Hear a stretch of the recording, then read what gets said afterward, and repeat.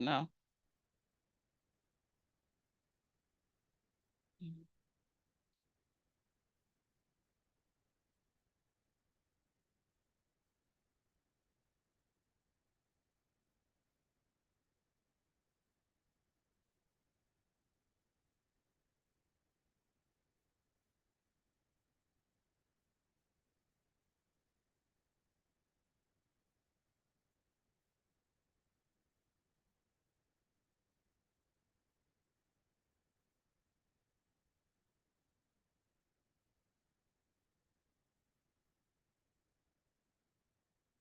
Okay.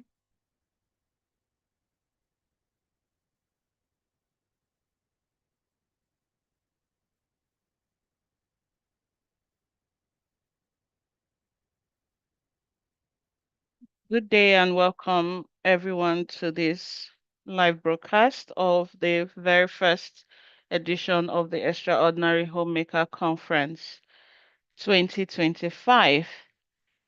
With heart full of joy and deep gratitude, I welcome you to day one of this conference where purpose will meet power and homemakers arise with grace and glory.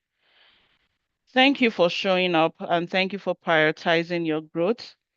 Whether you are turning in from the kitchen, your office, or quietly listening with a child on your lap, you are seen and you are celebrated and you are exactly where you need to be.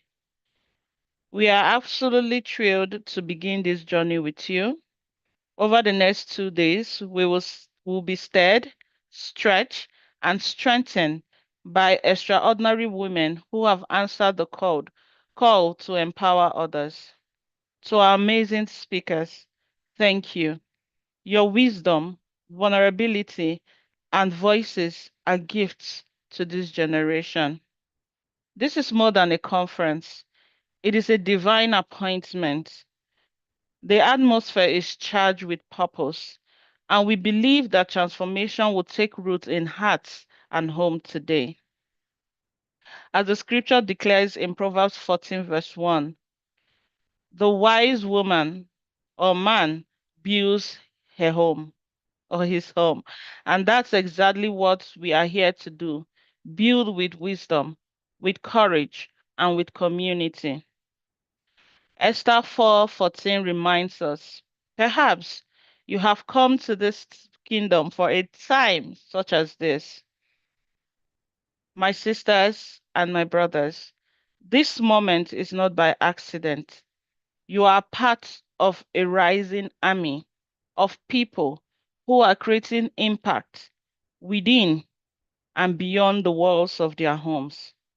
So get your journals ready, open your heart wide, and prepare for insight, impactation, and inspiration. Day one is just beginning and it's already overflowing with promise. Let the Extraordinary Homemaker Conference begin. With love, joy, and expectation. Yours truly, Tech Mom Olivia. So we declare this conference open in the name of the Father and of the Son and of the Holy Spirit. Amen. Thank you all so much for joining us. And for those joining in the live stream, thank you very much. Remember to keep the fire coming from them. Let us know that you are with us and remind us that you too are catching the fire because it is because of you that we are actually here. Okay. Thank you to my amiable speakers. Thank you, Coach Debbie. Thank you, the MC with the most, Coach Joy, and our very own Dr. Barrister, Dr. Mama Omoshade. Thank you so much for tuning in to Zoom right now. Thank you for all your encouragement. Thank you for your love. Thank you for your support. We are here now, and the world is about to change because we agreed to answer this call. Thank you all so much. Without wasting further time, I am going to introduce our host for today, and then we will just kick it up from there.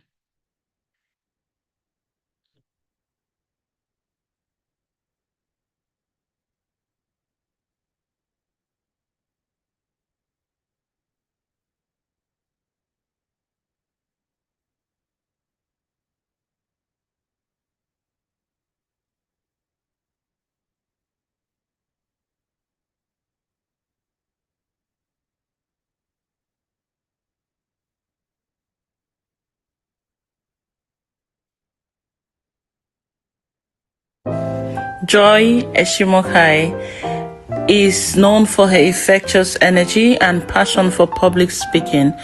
As a dedicated public speaking coach and master of ceremony, she specializes in addressing the unique challenges people face in finding their voices on stage and offering innovative solutions. With over 5 years of experience in Toastmaster International, she has earned certifications in competent communication, competent leadership, and presentation mastery. Through her coaching and training, she has empowered professionals and organizations to overcome public speaking fears, to speak with confidence, and to authentically connect with their audience.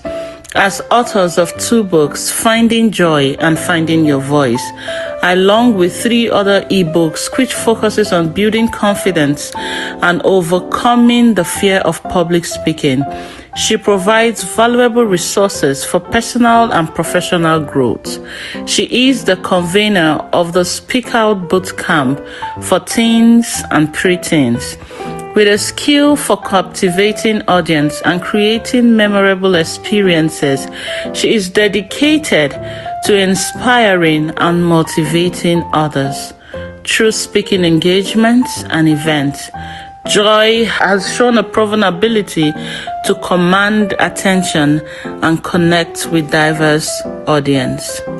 Please join me as we welcome Joy Eshimokai.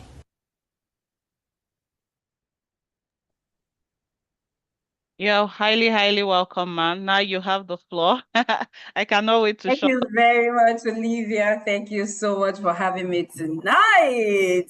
And well done. It's been a journey from the planning up to this point. Well done, Mama. You have outdone yourself this time. So, hi, everybody. Hello from wherever you are tuning in from, because we know that you're tuning in from all over the world. So, hey, everybody. Hello. And welcome to the Extraordinary Homemaker Virtual Conference. Thank you again, the Tech Mom Olivia, for this privilege. I do not take it for granted. Thank you, ma'am. And thank you to the Extraordinary Homemaker Virtual Conference. I need you to do something right now. So most times you hear, oh, this is free. This conference is free. It's free and it's broadcasted to you live and direct. And we have a lineup of amazing mothers who are taking up positions in different spheres of life and are going to be coming to us live today. And you're hearing this is coming free. I'm almost saying free, bow. Free out. So when you hear free, it means somebody else paid the price. It's not just you. But there's a price you're going to pay today, which is the price of attention. You're going to pay attention to every speaker that is going to be live tonight. And so before you do anything, I need you to get your notepads. Tonight is not just one of those nights. Today is a gathering of women from all over the world. And it's not just any other virtual conference. It is the conference. So we're gathered, we're united by one very powerful mission tonight, which is to thrive. Well, that's mine anyway. I don't know about you. If it's yours, just wherever you are, just say it's mine as well. It's my mission to thrive unapologetically as a woman, as a mother, as a professional, and as visionaries. Yes, because that's who we are. So welcome everybody to not just another webinar, but a movement, a revival. It is your moment, guys. It is your moment. Please put in the chat box. Unfortunately, I like to feel the energy in the room, and it's just me and all of the speakers here just feeling our energies. But really, I'd like for the speakers as well to put in the chat box. Hello, everybody. All the speakers are ready. They are on fire to share with us tonight. And we have all of them lined up. Today, we're going to be talking about law and politics. Law and politics. So that's one area I know. Our first speaker is going to be talking to us about law, politics, and moms taking up spaces in law and politics. For me, that's one area. So I have a friend who I always say, just give me the gist. What's going on in law? What's going on in politics? And it's just amazing how most women do not know that they can take up these spaces. And tonight, Barrister Simi Obasan, who we're going to be kicking off strongly with tonight, with a very first session, is going to be taking us on this very important subject on how we can move just as mom to occupy spaces in law and politics. I can't wait for that session. If you cannot wait for that session, please put in the chat box. What are you really here for tonight? What are you really here for tonight? Well, tonight from Nigeria, where I'm talking to you from, yeah, it could be morning elsewhere, but yes, today, tonight, what is that thing that you're looking out for? I wish I could see all of the comments so I can read them out, but yes, we're just going to kick off and quickly take the bio of our first speaker for tonight, Barrister Simi Obasan. Thank you very much for that. IT coming up with the introduction of our first speaker.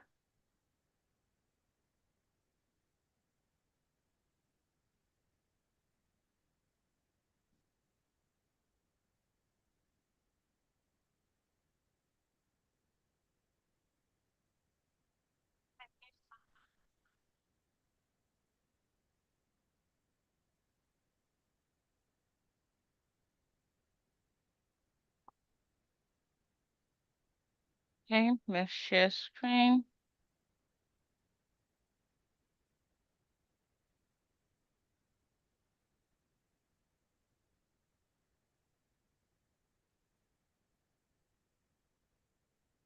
Simisola Obasan.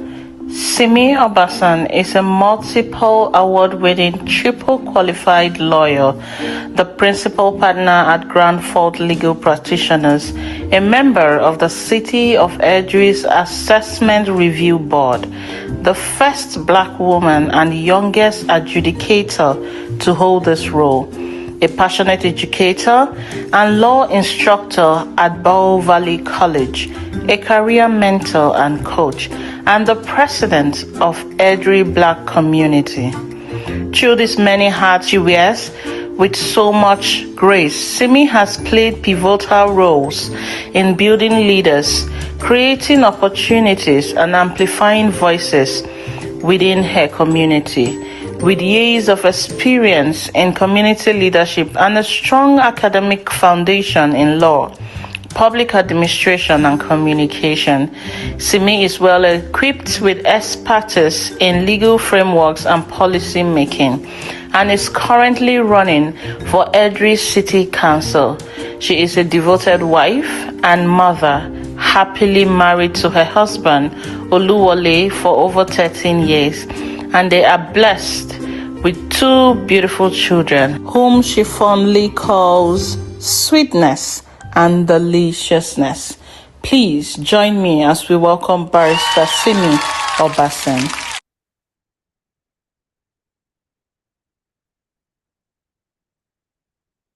Good morning, everyone. Thank you very much Hello, for Barrister. having me. Welcome. Morning. It's so good to have you. And you look just Thank as you. beautiful as you look on your photo, by the way. Oh, thank It's so you. good to Thank, have you with us tonight, ma'am.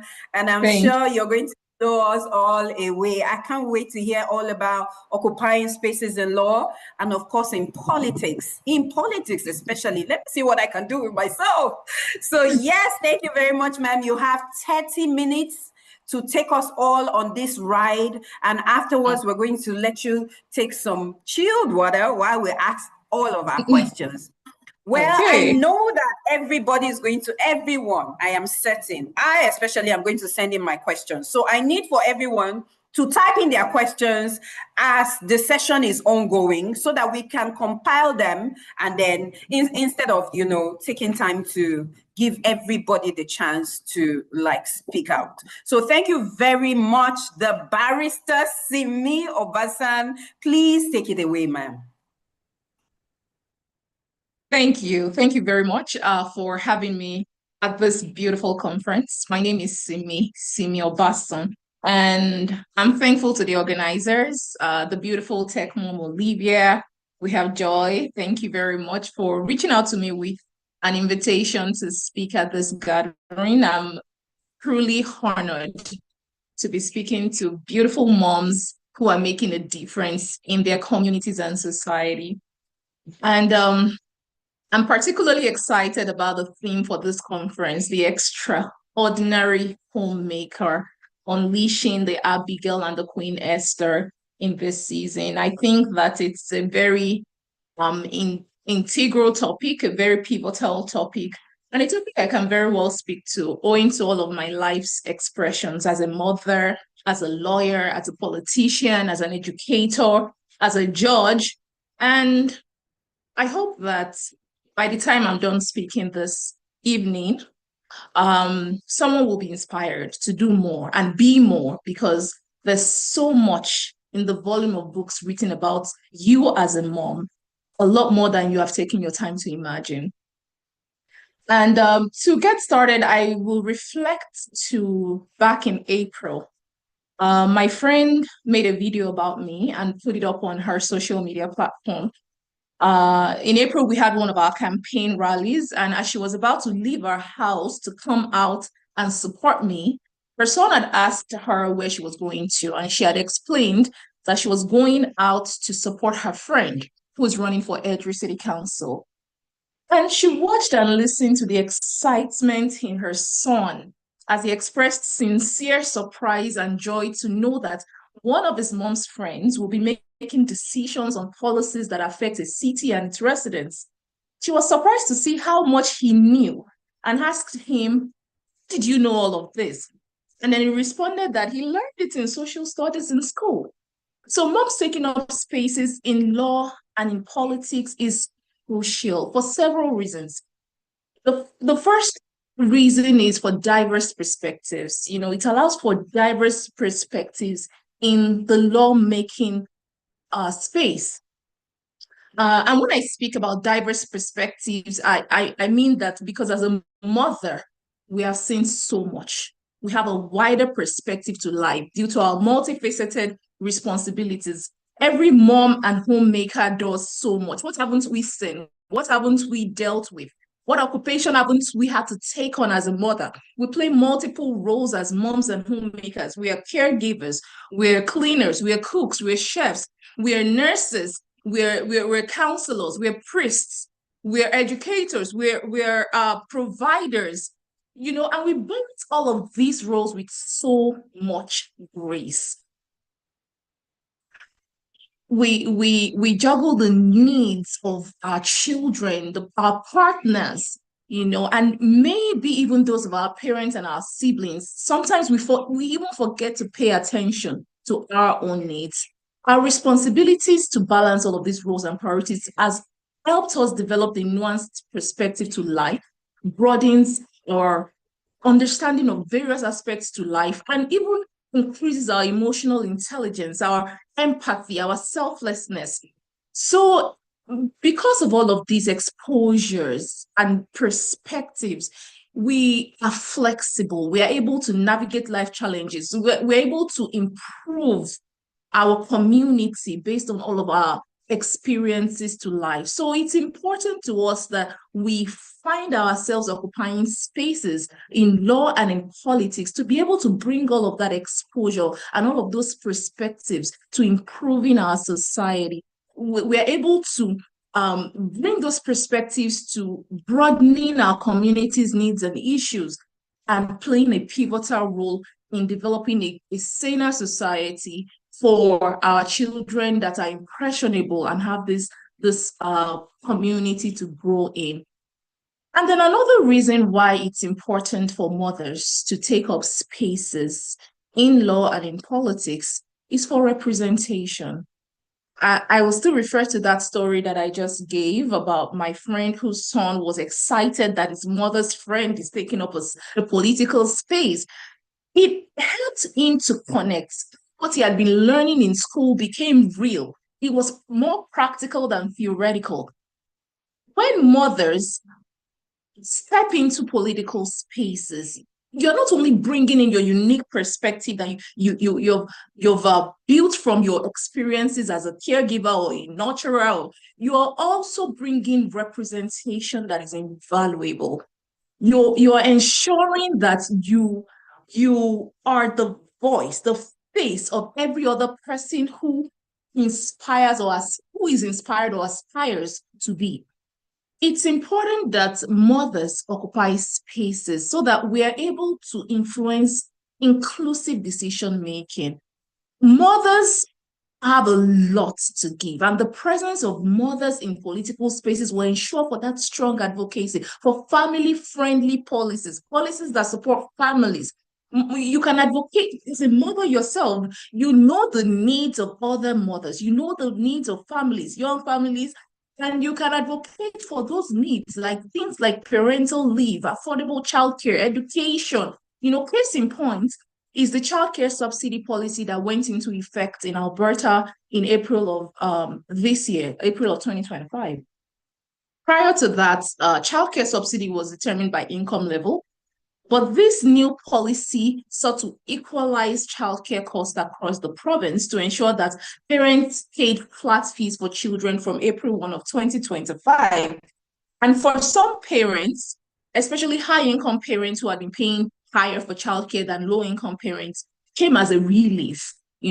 But who had little to no income found that they were having to pay more than they were originally paying before this new policy. And then it created a new level of financial hardship for their household. Some people made those policies with good intentions, I should add. But the question is, how do policies like that affect moms in the majority? Moms can sit on the sidelines and complain from now to thy kingdom come, but these offices are there for us to occupy because lawmakers may have all the best intentions, but if you do not wear the shoes, you will not know where it pinches. So occupying political offices and positions gives us a place at the table, and we can weigh in on important decisions and policies like this to ensure that we are doing right by ourselves and by our children.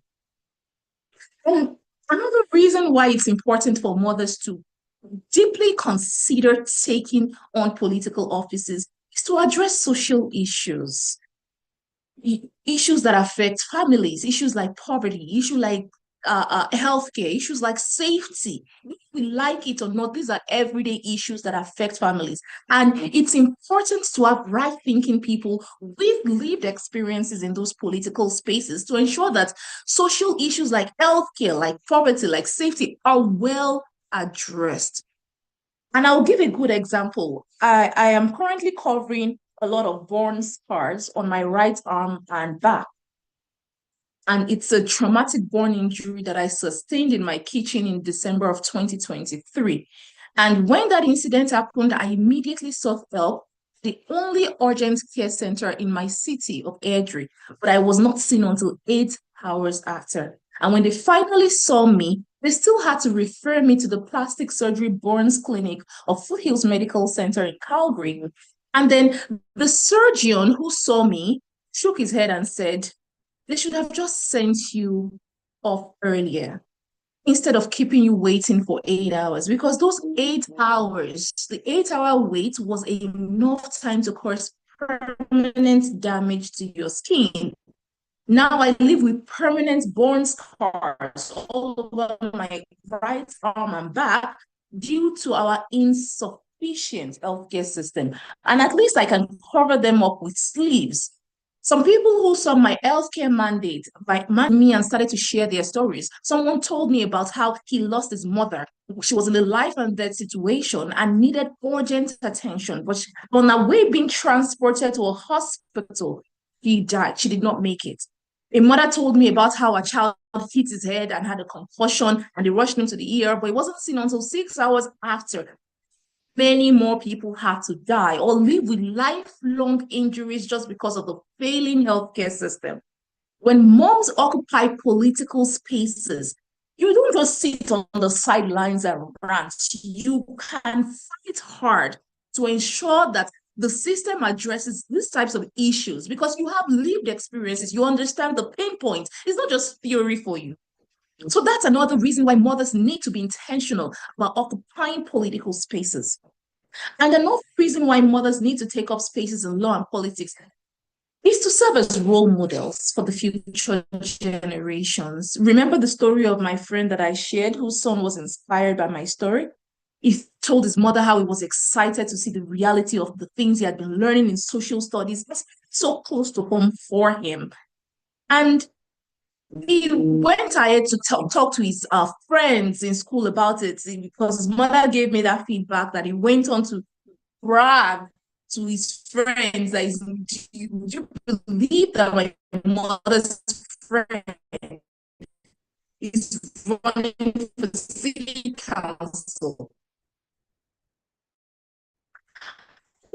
From that, another person approached me at a community event that I was at because I'm very involved in the community. I'm always out and about at community events, not only to show presence, but to connect directly to residents in the city that I'm looking to serve.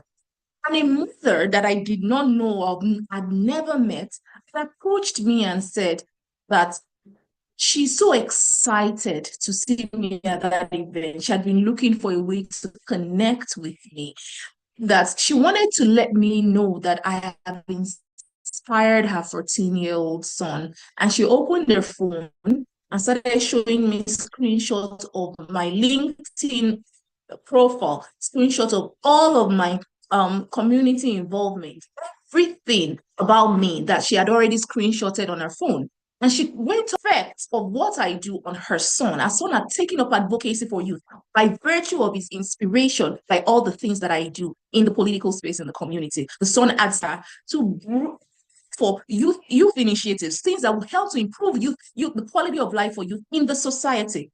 I was humbled. And then she brought her son to me at that event and said she wanted me to be his mentor. She wanted me to mentor him because now he had put his footprint, he's beginning to put his footprint to make a mark in the society. And she wanted me to hold his hands. Mothers need to take up spaces in politics because you are a model, you are a light. The Bible says that you are light and darkness cannot comprehend it. You are a light set on the hill. That is what we are. When mothers take up political spaces, we inspire. We are models that others, the generation that is coming, look up to make the right steps and make the right impact in their generation.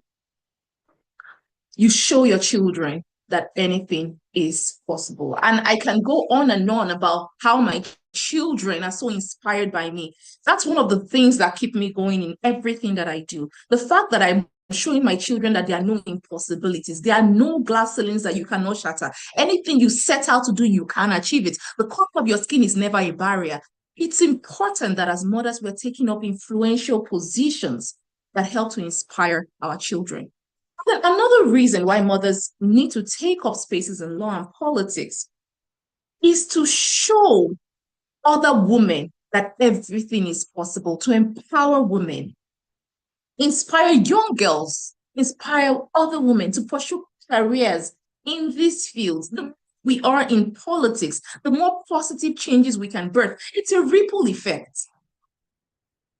You're breaking stereotypes because we come from, whether we like it or not, we come from a patriarchal society where men are more advantaged than women. And that's why a lot of women have stepped up to the plate to try to fight for equal rights and equal representation for the woman gender. So when mothers take up political spaces, you break those stereotypes, you challenge tradition, you show that women can also excel in leadership. In fact, this year, a journalist reached out to me for a coffee chat, and She did that after seeing my name published in the public register of candidates as a city council candidate. And when she met with me, she told me that she was inspired by my profile for 5 different reasons. The first being that I'm a woman. She told me to never underestimate the power of a woman, especially the power of a woman in leadership.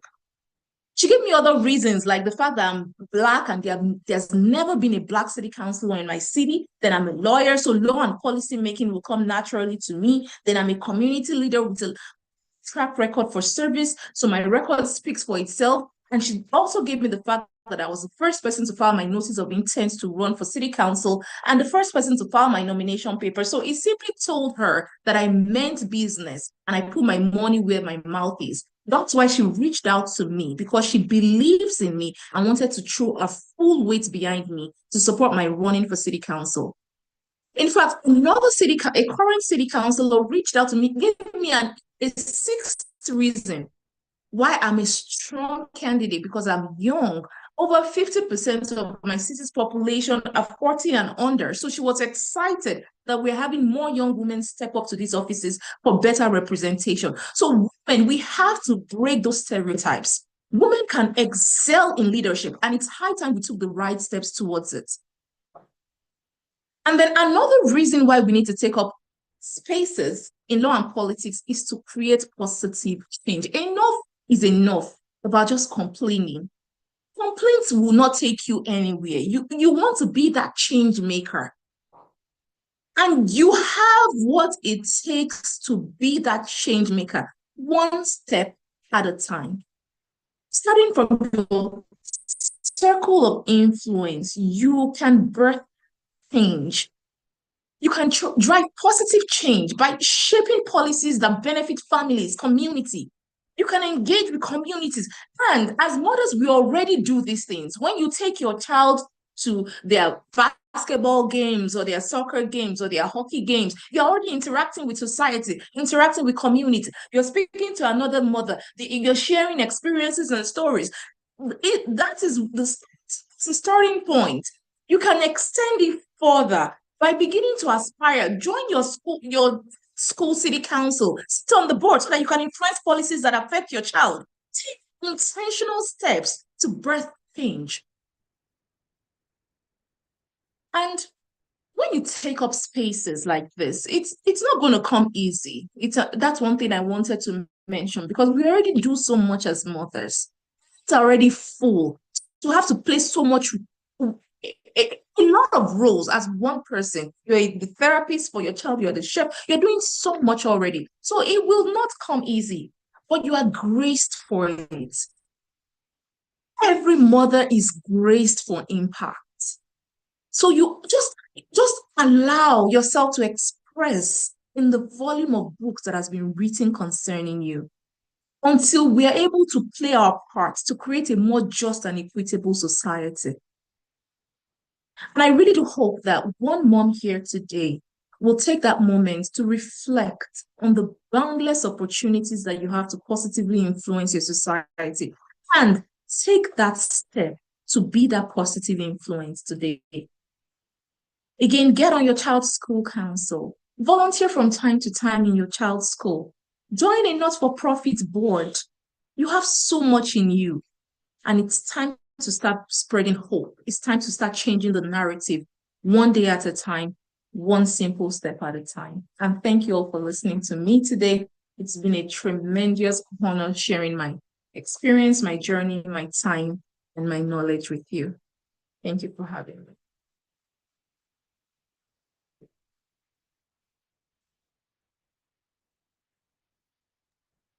Just so sure that Joy is there taking notes. If her camera was on, you will see her writing because why?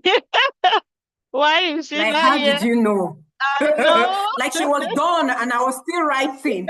She was I done and I was still know. writing. I was like, is she done? Why is she done? Why? Like, why are you done Why? right now, ma'am? Why are you done? Why are you just done? I need you to keep going. Well done, ma'am. Great job. Thank And I've learned you. so much today. I've learned so much.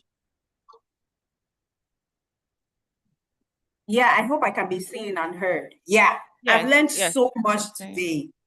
Yeah, women are able to bring all the diverse perspectives that we have to developing our communities.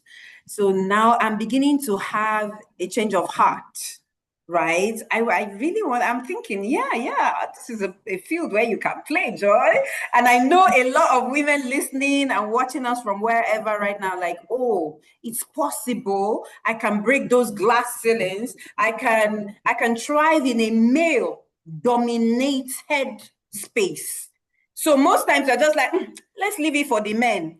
Let's leave it for the men. And yes, while you were talking about Dr. Simi, I don't know, I want to hug you right now. When you were talking about how we inspire our children. So in a few, I think a few weeks ago, I spoke on a TEDx stage, right? And then my two sons, I have an 18-year-old and a 16-year-old, 15-year-old, by the way. And my second son spoke on a particular platform. And I must say, I was in awe of him. And when I asked him, I was like, you outdid yourself today. He was like, do you know who my mom is? Do you know who my mom is? They I don't don't need to know. learn. All I do is watch her and to see that our children are actually watching us. We're models for them. So yes, you come and say, "Oh, I just want to be a mother." Maybe I'm just called to be a mother, but you're called to be a model. You're called to inspire. So when you take up these spaces, you're showing them what is possible. And for me, that's the most important. For me, that's the most important, that I can actually inspire my children. So, hey, mothers, you can go on and play in politics and in law. And mom, you're doing such a good job. I want to come and vote for you. And then you ended with one powerful statement that got me thinking. Every mother is graced for impact. Whoa. I was like, drop the mic. just drop the mic. Drop the mic right now. Every mother is graced for impact. It's okay. You're raising your children. You're a professional, a career woman, whatever, a housewife, whatever you're doing, you're graced for impact. So take up that space and thrive. Ah, can we have part two, please? I've totally learned a lot, and sincerely, I want to play in politics. I'm graced for it, and I'm going to do it. I'm going to start today. So, if no mother is telling you today, ma'am, barrister, that they're going to play in those spaces, I am assuring you, and I'm giving you my word that I'm going to do something about it. I'm going to begin to open my mind to yes, ma'am, because yes, you changed my mind. Yeah. And I'm sure I'm not the only one. If something has changed about you, you're on YouTube, please drop some comments. Put the red carpet. Spread the red carpet for my barrister Simi. You've done an amazing job. So I want to ask you one question. I don't know if we have, I'd like to admin to let us know if we have any questions. Please just share it with me quickly. But I want to quickly ask, barrister. So yes, it's a male-dominated space. As a woman, well, I don't know about the cities where you are, right? And now I'm speaking from Nigeria. So most times, women in politics, there's a way we look at women in politics. There's a way we look at them. We look at them, oh, maybe they are slipping their way up or up the ladder, or this is a typical thing, and not just women in politics, women in every sphere, especially in the area where I live, right? So how can a woman thrive? And the truth is that they get harassed. Women do get harassed. We've seen that in the political, yes, all over the news in recent times. I don't want to mention name, but you know what I'm talking about. And so how can a woman really thrive in this very dangerous male-dominated space, politics? How can I thrive as a woman, especially in the area where I live? If you can help me, so that you can be very proud of me as well. Please, ma'am. Definitely. Thank you very much for that very important question. In fact, To lead with, I will start by sharing the concerns that I had when I had been approached on several occasions by residents in my city to consider running for this political office that I'm now running for. I had concerns that stemmed from my knowledge of the political space in my home country, Nigeria. I know that Yeah. politics is very cutthroat, is very dog eat dog in the Nigerian space. And I did not think I was cut out for it. I did not think that I could take that on. I did not think I would be able to expose myself to that toxicity. So I shied away from it at first. It wasn't until somebody had reached out to me in November of 2023. He was the only, this is a man now, and he was the only Black person to have ever run for this political office that I'm running for.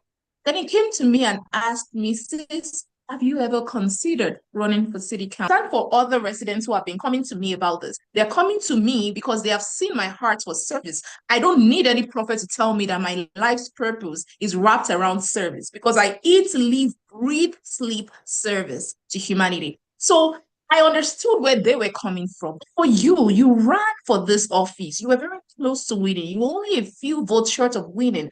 And if you run again, you already have a strong presence, so you will win.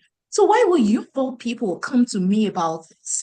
And then he told me about how he had taken up so much. He just got recently promoted into a managerial position at his place of work, and he had taken on so much at work that he knew that he would not be able to commit the time and resources that is required to really win that seat. So he had gone to God in prayers and was praying for months about who else will be a strong candidate that can bring true representation for the people. And the name that was coming to him for months in the place of prayer was mine. And then he told God, God, please let our hearts be receptive to this. You know, one of the things that that taught me is my track record for service speaks for itself. Started to help me to see myself in a different light. So, one of the ways by which women can thrive in leadership roles, even in a male dominated space, is you first want to start seeing yourself the way God sees you. You are much more than you even think you are. That's the first place to start. Begin to evaluate, do a self audit of your life, and understand the volume that has been written concerning you. And then in the process of doing that, the next thing you want to do is build confidence in yourself. Build strong confidence. Embrace your strength.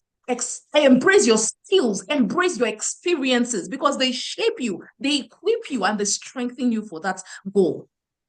And then develop strategic networks. In life, no man was built to be an island. No man was built to thrive in isolation. So you want to develop strategic network and allyship with mentors who have gone ahead of you in that field or that path that you want to delve into. Who are the people that have walked that path ahead of you before you? You want to begin to reach out and connect and network. Connect with them as mentors or with his peers or as allies. Let them offer support to you. Let them offer guidance to you because see, someone has walked that path that you want to walk. So if they could do it, you can. But you want to make sure you're connecting yourself with them. You're learning from their experiences so that you are not also learning the hard way. Their experiences can guide and inform you. And then you want to cultivate resilience because that the journey is not for the faint-hearted. So you want to make sure you are ready. You want to make sure you're ready to navigate the challenges, the setbacks, because there will be setbacks. There will be bottlenecks, but you can do it. You can brace it and you can challenge it. So you must be ready to cultivate that resilience that is required for the journey. You must be determined to adapt, irrespective and in spite of. And then you have expertise. Remember that I've spoken to all the different things that women are already equipped to do by virtue of your role as a mother. comes with strong expertise. You are competent. You already have what it takes. So be ready to showcase that expertise. Be ready to bring that expertise to the field you're looking to occupy. And then you want to be authentic. You want to be true to yourself. Who are you? What is your leadership style? You don't want to bend over backwards for anybody. You don't want to be like somebody. You are you. There is no you. There is no other you. You are you. You are beautiful the way you are. You are wonderfully and fearfully made by God. So you want to embrace your authenticity and be you throughout your journey. Do not ever try to change. Do not ever try to be another person. And then with all of these things, you will break that ceiling. And that's what I will say. Wow, Barrister, you've that was a whole new level. That's another session altogether. I would love to have you again. We'd love to have you again in the Extraordinary Homemakers Conference 2026. Yes, loading Yes, right now, right yes, here. please. By then, she will Barrister, be thank my you rep. very She much. will be But my city before, rep by then. yes, Thank so you. maybe we're going to be having it physically somewhere in Canada. I Oh, yes. know. All right, ma'am, before I let you go, I'll ask one quick question, but please help us summarize, right? Yes. Because of time. So, okay. So someone is trying, interesting how this question is going to be probably answered in our next session. But quickly, ma, having a young family, this person has a young family, how can she navigate politics with a young family? Please just summarize, ma'am. I'm sure this question will be answered in the next session. Very certain. Okay. So the first thing I will say is prioritize self-care. Let's start from there because as mothers, your life is already filled with responsibilities and commitments. So you want to be self-aware. You want to make sure that you're in charge of your mental health. A lot of people downplay the importance of taking care of their mental health. Please prioritize your mental health. Always know your limits, always know boundaries, set boundaries. Make sure you're able to balance it. Be able to balance family time and your commitments, even in the political space when you truly begin to make those steps. It's very important. I, for one, I am very big on self-care. I do so much. I do so much. If you search me up, you will see the many things that I do, but I never fail to take care of myself. And I'm always present in my children's lives. I'm never missing any of their milestones. They want to go for their basketball practice, I'm the one that will take them there. They want to go for dance classes and recitals, I'm always there. I am a present mother because our children are growing and you do not want to miss out on their journey. As you are chasing your goals, you want to make sure that you don't look back and you have regrets that, oh, I prioritized what I shouldn't have. You want to make sure you're able to properly balance. So set boundaries. You're prioritizing your commitment, you're prioritizing family, and you're prioritizing your mental health. That's important. And then make sure you have a support network. Mothers that are also goal-oriented, career professionals, and are taking up spaces in politics, make sure they form a part of your support network so that they can also share with you ideas on how they prioritize and set all of these boundaries for a successful and thriving career, either in the political space or as a mother.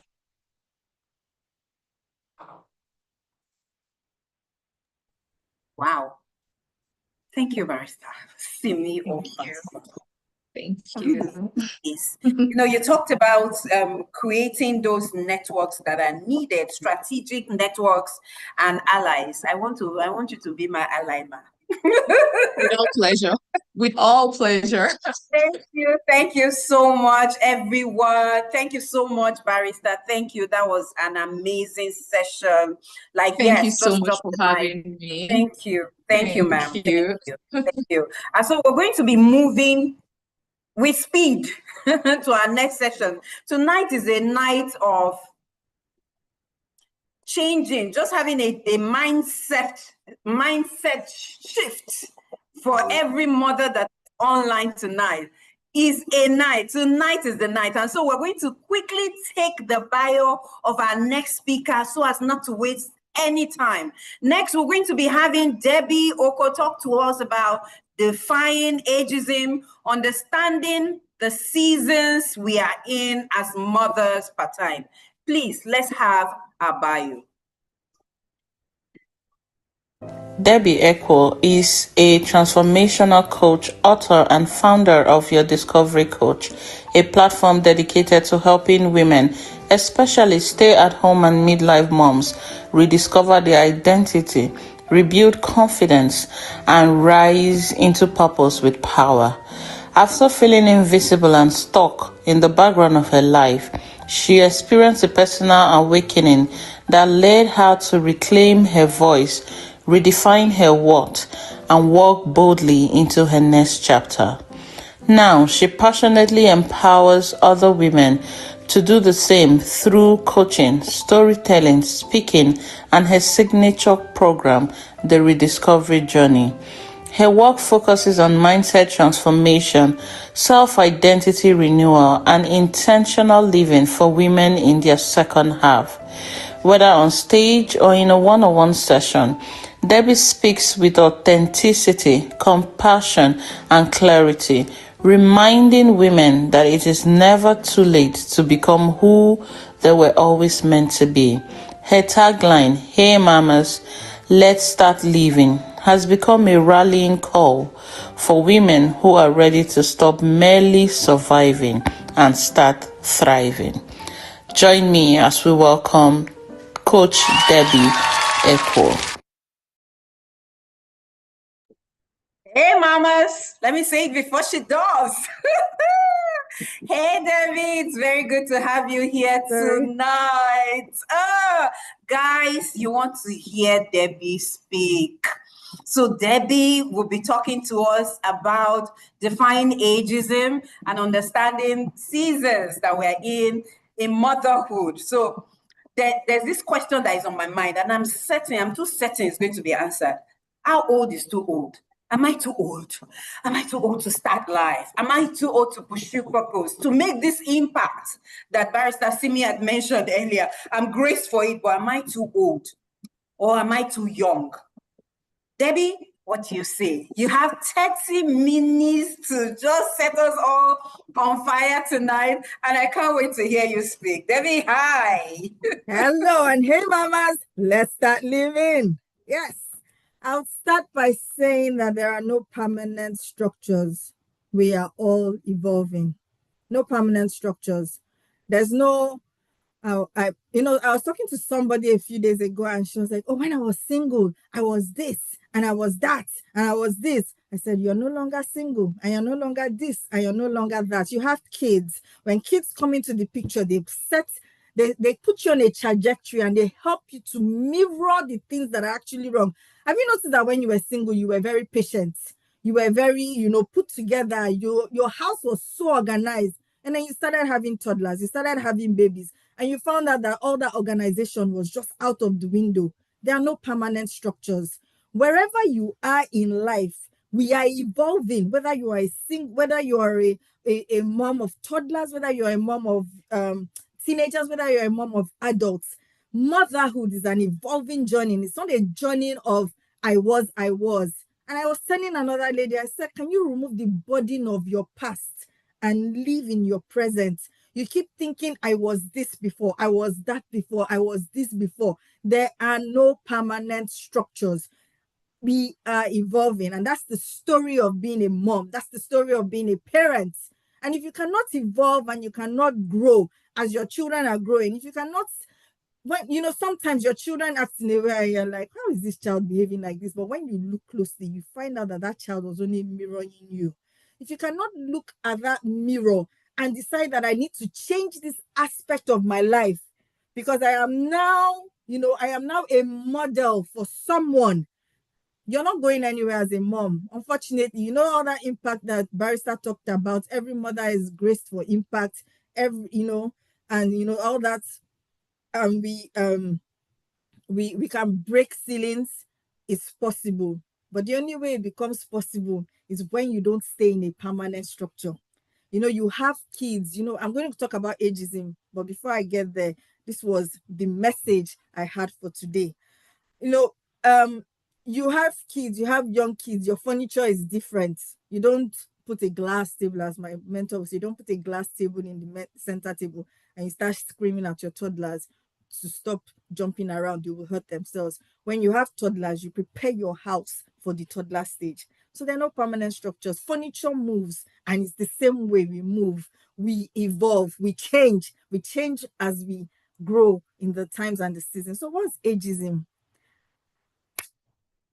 Stereotypes. I got married when I was 36. So I'm 45 this year. And I remember going into when I got pregnant at 37. And I remember going into the doctors, and then they were like, older mom. I said, Baoji, have you seen my face? Do I look like an older mom to you? But yes, I understand that these are medically, I'm an older mom. I understood it. And then I was doing everything I could do to make sure I had all my children before 40. I wanted 3 kids, but I end up, my husband said he's done. He's done. You do not know that it's hard like this. Now, me carry pregnancy, but he was the one that was done.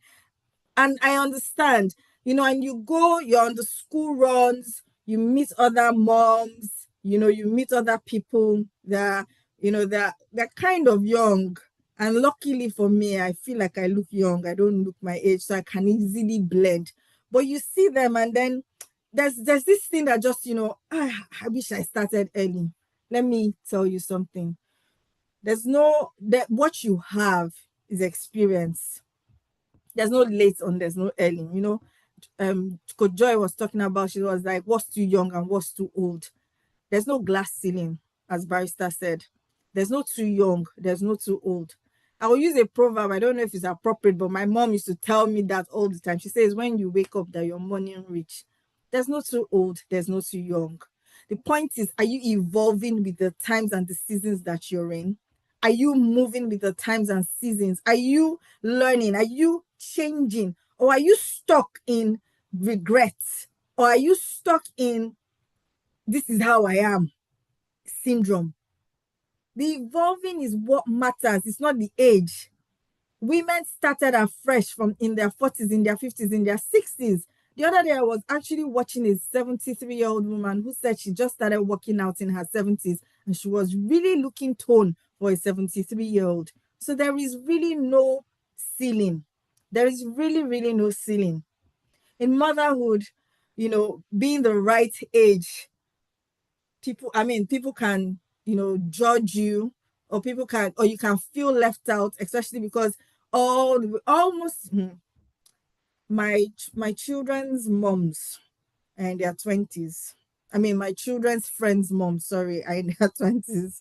So when we are talking and then the issue of age comes up, I'm like, in fact, there's this part, my daughter's my daughter's my daughter's best friend, her grandmother is my age, not her mother. Her grandmother is my age.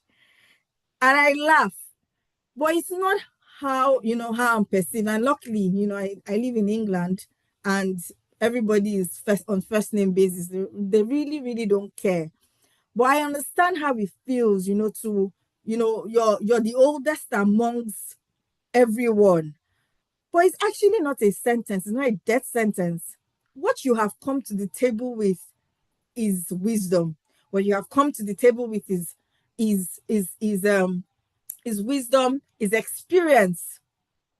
What you have come to the table with is life. You have come with life. You have come with life. So it's really up to you. It's not up to the age. The age, whether you're young or whether you're old, does not define you. It is you who defines what the age is about.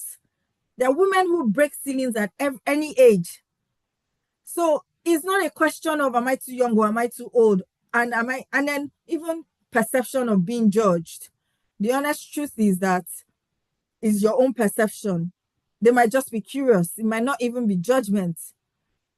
So these are the things that, I look at and I'm like, what is going on through your own mind?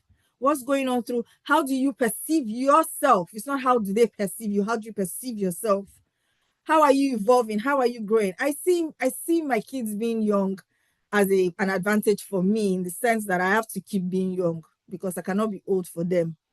I have to keep looking younger and younger. So I would, I would I would take care of myself. I will keep on doing I have to keep on playing. I have a 5-year-old and a 7-year-old. I have to keep on playing. So it keeps me looking young. It keeps my inner child active. And I love it. It's the perception I have. I go to the park, I jump on the trampoline. Yes, I'm an abaya. I know. I love it. I go to the to the park and I use the swing. I absolutely love it. Love it. I have to have my 5 minutes of my own inner child coming out. So it's your perception, really. It's what you think. It's how you perceive yourself. It's how you present yourself, how you carry yourself. What's your mindset concerning where you are in life is important. So there are different seasons. We're talking about times and seasons of motherhood, which is part of my topic. And there are different seasons of motherhood. We have the early motherhood where the demands are physical. I hear Barrister, when she said know your limits, and she said self-care. So okay, before I get there, I'll tell a little story. So I was talking to my husband when I came out of my shell and I started rediscovering myself, and I realized, there's a whole lot that happens to women when they stay at home for years, and then they get covered, they get buried, they get the responsibilities, push them down, and then they just lose themselves. So when I started my own journey of my own rediscovery, I told my husband one thing. I said, you will see, I will run for a political position in this county. And he laughed, but I said it and I mean it. So me and Joy and Barrister, we're all on the same table. We are going to break that ceiling together. 3 of us are breaking that ceiling, because yes, your mindset is so key in whatever season you are. So if you think you're in the season of if you think you're in the season of I am raising toddlers, so therefore I cannot, or so I am not achieving, calm all the way down. Calm down. It's not about your toddler season, when your children are small, and then it is especially if you're in the abroad where childcare is kind of expensive, and you're the cook, you're driver, you're the everything. You find out that it is physically demanding. Can you set a realistic expectation of what you need to achieve in that season of your life, so that you don't put unnecessary pressure on yourself and start to get depressed that people in the other side of the grass are growing and you are there just changing diaper? There's a diaper stage. Everybody goes through it. Take it with joy. Your perception, how you perceive the stage of life that you're in, is what is important. If you think that, okay, I gave myself a target. I wanted to be home with my kids. It was my desire. I was like, what am I pursuing? I just, especially in the abroad where everything is just, people have all sorts of ideologies. So I just wanted to sit at home with this guy, but I gave a deadline, a tagline, or a deadline. And I said, when this one is in full-time school, I will be able to. But in the meantime, what was I doing? I was doing the little things I could do. I was investing in my growth. I was in communities where women, are charged. I was listening to messages that keep me still focused. But did I have the space to do everything I wanted to do? No. Life is in seasons, like times and seasons. It happens to everyone. So instead of getting depressed or getting so worked up about the things that are not happening in a particular season in your life, just calm down. Those children, they will grow. 18 years is like joke. They will grow, and you will have all the time to do the things that you want to do. So embrace the season of life, because the thing that happens with women is when they do not embrace the season of life that they are in, then they become depressed. There's a sense of despondency, especially if you haven't dealt with the mindset of, dealt with the mind or the mindset of dealing with my mates are. That's a very dangerous place to be. My mates are grandmothers. Yes. Does it stop me from living the fullness of my life? No. So you really need to understand that, that your life has times and it has seasons. Just first of all, set realistic goals. What can you do in the toddler stage of your family life? When everybody literally, toddlers need you. They need you. They do not, you are hearing other people talking about independence. You're not in that table yet of independence. They need you.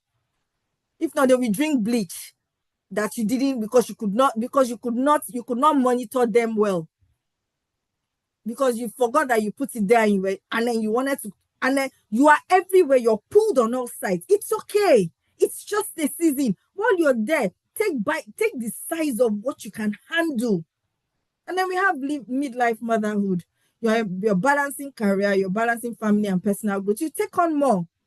I tell myself, for every time that I teach my children a certain level of independence, like now I've taught my girls that mommy needs personal space. They're 5 and 7, they can entertain each other. They're kukuma, they are so great at role play. So they would, I don't care. Scatter the house or you will arrange it. But I've been teaching them in the last few years that there's something called boundaries, and mommy needs space. So they know now that, okay, let mom, in fact, they even put the timer for me. Say, Mom, you have 30 minutes. So you go and sleep, calm down. And then you have 30 minutes. But those are stages. I've been able to snatch back 30 minutes, 2 hours. Sometimes on a good day, I snatch back 3 hours, especially during the holidays, because I'm teaching them also independence. So when you give your children independence, or when your children are gaining more independence, you have more time to do more things. Now they're in the house playing nicely. I'm here. I'm doing my video. Don't try and kill yourself just because yes, I understand the need to achieve, but also you need to understand that life is in times. Motherhood is in times and in seasons. You're a nurturer, you're a giver, you're a life giver, and you can't give life in absence. You heard Barrister say that she's a present mom. Being a present mom for you should be more important than trying to achieve all the accolades. Because a time will come when these kids will not need you as much, and when you will have 8 to 9 or more hours in your day, or more time in your day. And then we have later life motherhood, when we start guiding the adult children, embracing new roles. It's something I always used to say on my YouTube lives, that she was talking about motherhood is grace for impact. And yes, that's something I used to say. I said, when you rise as a mom, you give your children the opportunity to fly. When you rise, when you step into your destiny, when you step into your full impact, you give your children the opportunity to grow, to rise, to soar. So yes, we're not saying just sit down. Understand your season, understand what you can do with your season. But you're not just sitting down, but you're also setting realistic goals. Barrister talked about self-awareness. You're self-aware. You know what you can carry at this particular point in your journey, in your growth. And it's important. It's important for you to be fully present, even for yourself. You show up for yourself. You show up for who you are as a person. You set some things should be your bare minimum. You just said, okay, you tell yourself, even if I can't do everything, these are the 5 things I will do every day just to keep Debbie afloat, to make sure her head is above the water, to make sure that I am still in touch with who I am on the inside. There's certain things you can do every day. You can journal. You definitely can pray. You should pray, not can. You should read your Bible. You set those times that you guard those times jealously. And as they grow, you have time for more impact work. You can now start saying, oh, okay, I'm going to run for governor. I'm going to run for this. Oh, by all means. But even in your low season, make sure you're still growing, no matter how small. But also understand the season and the time that you're in. It feels like I'm contradicting myself, but I'm not. Because you can grow while your children are growing. Do not put growth at the back burner while your children are growing, because your growth is paramount to your children's becoming. You heard Coach Joy say that she went for a TED Talk, and her son did some major, presentation, and it's the truth. What we are, we can't. A lion cannot give birth to a goat. What we are, our children reflect who we are. So if you're there, you're complaining about your kids, you're complaining, check yourself first. What do you do in your low season, in your high season, in your mid season, in your late season? Are you going to be one of those grandmas that all they do is on mugo? Are you going to have grown and become a matriarch? Are you going to what's your aim? Yes, there are times and your seasons, but in every time and in every season, you should be able to set goals that make sure that you're not left lying shallow in any season. And it's possible. It's possible. So what does society, talk about when they talk about milestones and timelines for motherhood? Yes, I would, if I was to come back to this world again, I would do everything I can to get married early, but life happens for some people and that doesn't happen. So why do we put timelines? Why do we have, what are the, we have this, imaginary motherhood expectations? It's what it is. Okay, you are here now, but what can I do with where I am? Like I said earlier, perception is key. I'm happy to be a child again. I'm happy to, live through, be that, come in touch with my inner child and not be feeling too stressed by, what life is offering me now. So your mindset matters. When your personal experience does not align with these expectations due to undue pressure, how do you keep yourself, well, I'll tell you a story. When I think I was 35 at the time. My mom got married at 16, so she couldn't understand why I was still in her house at 35 unmarried. So one night like that, she woke me up at 4 a.m. and said she wanted to talk to me. I was in Nigeria. There was no light. And I was wondering, did someone die? Did daddy die? Did something happen? Because how would you wake up somebody without light? She didn't even bring a candle to my room. She said she wanted to talk to me. And then she she said, why are you not married? I said, at 4 a.m. in the morning, Mama, don't try it again. Never. How do you deal with such pressure? For I had a very I had my own story. It's not like I didn't want to. I lost the person I was going to marry. So I had a lot of trauma, and I was still very much in pain. That was another story. I just told her not to try it again. I warned my mom, and I also warned all the women around me, all those aunties around me that like to ask those questions. How do you deal with undue pressure when you're an older mom? I had barely gotten married. They said, are you pregnant? I said, dude, come on, guys, come on. Stop it. Undue pressure. But I'm here to tell you that, you can withstand any pressure. Any pressure. It's the mind. The mind. I warned my mom, like literally, warned her. I said, these are the questions you will not be asking me. You will not be asking me these questions. Anyway, let's go on. You know, your personal reality might not conform to societal norms, but also build yourself in such a way that you're not pressured by all that. You're not pressured. Try and remove yourself from the pressure.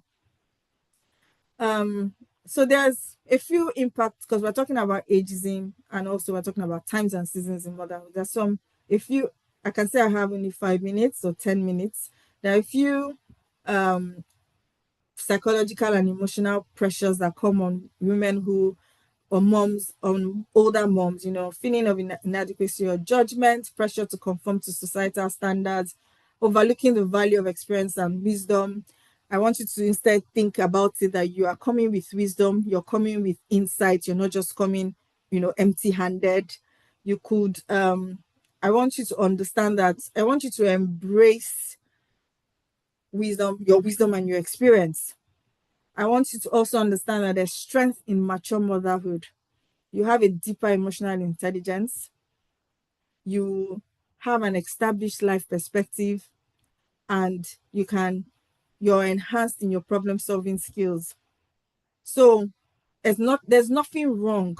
absolutely nothing wrong. It's the perception that you see. If you see yourself as coming with your life wisdom, life expectations, that's it. You start to see yourself as wiser and more experienced. You know, um,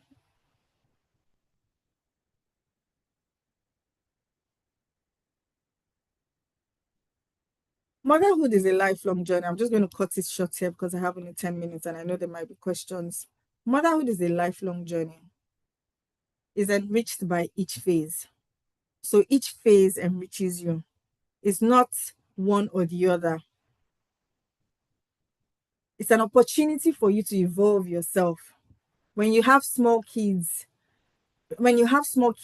and they are mirroring your idiosyncrasies or the things that make you look off, it's an opportunity. I just say every time my daughter does something and I'm like, Debbie, this is so you, how can you change it? So it's an opportunity to refine who you are. It's an opportunity to create your own destiny and the destiny of another person, your children. It's in phases. In every phase, there's something you can get from it. You should understand that it's a contribution to, you're making a contribution to a better world. You're a destiny setter. You're not just an arbitrary mom.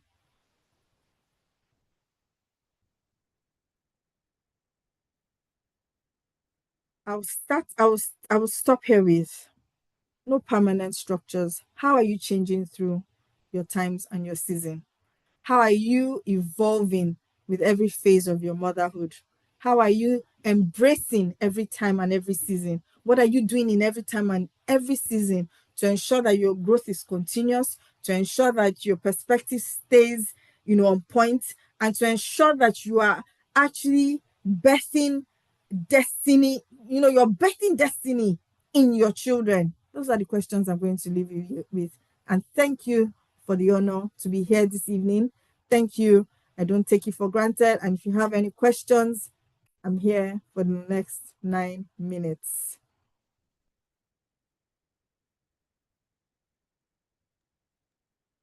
Thank you. Thank you Debbie, so much. Thank you, Ma. I didn't expect anything less. Hey, At Debbie, and all. there's so going on in the chat room, by the way. So we have some Yeah. people right here on Zoom and a number of messages I cannot see on YouTube, but I definitely can see what's going on in Zoom. And Debbie, you did justice to it. The invisible pressures of age, the invisible expectations. My mates are, somebody put in the chat box earlier and said, the pressure is worse when it's self-inflicted. So when it's coming from external sources, you're able to, like you did your mom, you're able to say, hey, mama, stop it. This fraction of a second. But when it's coming internally, what do you do, Debbie? I know you can just quickly take a water break. With this powerful session you need to sip water, man. So I'd like to ask, so what if this pressure is coming from you as a woman? You're putting this undue pressure on yourself. I need to have, my mates are here, my mates are there, how can we silence that voice and begin to do from where we are? I know you said so much about understanding the season you're in and being able to take responsibility, being able to do the things that you need to do at that point. But what if this is coming from a woman in this? I know someone is impressing on in my heart right now and saying, yes, Joy, go, Joy, ask this question. What if the pressures are coming from me? How do I navigate? What do I need to do? How do I need to just navigate the season of me telling myself, oh, I'm too old to do this. Oh, I'm too old. Oh, my mates have gone ahead of me. How do I navigate? Please. I think one question when I want to answer this question, when it's sometimes, because when nobody's perfect, sometimes these questions actually come to your mind, and I say to the voice, my mates are also dead. Why am I not dead? I cure my mates out with, my mates are also dead. I also have mates. I also have my friends. My chief bridesmaid is 1 year older than me, so she's 46 this year. She's not married. I also have mates who don't have kids. It's not a comparison.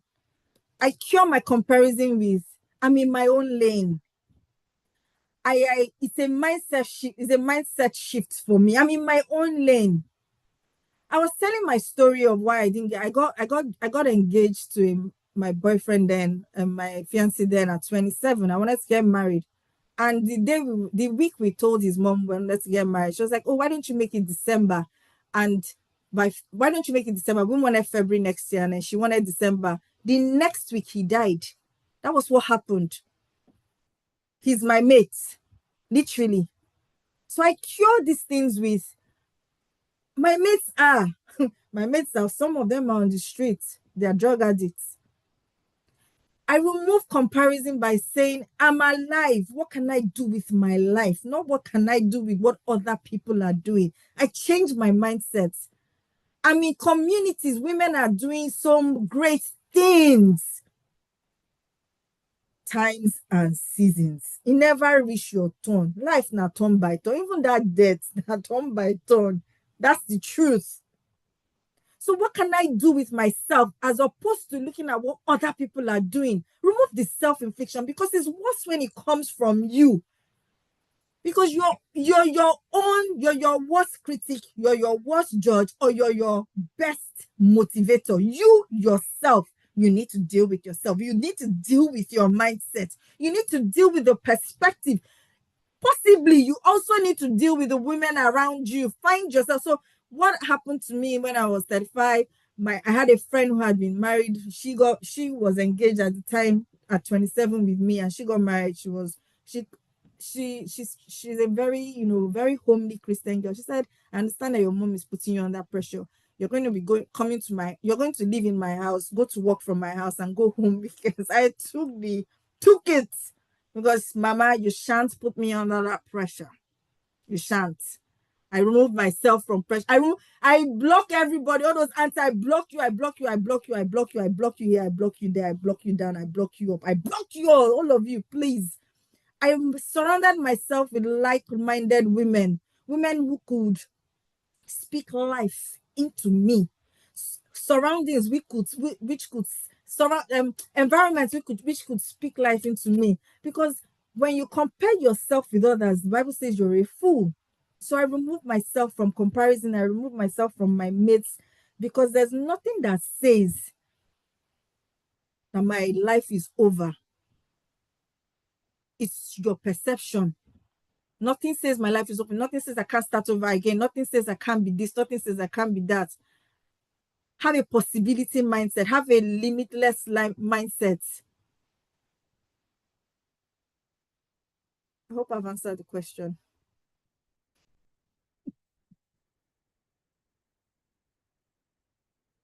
Whoa. Blocking party. Someone said blocking party. And we know those aunties. You know the Alpha. Auntie, this was married. Auntie, this just got married. This one's daughter just got married. What is going on? Thank you so very much, Debbie. Please share your last words. We don't have any other question for you right now. Please share what are you telling? Hey, mamas, please tell us. Your life is before you. You have everything it takes. The God that created you in limitlessness.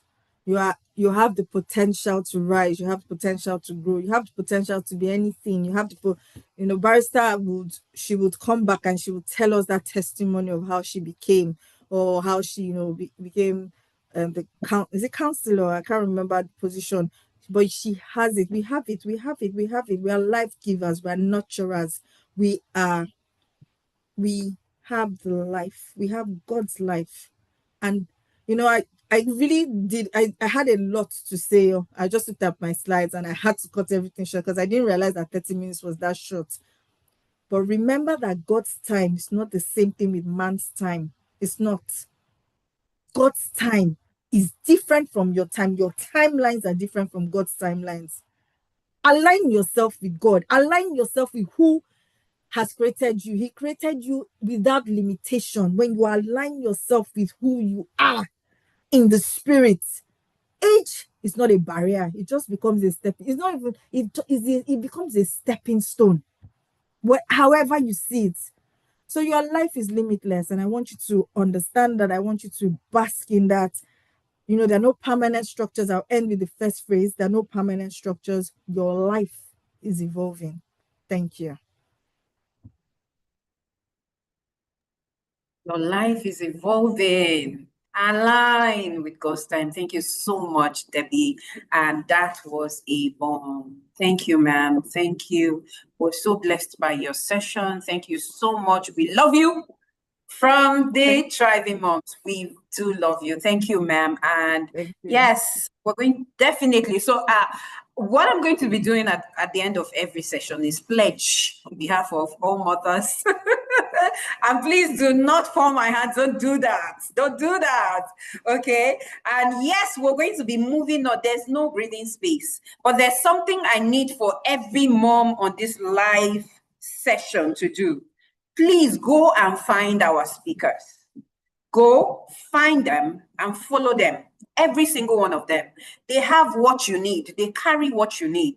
Yes, in whatever space that you play. These women carry whatever you need. And so our first speaker for tonight was Barrister Simi Obasam. Go find her. She's on YouTube, on Instagram, on Facebook. Find her, follow her, and digest her content. Go find Debbie Echo. Go and find Debbie.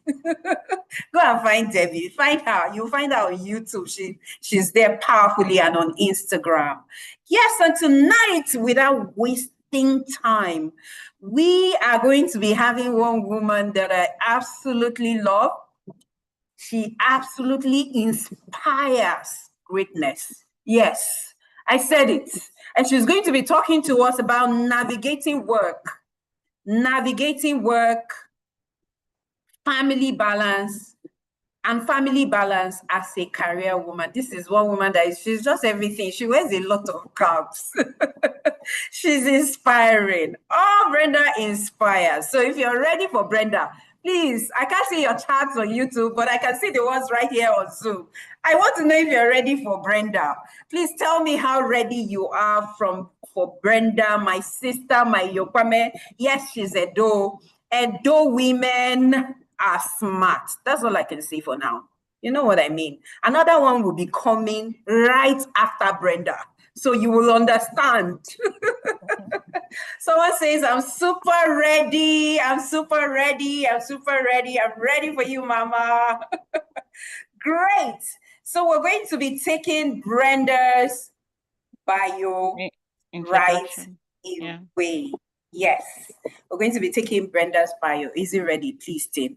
It is ready. Thank you. Before we do that, we'll just have a little bit of an advert break so that people can grab water. Our speakers too can grab their water bottle, and then we will. Intentional Parent Academy, we equip parents to raise wholesome, well-driven children with confidence. Don't miss our upcoming Fathers Conference, The Making of a Father, as well as the Sex Educate Your Child Like a Pro class coming up. You can also register to be on the wait list for our Inner Circle for 2026. Also explore our journals, books, workbooks, and more available on our website and social media platforms, all designed to guide your parenting journey. Start parenting on purpose today. Meet Sabina Akambi, writer, speaker, storyteller, chef, and spoken word artist. She is one of the creative forces behind Candela Studio in Alberta. For bold stories, flavors, and fire visuals, follow Candela Studio on IG and support their brilliant work. Meet the Fleximom coach, author, wellness guide, and founder of Mindful Fit Woman, helping you stay fit with mindful eating and movement. Her powerful book, Creating Your Eden, drops April 2026 in the Dominican Republic in celebration of her 40th birthday. Follow the Mindful Fit Woman on IG and join the journey.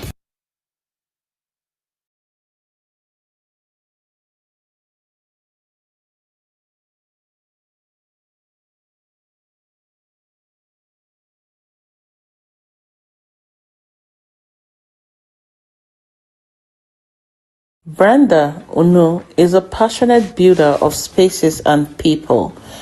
As a certified architect with over 20 years of experience, she designs physical environments that inspire and uplift. She is the business lead of Sterling Realty's Development Company, a real estate company orchestrating a 50 hectares luxury beachside development in Lekki, Lagos, Nigeria. Beyond construction, she channels her expertise into building lives, empowering women to deepen their faith in God, live with purpose, and achieve the extraordinary through her Women's Growth Academy, a thriving community dedicated to spiritual and practical growth. She is the convener of the annual WGA conference, a gathering of women where they meet with powerful speakers who help them reshape their minds and propel them to do exploits in the new year. Brenda is also the coach for women who desire to leave a lasting legacy. Through her transformative framework, Clarity Creates, Brand, Publish, she helps professional women uncover their core message and translate it into impactful books that shape lives and community. She desires to help 10,000 women publish legacy books that shape culture and inspire others. She is passionate about the girl child development and volunteers in schools to encourage and inspire children to read, write, and lead in different areas. Whether she is designing structures, mentoring authors, or inspiring women to thrive, Brenda is driven by her belief that everyone is called to build something meaningful, both in the physical and spiritual world. She is married to her best friend and they are blessed with 4 creative world changers. Please join me as we welcome Brenda.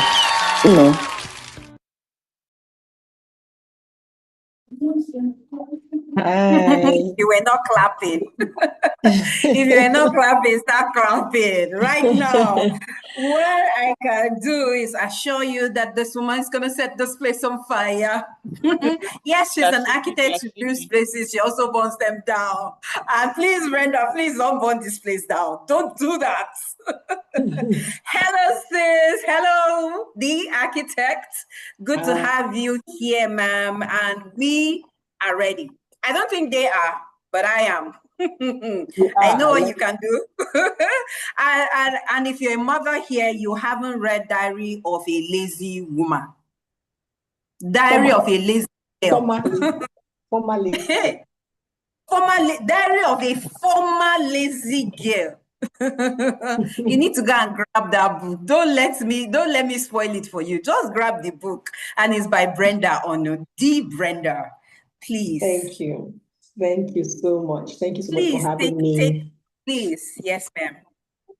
All right. Thank you so much, Tech Mom. Thank you for all the ladies. Joy, my personal person. I'm super excited to have you here today and to be here and to come and share, with the group about the lovely things that, in fact, I've just been following everything. I'm wondering, wow, I mean, such an amazing conference. I'm super excited to be here and to grace this table. Today, I'm going to be talking about navigating career and family life navigating family life, right, as a career woman. Just basically, what they say about we're just trying to get the best of both worlds. And people always ask the questions like, can a woman have it all? And I say yes, you can totally have it all. It depends on what all means to you. So first of all, you heard my intro, so I don't need to say too much about myself again. In fact, I was already blushing. I was like, is it me they're talking about? I mean, I couldn't believe it. But to be honest, I think that most of all that I have achieved and most of all that is said about me is by the special grace of God. Because number one, God is awesome. He loves me especially. I always have to say that. But then again, I've also learned that balance, achieving balance and this thing in life is not about perfection. It's more about presence, about priorities, and the permission to shift. Now, let me explain.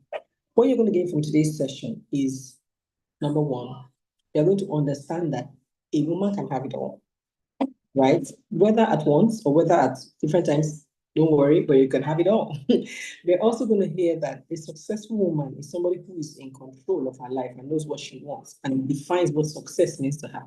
You're also going to learn that balance means equal times, and we're going to be talking about different things about balance, and integration of life. Because, sometimes people say, oh, don't talk about work-life balance. It seems like there's no such thing as work-life balance. And so we try to say instead work-life integration. Whether you choose to call it balance or integration or whatever it is, bottom line, you know what we're talking about. We're talking about how to, live your life in such a way that you are achieving at work and achieving at home. Because nobody wants to be that person who is the boss lady at work, crushing all the goals, and then your family life is suffering. Neither do you want to be the one who, family life is crushing and you're not able to do anything else with your life. Because to be honest, we are all made in the image of God who does many things at the same time. Right. So let's start with this conversation about whether you can have it all, right? I would say yes, you can have it all, but not all at the same time. And this is because, as we all know, our life is a series of seasons. So if you see somebody doing amazing things, I mean, one of my role models is this lady, Ibuka Wishika. I really love her, and I just see myself in her, and I say, oh my God, I just want to be like her someday, right? Now, if I look at her doing amazing things that she's doing and think to myself that I can do that, I can be flying from one country to another, speaking in one place and another at the same time, I'll be deceiving myself. You know why? Because I have kids. I have young kids at home that need my presence. I have young kids at home that need me to be there when there's, parents, teachers conference, when there's, homework in the evening, when one is sick and one is about her right now, her kids are all out of university. I don't think she's having a child in college anymore. So they are all out of her hair, literally. So she's able to fly around the world. That is her season. Now, if you right now maybe having toddlers or having a little baby, and you're looking at me and thinking, oh wow, Brenda is doing amazing things. Why can't I do the same? Auntie, my oldest child is 17, my youngest is 8. I don't have a toddler in the cradle anymore. Do you see? So don't compare yourself with others. First of all, know your season, right? Life is a series of seasons, and appreciate where you are per time. When you appreciate where you are, tell yourself, this is where I am, and this is what success in this season looks like to me. So number two, you're going to understand that life is in seasons. And number two, understand what success means to you. So what does success mean to you? And this is sorry, I want to make sure that please confirm that you can hear me, because I wanted to be sure that I'm audible enough. You can hear me. Okay, awesome. Yes. So I was saying about, what does success mean to you? So per time, you have to tell yourself, what does success mean to me? So if at this time you have a little baby, right, and success at this time means to you that, oh, I raise this baby to the best of my ability. I give my child exclusive breast milk to make sure my child is healthy. I meet all their immunizations. I'm present, I'm available, I'm there. Then by all means, let that be your success. Go for it and do it to the best of your ability. If at the next stage, success to you means that, oh, at this stage, I'm climbing in my career, I'm hitting these goals, I'm doing these professional exams, I'm doing whatever, that's fine. Let that be your success. But time yourself and pace yourself. Women try to think that, oh, if I want to be a boss lady, I can't be a family woman. Or if I want to be a family woman, I can't be. They're not mutually exclusive. Do you see? You just have to tell yourself what you want to do per time. Me, that you're saying, I first started work. I finished from school. I did my master's immediately because the course that I study requires that, right? So it was BSc, master's right after each other. Then I went to serve. As soon as I finished serving, I got a job. As soon as I started working, maybe a year or two after starting working, I got married. Got married, had my first baby, and 3 months after I was back at work. Now, I didn't have options, but I was working. Do you see? I did not think about it. It did not even occur to me to say whether I should stop work for a bit or not. No, it was just not in the picture for me at the time. So I just continued to work. Second baby, I spaced my children. Luckily for me, I spaced my children 2 years, 3 years between each of them. And every time I would have a baby, I'd take a break. I'd take 4 months instead of the 3 I was given by work. I'll take 1 more extra, take a break, have the baby, go back to work. And even when the babies were back, even when I was back at work, I continued to do exclusive breastfeeding. It was so hard. I would have to take pumps to work. It was just a lot. But at the time, my goal was to give my children exclusive for up to a certain number of months, right? And so I did what I could. Now, sometimes if I sit down and think about my life, I ask myself that did I need to work at that time? Did I need to take a break? Would it have been better if I took a break or not?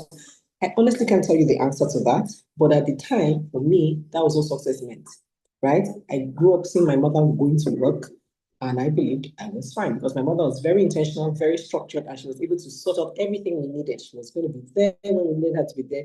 Our food was available. She was back home on time, checking our homework. We saw her. So I knew it was doable. So I did that, right? Now, after a while, that's when I had my fourth child, I was no more working. I had taken some time off from work. And I was not like, oh, yes. So finally, I'm no longer working. I'm going to take care of this child. I'm going to give this child exclusive breastfeeding for 2 years. I was so excited about it, you see.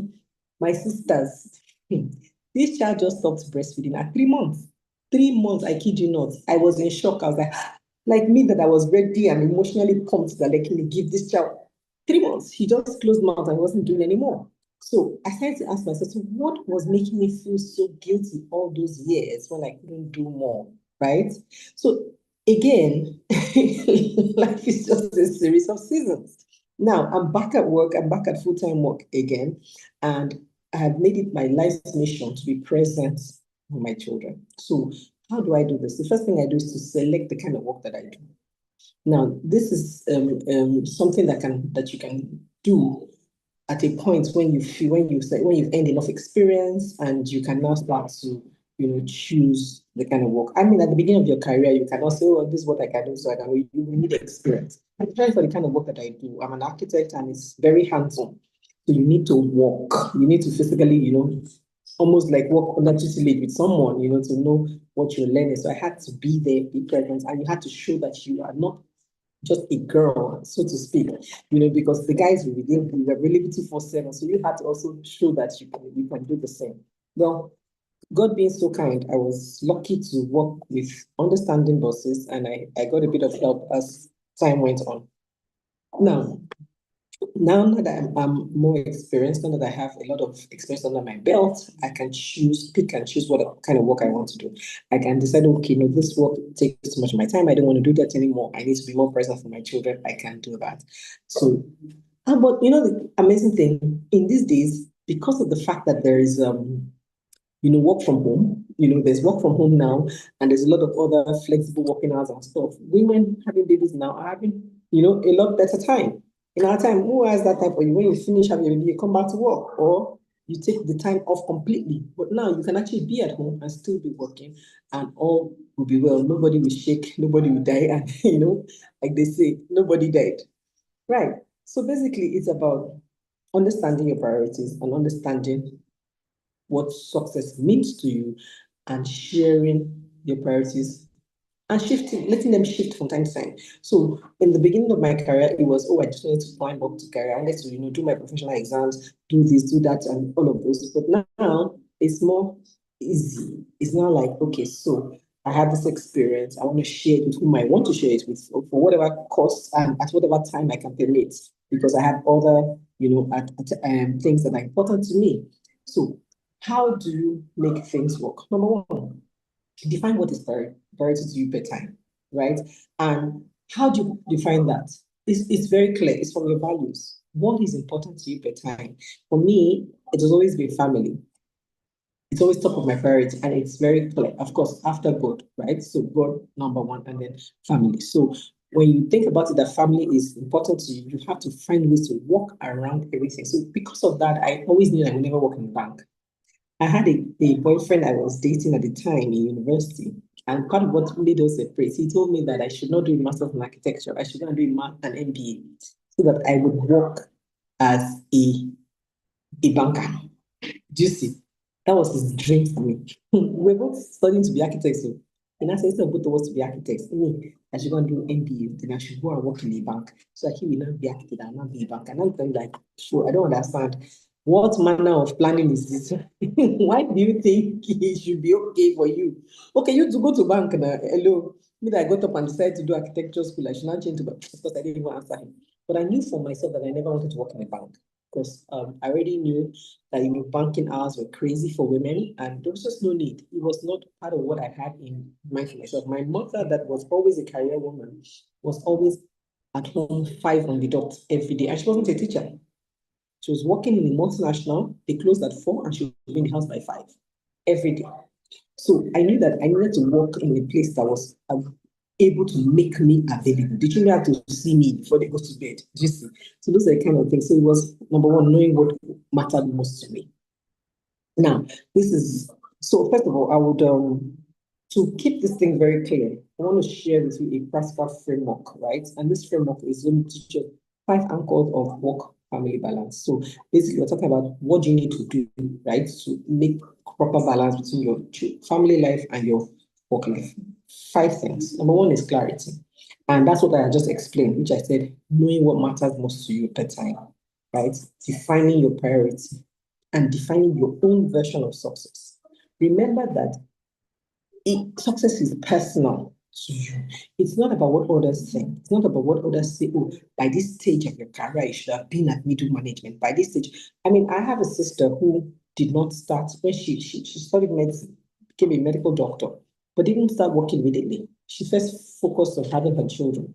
So after having her children, by that time, all her mates were already becoming consultants. She was at home having her kids.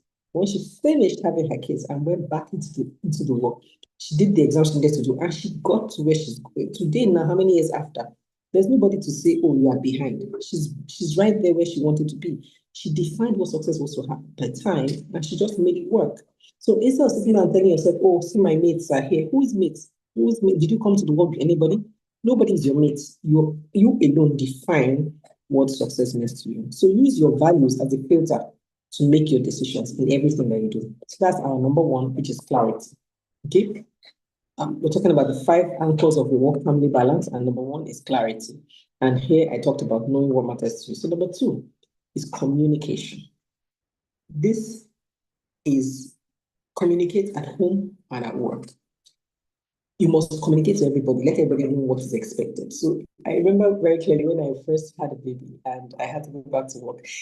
My mom came to be with me, and the first thing she said was, Mama, don't carry that baby too much. Put her in the chair, let her understand her mother is a working mother. I was like, mommy, take it easy.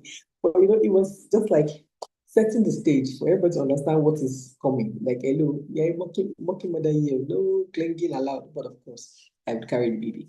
But the point was, communicate what is expected. Let your spouse know, let your kids know, let your support system at home know. Let everybody understand what is important to you, what is needed, and what is expected per time. So they know that, okay, mommy has this work meeting. I mean, I have, even though those days of COVID, even till now, if I have a work meeting, my son just walks by, he sees me sitting in front of the computer, he just looks at me. Just is okay. Just goes back. I mean, this is a child that is 8 years old. Normally, he should be able to jump up, but he just knows to respect the boundaries when it's work time. And so everybody understands that mommy has to work. So mommy has to go here, mommy has to go there, and all of that. So they do communicate. It's clear. Also at work, communicate to them what's important to you. When I had to go back to work after the time I took off, when I needed to choose a job, I was very clear about what I was looking for. I had 2 options. One of them was a higher role than the other. But the one that I took was the one that told me clearly that they were a family-oriented business and that they how did they put it? They would understand, they understood, that family was important. And for me, that was a game changer because I needed to be sure that if I had to take time off or if I had to put my family first for something, they would not be offended. And for me, that was, the game changer. And that made me choose that job over the other one. So communication is important. You have to learn to say yes and learn to say no. I mean, there are some bosses and some jobs that will make you want to work overtime every time. I mean, overtime is important sometimes, but you can't do it every time. And you cannot take a job that will make you have to work on Sundays, make you have to work on Saturdays, and times when you should be spending with your family. So you have to be clear what your yes is, what your no is. I mean, if you have to close work at 5 o'clock when they say it's 5 o'clock, you get up and go. You don't have to, stay behind when others are staying behind because you have to show, make face. Be clear what you stand for, right? If you want to close at this time, close. But let everybody know what you stand for. Communicate it with your managers, with your bosses, with your partners at home. Let everybody know that this is it too. This is my work. This is my home. This is what I need to do per time, so that you can be successful. The third one is boundaries. Now here, you have to create boundaries with your time, with your energy, and with your access. Now, creating boundaries with your time is important because, like, you know how they say that men are able to compartmentalize. They don't know that this is. Women are not. We are very fluid. We allow things to flow into each other. So you have to learn. It is not natural to you. You have to be conscious and intentional about compartmentalizing your time, your energy, and your access. Now, what do I mean? That's our time blocking. Okay? So if you say this is the time for work, this is the time for work, do the work. Do you see? This is the time for home life, family life. Do that time for family life. Face it and do it. Don't allow things creep into each other. Sometimes it will have to happen, but let that be the exception rather than the rule. So that when your family sees, they know you are there. When you are home, you are home. When you're at work, you're at work. It's not that you'll be at home, you'll be taking a work course, or taking a work emails. I mean, it should happen once in a while when there's an emergency or some big thing happening at work. It should not be your everyday. Let your children know that when they have you, they have you. Okay? Create tech boundaries. And I mean, and this is, I work in a company that's a real estate company. So I deal with really high network individuals as my clients, and they want you to be on call 247. Like, it's unbelievable. A guy will call me at 10 and say, "Oh, I'm sorry, I know it's late, but I just have to." I'm like, you know it's late, so why are you calling me? I don't understand. You know, you're telling me already that I'm sorry, I know it's late. So, uncle, that means you can't call. So I don't take their calls at those hours, and I just leave it to ring out. And then the next morning I reply you and say, "Oh, I'm sorry I missed your call. What did you want?" By the time I let your call ring out twice, thrice, you know that you can't call me at that time. Because, hello, what's that about? They want to make their emergency your own, and you can't accept it because you have family. Your family also needs you, because if today you drop dead, God forbid, the company moves on without a backward glance. The only people that will cry for you is your family. So why are you keeping them last? You must create boundaries, okay? So you must protect your sacred moments with family. You must protect the sacred moments with family. It's not at Christmas that you be doing overtime. It's not at family events that you'll be sacrificing for work stuff.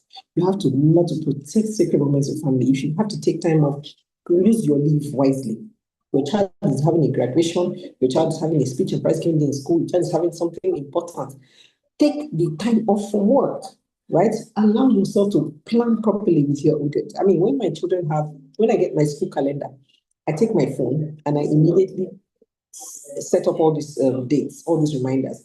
And now, let me blow your mind. I have 4 children in 3 different schools. In those schools, you can imagine getting 3 different calendars at the beginning of the year. I just start to insert important dates and set alarms. When I set alarms in my phone, I set alarms to give me 1 week ahead reminder and then 1 day again.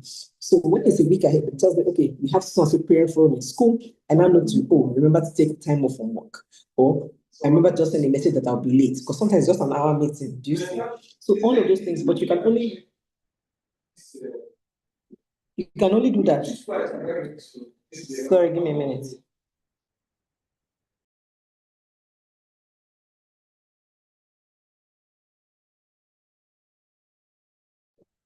Okay, sorry. So like I was saying, right?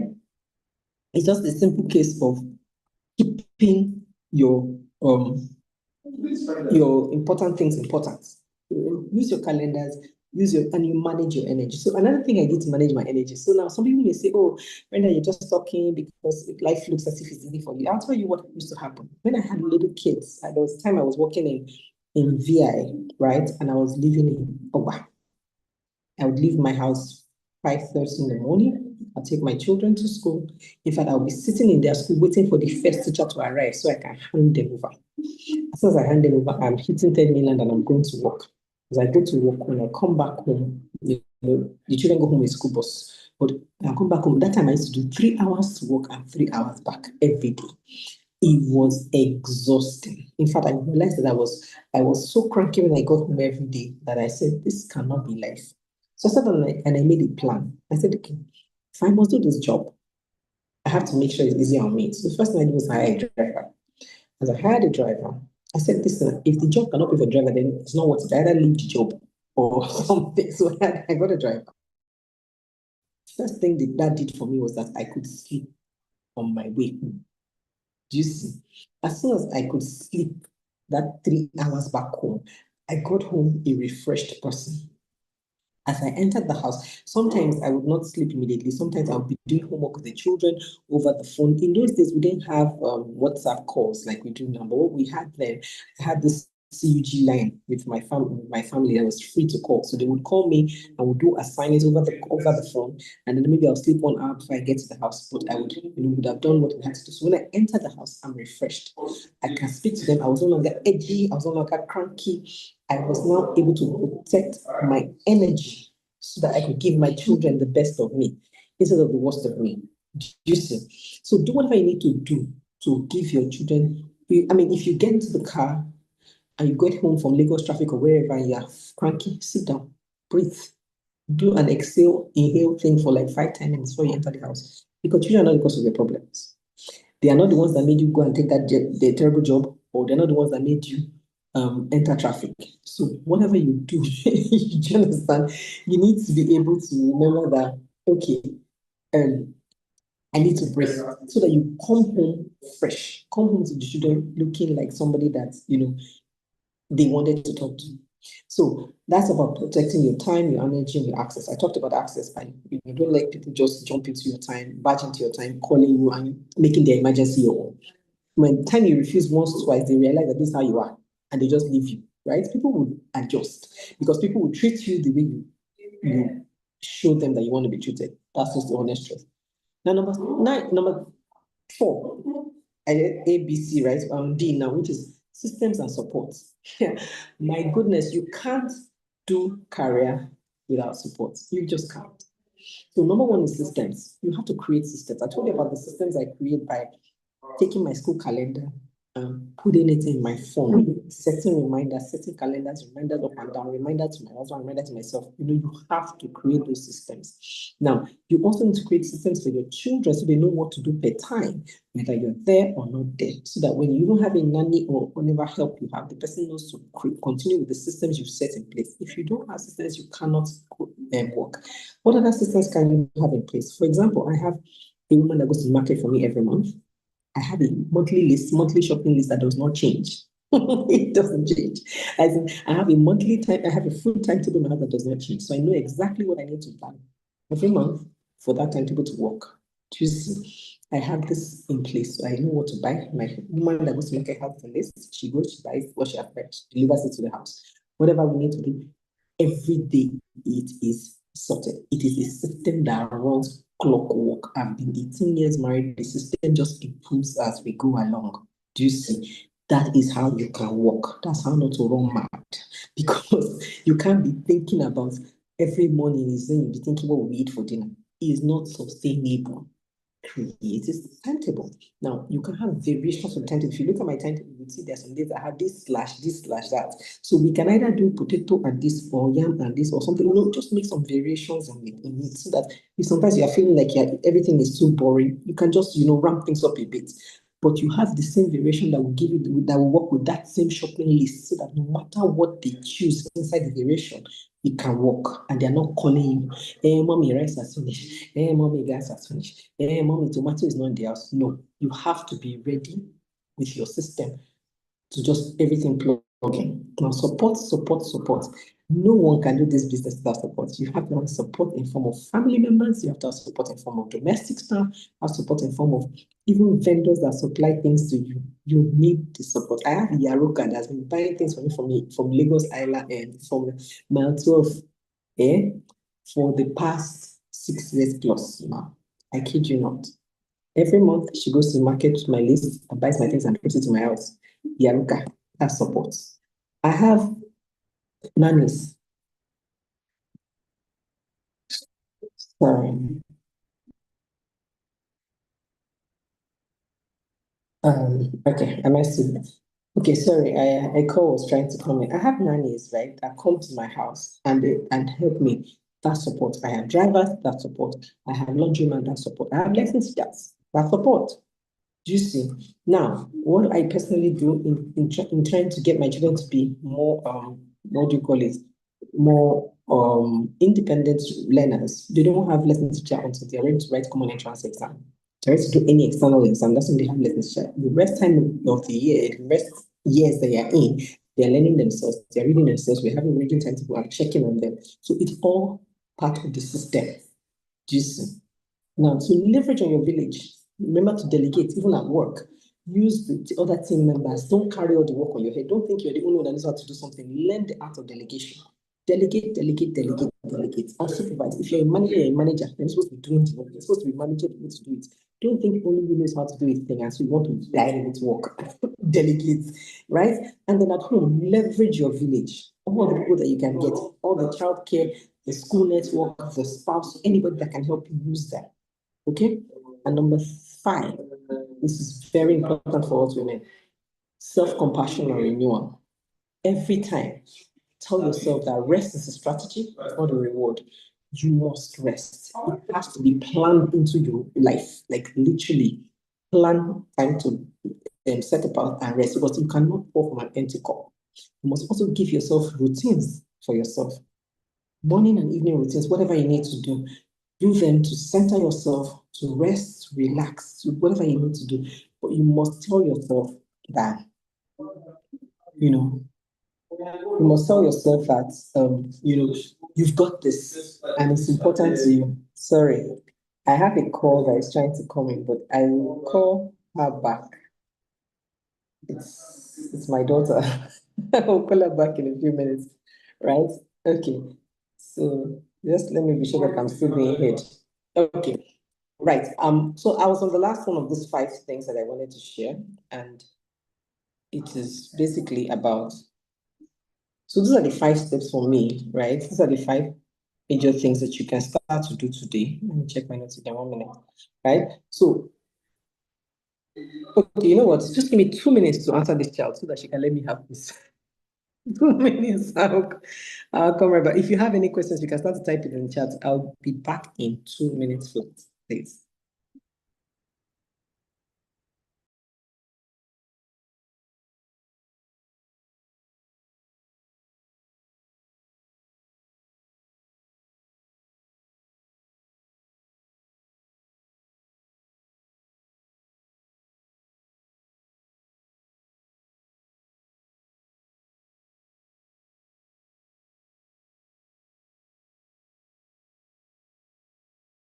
Discover the best version of you with your discovery coach. From clarity coaching to purpose discovery, mindset shift, and transformational tools, they are helping you break limits and live intentionally. Explore their current coaching offers and resources such as a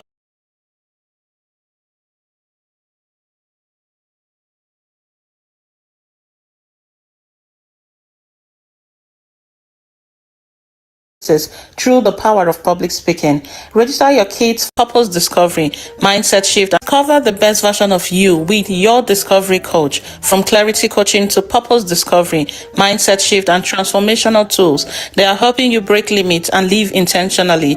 Explore their current coaching offers and resources such as a 5-week journey to power and purpose and one-on-one coaching session with a lead coach. Your next breakthrough starts here. At Prospect Life Academy, we mentor teens and preteens to own their voices through the power of public speaking. Register your kids for our exciting summer camp starting from July 1st to 31st, 2025, and the Speaker Boot Camp Cohort 2 that begins on July 8th. Confidence starts with one word. Enroll your words today. I am Sandra. I have been where you are. I know what it means to feel financially trapped, ashamed, or confused. That is why I created this transformational one-on-one impact session designed to help you organize your finances, face your truths without fear, and take back control. Also, check out my 90 days no excuse impact session and my journal, Heaven's Economy, available on my seller account. Okay, thank you so much. This is the real life application of the balance. So my daughter was calling me, and if you don't answer her, she would call till Jesus comes. So I had to just tell her that, okay, I'll be right with you. Otherwise, as I was cutting the call, she was not having it. So I'm sorry about that, and I'm back now. Okay. So basically, I was just talking about, those 5-step practical framework that you can use as an anchor for your work family balance. And it's very important. Number one, I said again, know what matters in the season, define your version of success, and use your values as a filter to make your decisions. Number two, communication. Set expectations for your spouse, your partners, even at work. Let them know that your yes is your yes and your no is your no, and use them with wisdom. Number three, boundaries. Create boundaries for your time, your energy, and your access. Number four, systems and support. You don't have to do it all. Please leverage delegation, leverage your entire village, everybody that you have that is there, use them. And number five is self-compassion and renewal. Give yourself grace. All this mom guilt, oh, I'm not there, my children are growing without me, it's not working. Forget it. Remember the Proverbs 31 woman in the Bible. That's what I'm going to leave you with. The Bible, Proverbs 31 woman. When they first started telling us about this Proverbs 31 woman, they were using it to almost like shame us, almost like make you feel as if you are not enough. But today, I'm using it as my own strength, as my empowerment. That this woman was a woman. Like she was a person that was, she had fields. They said she would buy fields with her money. They said she instructed her servants. Like, I'm not even kidding. It's not one servant, servants. She made sure her family had food and clothing. They did not say that she was working. Do you see? So, my dear sister, you are created for more, and you can do it all. But you just have to tell yourself, this is how I plan to do it all. This is what the world, you have more in you than to just come and cook and clean. We're built for much more. So, but how will you do it? You have to first of all understand what you need to do. And I have real struggles. I have real times when I struggled. Do you see? I'm not even kidding you to tell you it was all rosy. Part of the real importance is you must understand yourself, understand what you are doing, and have a vision. So part of what drives me is my vision for my 70-year-old self. I know where I want to be at the age of 70. If I tell you my vision is crystal clear, in that vision, three things are important. Number one is my family. In that vision, if I tell you every time I have a chance to teach a vision setting, I always share my 70-year-old vision. And the most important thing there for me is my family. I intend to my husband to still be around me. We'll still be carrying ourselves around and doing couples only vacation. I intend for my children to still be calling me from wherever they are, different parts of the world, with their family members and dragging me for Christmas to say, Mommy, you're spending Christmas in my place. No, my own place, no, my own place. All those kind of things. And that's okay. No, yeah, let's meet in a certain place. Do you see? I also emphasize health because I'll be healthy enough to be walking around and doing other things, right? I'm not bedridden by 70. Emphasize financial freedom. I see myself on the beach side in Miami. I have enough money to fly first class and go and enjoy myself in Miami. Do you see? I also emphasize legacy because I'm sitting by the beach and I'm reading fan mail from people who are writing to me and telling me, "Oh, Brenda, thank you. The book you wrote touched my life. That course, that you shared changed my life." Do you see? Emphasize legacy. So those are the things that drive me. So in everything that I'm doing today is get towards that life. I know that this family must be in the picture. So I cannot be doing one work. Do you see? I'm forgetting the family. It's not that deep. That family is more important. Then the work for me, the work is get towards my financial freedom. That's why I'm doing it. So I know my goal. I can't mess around with the job because I know where I want it to take me. Do you see again? It's important for that goal, for that vision. Then what else? My health. I have to be intentional about my rest, my rejuvenation, my exercise, and every other thing that I do because I need to be healthy and able to chop life by 70. Then what's the last one again? My legacy. I need to be constantly working on that legacy because it's not when I become 70 that I'll start to share the things that people will be writing to me about. I have to be doing them now. So when will I do it? When will I do it? If I don't manage my time, my energy, and my access, how will I get all those things done? That is what is important. So, my dear sisters, what do you want your children to remember? Ask yourself, whenever you want to take a decision about your life and work and family balance, ask yourself, what do you want your children to remember? I remember my mother, who, though she was working the multinational, would have my meal prepared. She left the house as early as 7 a.m. in the morning, but my meal would be prepared. I would meet it when I come back from school. She would be back home at the dot of 5. I kid you not, the dot of 5 every day, and Lagos has always had traffic. She'll be back home. She'll be checking my homework. I remember that. She was a big woman in her job, but she was intentional enough to show up every day. That's what I remember. So what do you want your children to remember? What do you want to be known for in your career? Do you just want to just be passing through? You shall walked, so you don't know anything, nobody knows you. But also, how are you going to live a blended life that honors both your calling and your care for your children? Final takeaway before we get into our questions and answers is that balance is dynamic. It's not static. And I'm telling you this because in case you start to see sometimes this balance is not looking like it's balanced, it's okay. It's okay. Times will change, life will change, seasons will change. But at every point in time, remember to yourself and take away mom did and tell yourself that your presence in your children's life matters more than perfection. Children don't need as much time as they think that they do. What they need is quality time, that you are present, not the one that you'll be in the house with them 24/7, but you're always on the phone. That presence is not as important as the person that comes home and for 15 minutes is able to sit down eye to eye and talk with the child. Your presence is more important than perfection. Then you're also allowed to be ambitious and nurturing. Because you know what being ambitious does, especially for your girl child, is to show them that they can. The other day, my child was talking in school and she told them that her mother is a role model. I was so touched. She had never told me like that before.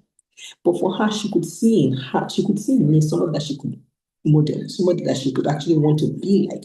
And she was able to share with me her goals and her dreams because she saw me going for something. I wasn't just sitting down and I go to their school every time and kids always tell me, I wish my mother was like, you're like, don't do that. So please, your mother is awesome. Don't be like that. But it is important to give your children something to look up to. What's your parenting advantage? Why are they glad that you're their parent? And with these few words of mine, I hope I've been able to help you today to shift your perspective about your life, your family, your career, and everything else in between. Thank you. I'll take the questions now.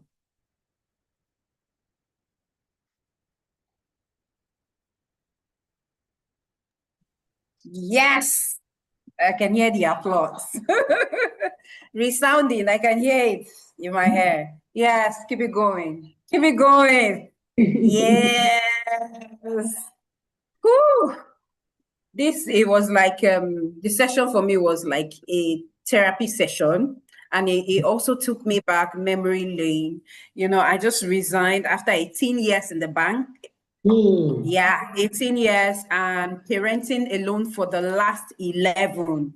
So every word was like a dagger through my soul. I can remember those days that I had to drop my two boys. I have two boys, by the way. I had to drop them at 6:30 a.m. because I have a 7 a.m. meeting in the office. And my God, to me, there was nothing really like balance, like you mentioned earlier. What we have is work-life integration.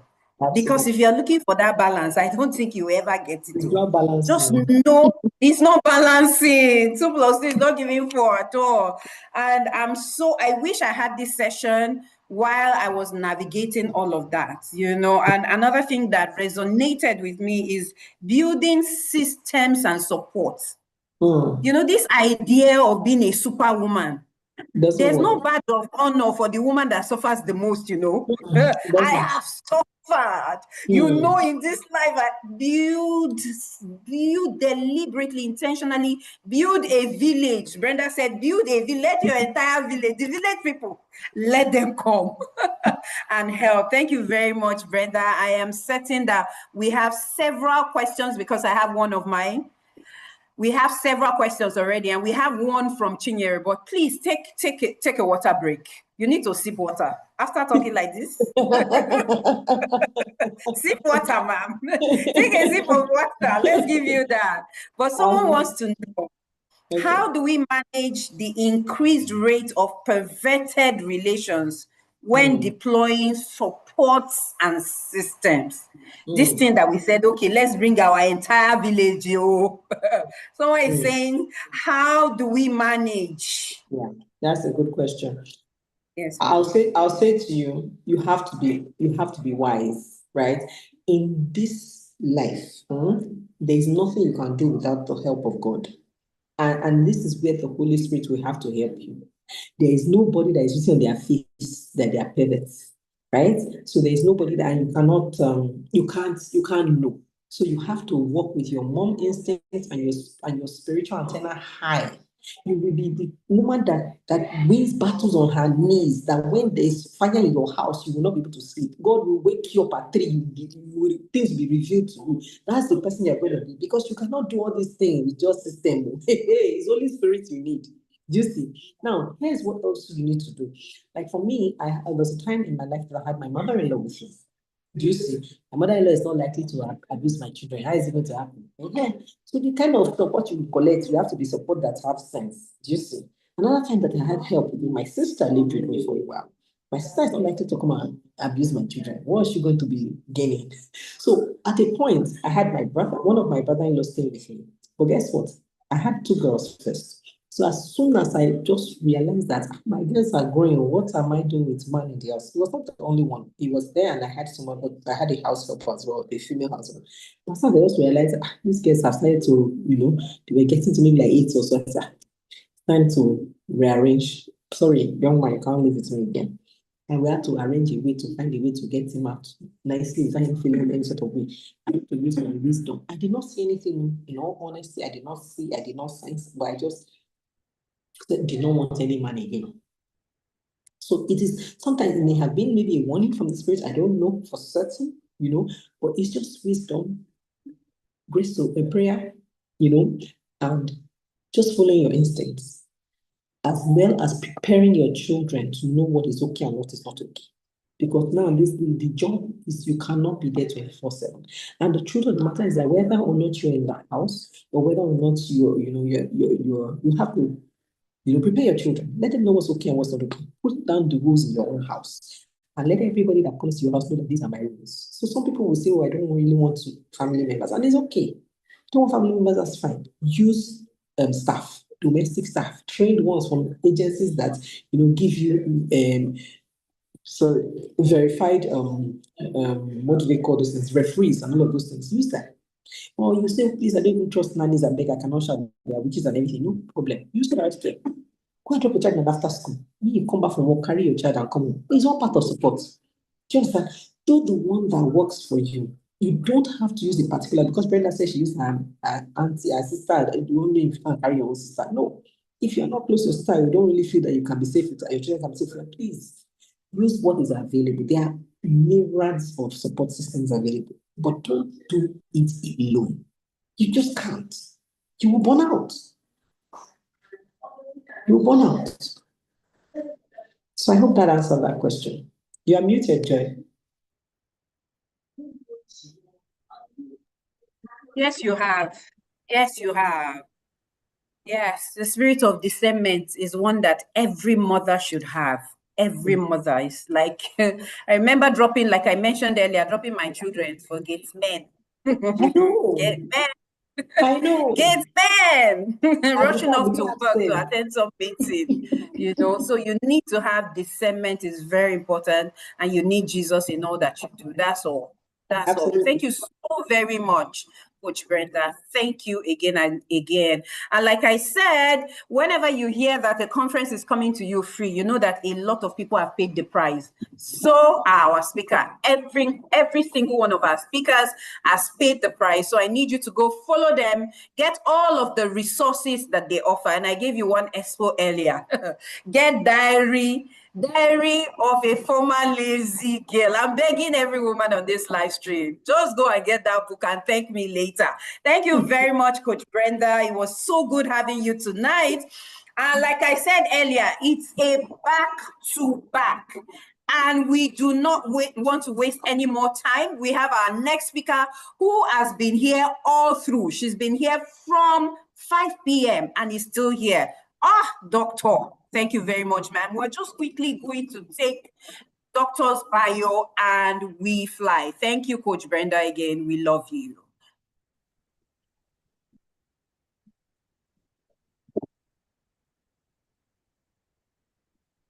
Is doctor's bio ready?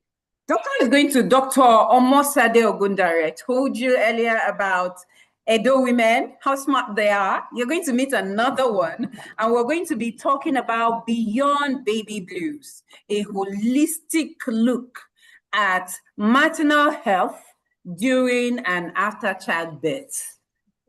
Please, let's have Dr. Omasade's bio.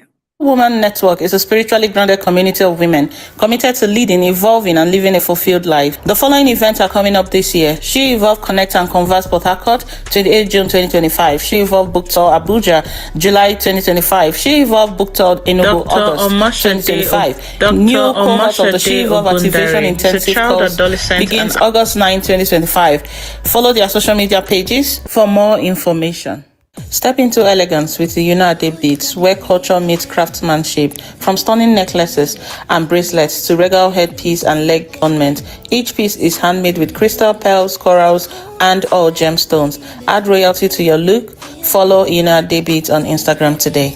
At N&N Kiddies World, we offer Montessori toys and learning materials that spark curiosity and reduce screen time. In partnership with Raising Gem, we help parents raise brilliant, curious learners, one meaningful toy at a time. Explore the joy of intentional play. Follow N&N Kiddies World today.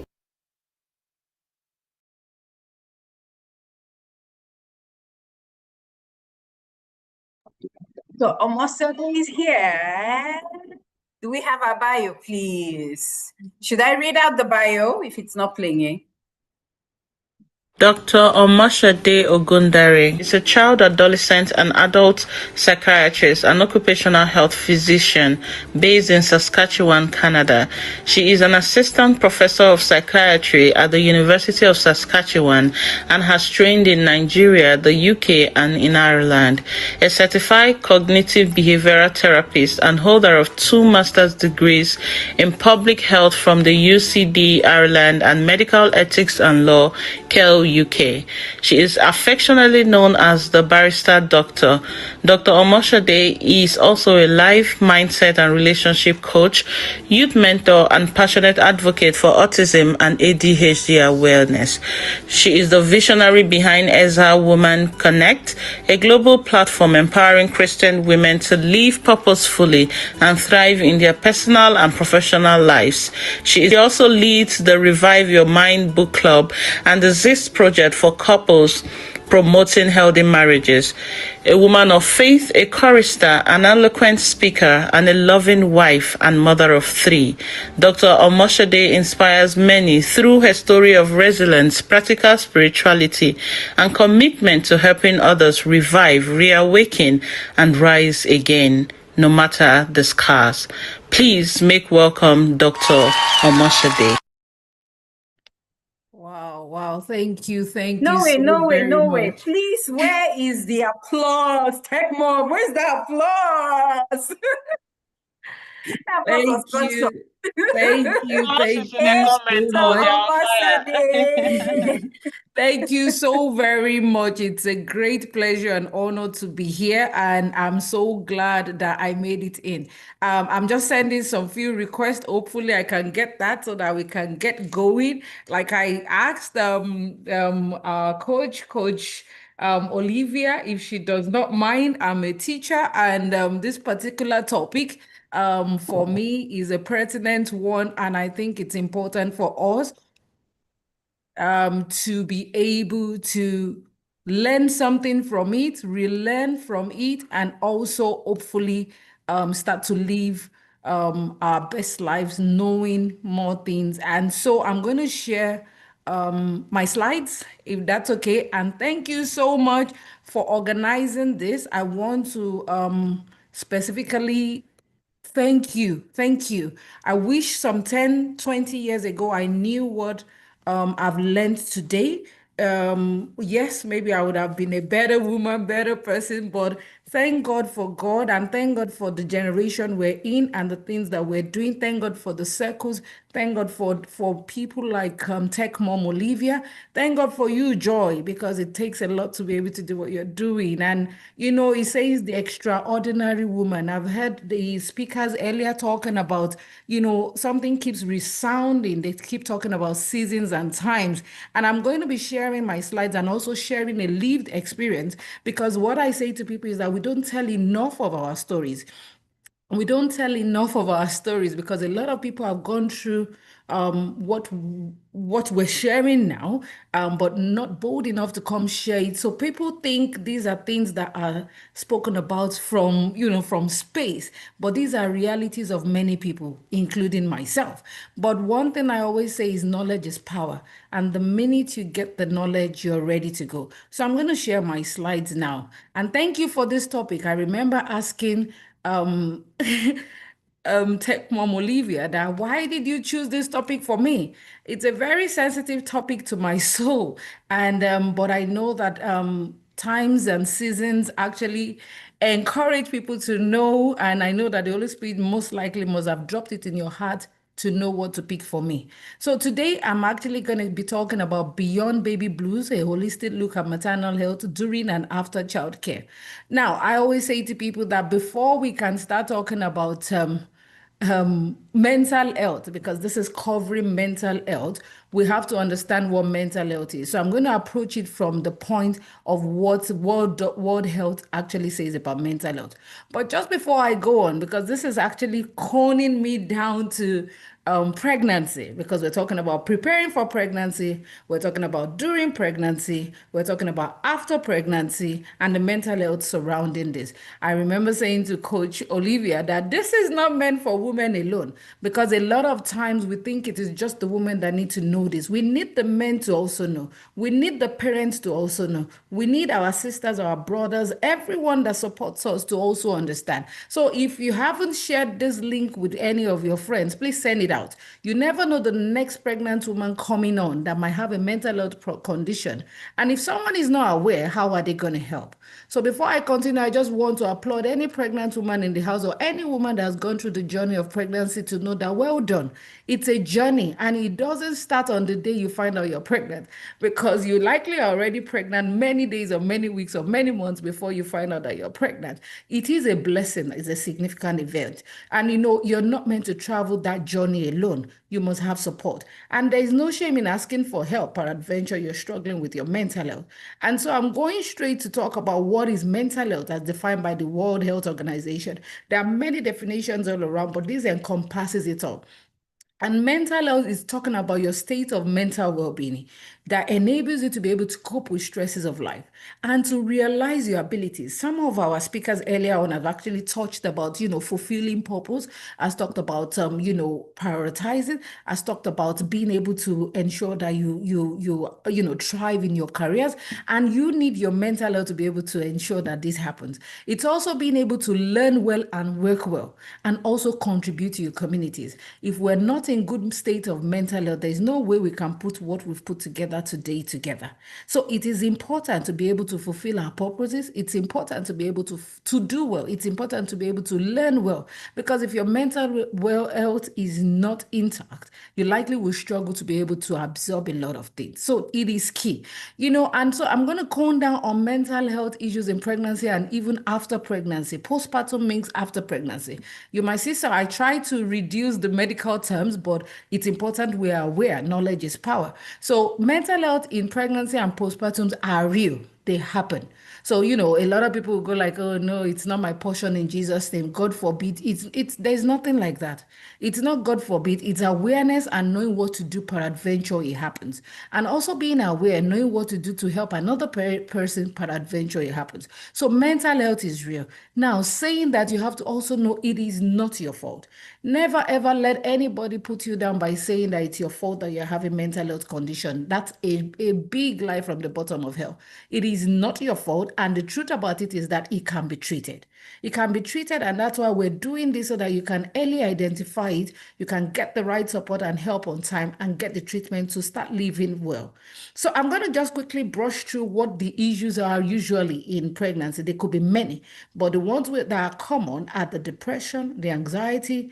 We have what we call the obsessive compulsive disorders. You see a lot of moms that are just over clean, trying to make the place, over tidy, but we'll talk about that as we go.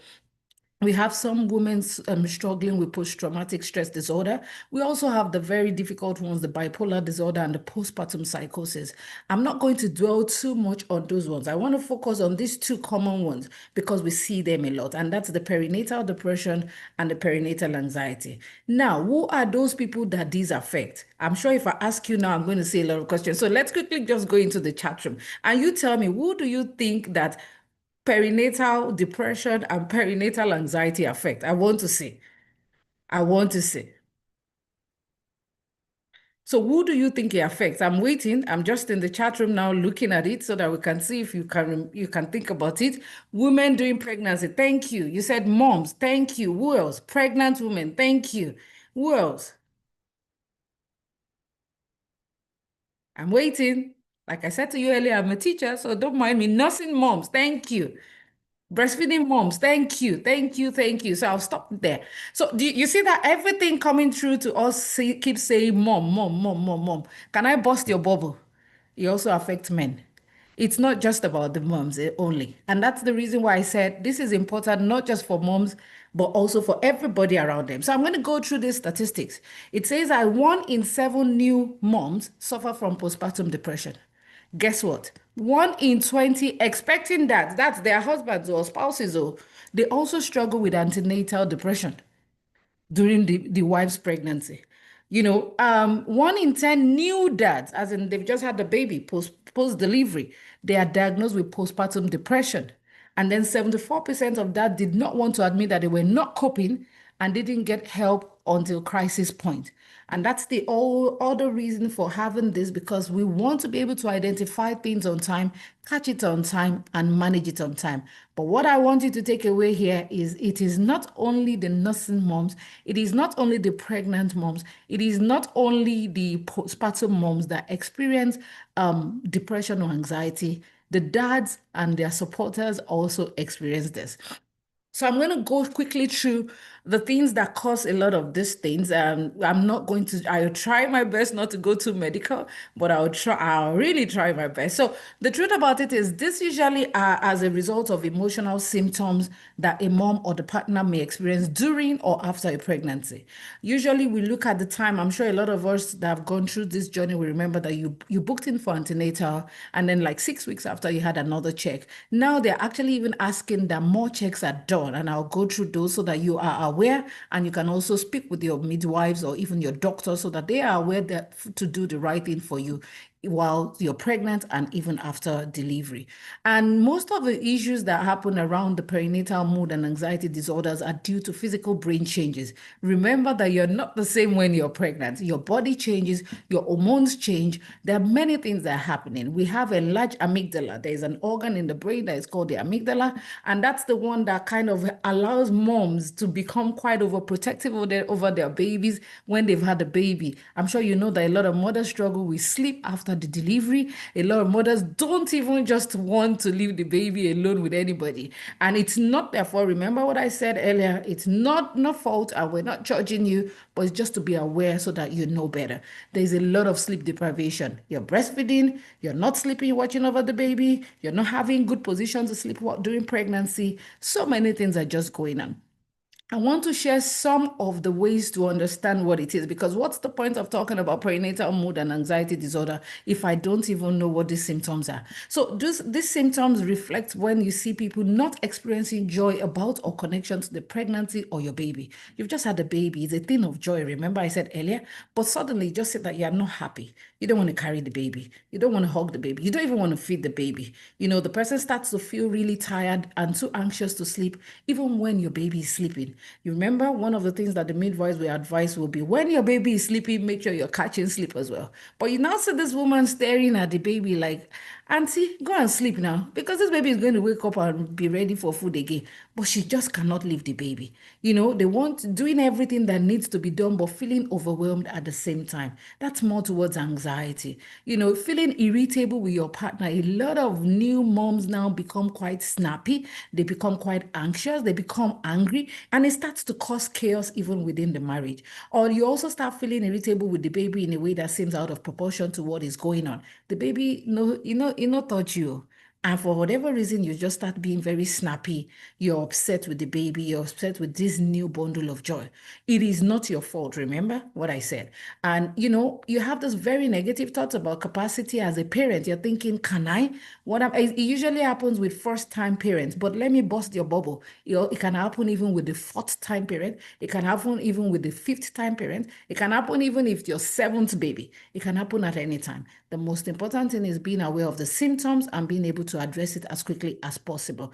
And there is no point being critical about yourself. It's not your fault, remember? It's a lot of chemical imbalance going on and which you have to address on time. A lot of time you see some mothers being worried about ability or feeling guilt about parenting, or they just have this negative impact on the baby. They find it hard to make small decisions with regard to pregnancy or taking care of the baby, even planning for eating, sleeping, or balancing other tasks. It becomes a big deal. Worrying too much about the health, development, or safety of the baby. The baby is fine, but they're just over worried for no reason. And sometimes they even think even giving the baby to a stranger, or let's even say a familiar person, becomes a big task because they're worried about it. And there's a particular one called tocophobia. And that's why you see that I said to you, me, I'm a teacher, so you will learn something today. The fear of childbirth. And you see that in some women that are even quite pregnant, and they're worried that how am I going to deliver? What is going to happen after? What's going to happen to my body? The fear of pain. They've heard so much about epidural, they've heard so much, and it becomes really worrisome. They're worried, am I going to die? Somebody had a baby last year and then passed on. Is that going to happen to me? And then, they just fear this loss of control. They've been this perfect career lady, suddenly baby coming on. How am I going to do it? It's going to mess everything up. So there's a lot of that we see. This is just kind of like a summary of that, but we can always come back to that later. Now, where am I going? The sooner you get help, the sooner you can start the journey and to enjoy the journey of parenting. The sooner you get that help, the sooner you can start to enjoy the parenting journey. So how do we know that there's a problem? It's not by looking at the person. You cannot tell by looking if a mother has postnatal depression or anxiety. It's not by sight. It still comes with a lot of screening. It still comes with a lot of checks from your doctor, from your midwife, from people that are in charge of your care during pregnancy and after. And that's why I advocate compulsory screening in both while before pregnancy, during pregnancy, and after pregnancy. This is meant to be a must in many countries, in every country in the whole world. Now, I know that some of these are emerging in some developing countries, but this is meant to be compulsory. So we need to start to advocate more for things like this. What are the tools that we use for screening? These are big English, so don't let me go there, but there are tools that are used, and the most common one is what we call the Edinburgh postnatal depression scale. It's a self-assessment, and your nurse or your midwife or your doctor should be giving it to you the first time you go in for your antenatal. You should also have it at least every trimester. Trimester is every 3 months of that pregnancy period. So meaning that you would have had it like 3 times during pregnancy. You should also have it after delivery, your 6 weeks check. Now the WHO is now asking that it's also done even when you take your baby in for the check. Remember that your baby will go in at 3 months, 6 months, and a 12 month. Mothers as well needs to have that checked as well, because we're missing some of these things when we are not doing the appropriate screening and checking. So it's important. And remember, there is no shame in acknowledging that you're struggling with things. No one is judging you, and no one is going to take your baby away. To be honest, even when you do need to have treatment in the hospital, they actually advocate that babies are included with their mothers, even on the wards, to get more bonding and care together. So I just want to encourage you to ensure that you are making sure the screening, it might not be for you. We might have mothers that are already past pregnancy, but you might have a younger sister, you might have a younger friend, you might have a colleague, that needs to hear this and know this and be able, because knowledge is power. It's what you know that you can actually live on and treat. Another thing I'm also going to share is that postpartum depression can last for years. I'm going to share my story in a bit, and then you understand. And if it is not treated, it is going to sit down there and it's going to cause a lot of problem. So for some, it might be for months. So for some, it might be for years. And sometimes it will never go away without treatment. I see in the comment section, someone said they've been through this even 4 times, and that is the honest truth. If you don't get the needed support, if you don't get the needed treatment, it stays there, it lingers. And a little trigger or a little stress blows it all up, So I hope this is helping someone out there.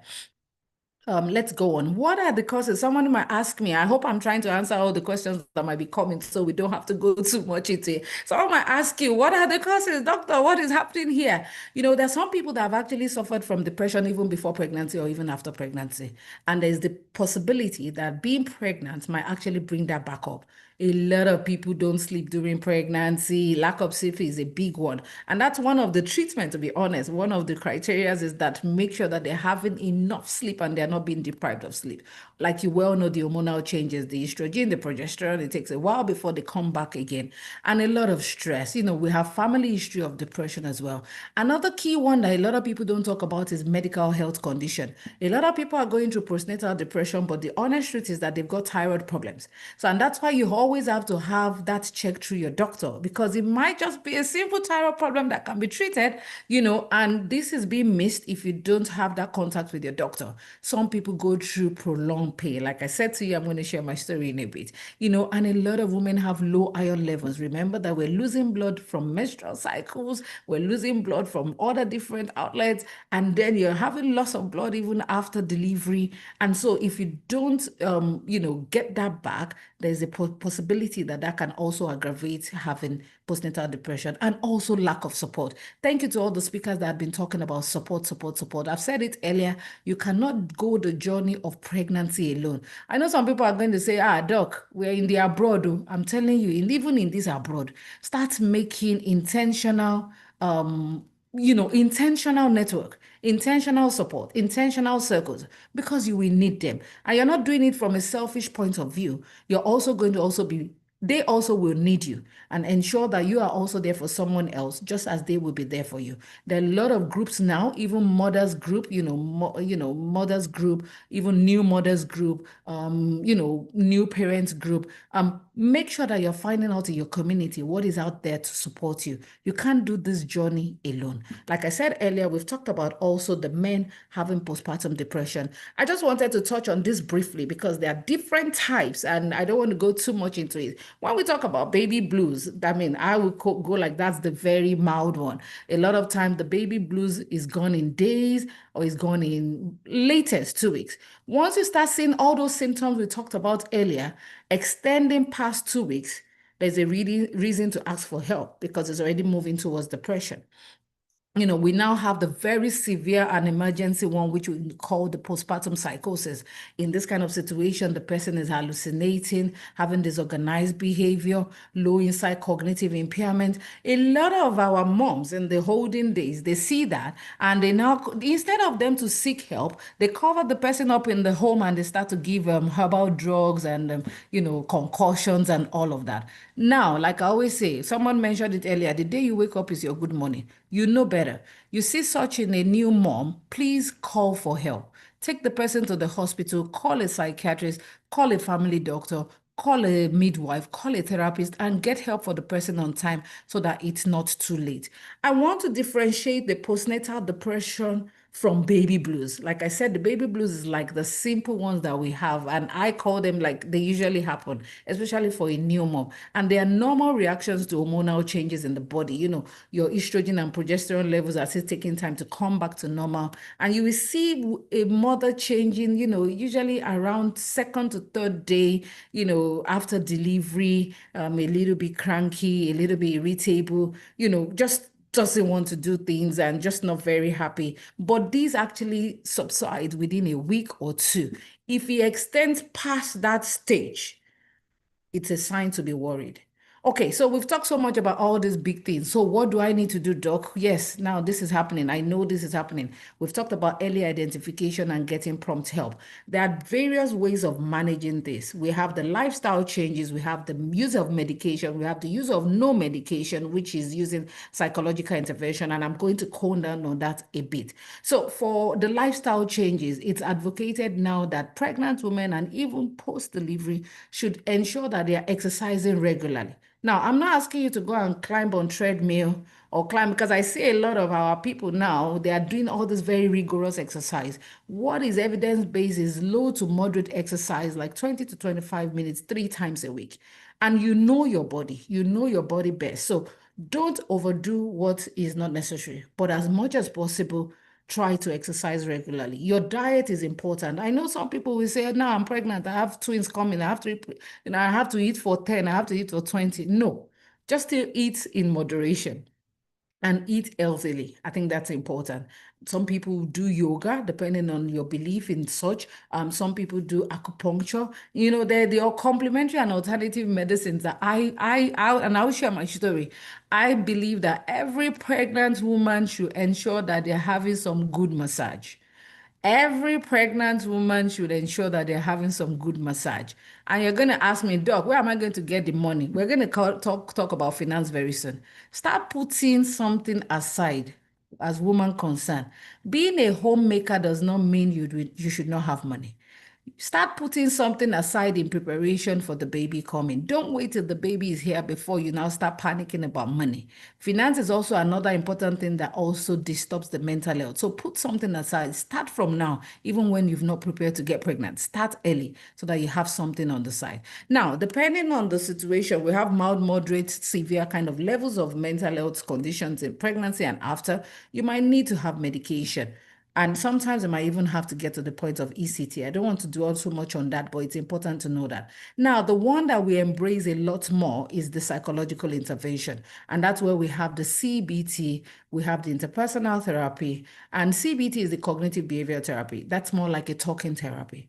But of course, like you well know, you still have to get that assessment done to be sure that you're qualified for that, because sometimes the combination of the therapy and medication actually gives you the best benefit. But that will be left with your doctor to make that decision. But it's important to know that there is room for that. I remember 10 years ago, I actually had to have this for 8 straight months. Some people know my story, and I'll still share that hopefully in the next few minutes. Self-care.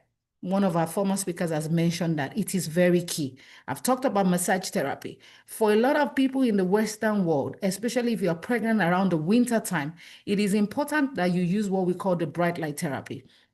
You want to be sure that you have light around you, because there's what we call the seasonal affective disorder. Some pregnant women have it, and you want to be sure that you have that bright light that helps. I'll talk about that more at another time, but just to remember that. Now, talking about so many of all these big grammar, simple things occur simply.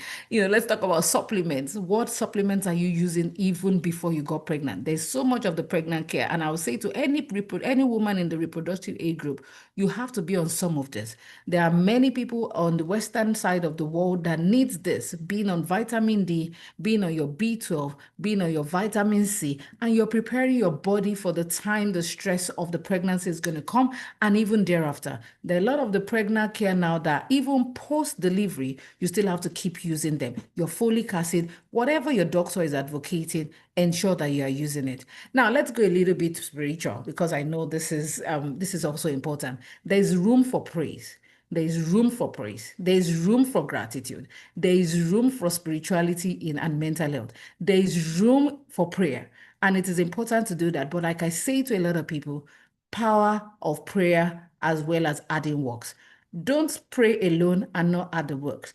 God has given us wisdom to be able to embrace all these facilities, all these things that we have on earth, to be able to use it to our best advantage. So I will say again, remember prayer, praise, gratitude, and adding works. Remember to protect your sleep time. Remember to co-parent. Don't do the journey alone. A lot of time the women go and tell their partner, what do you know now? I want to take help me. No. Allow the man to do something. Allow the people around you to help you. Delegate. One of our former speakers was saying that delegate, collaborative care. As your obstetrician is working with you, your psychiatrist is working with you, your midwife is working with you, everybody that needs to have that support put in place for you, let them do it. I've talked about exercises, and I'm just sharing some of the benefits of exercises. I am a CBT specialist, and I also do this if you need help with your mental health. I'm a psychiatrist as well, trained to do this. You have that. I can send the slide later. Remember, care in pregnancy. Remember to be very empowered. Knowledge is key. Without having that knowledge, you would not know what to do. You are the best advocate for yourself in pregnancy. You need to speak up. If you know your body best, and if you start to see that things are not working the way you want them to, speak up. Ask for help. I've talked about financial preparedness. It's a big topic on its own. But another thing that worries a lot of pregnant women in and after pregnancy is lack of funds. Plan, plan, plan, prepare. You might never be able to prepare enough. You might never be able to have as much money as you want, for that time.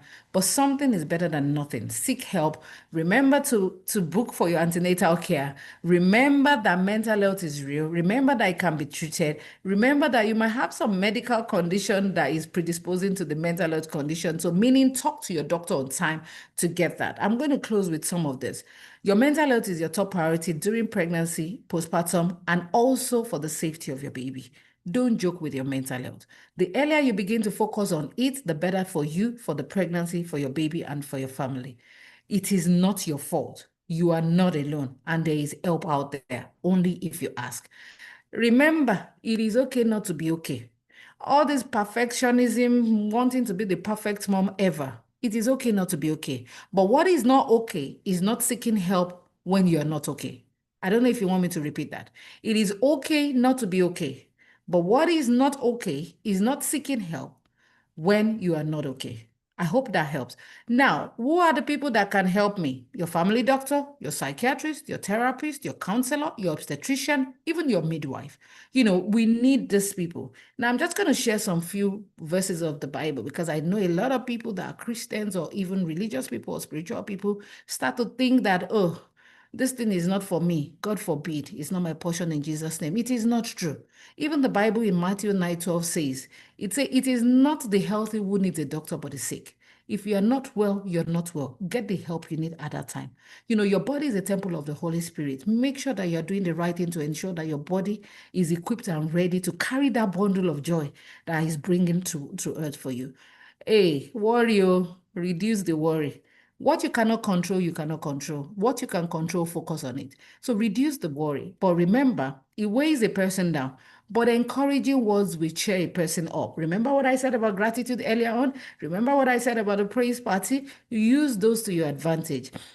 And also remember that wisdom is profitable to direct. Get wisdom, get knowledge, and remember, even if you're going through all of this, is there anything too difficult for God to do? No, He can help you. But while you're calling on Him, remember to add works.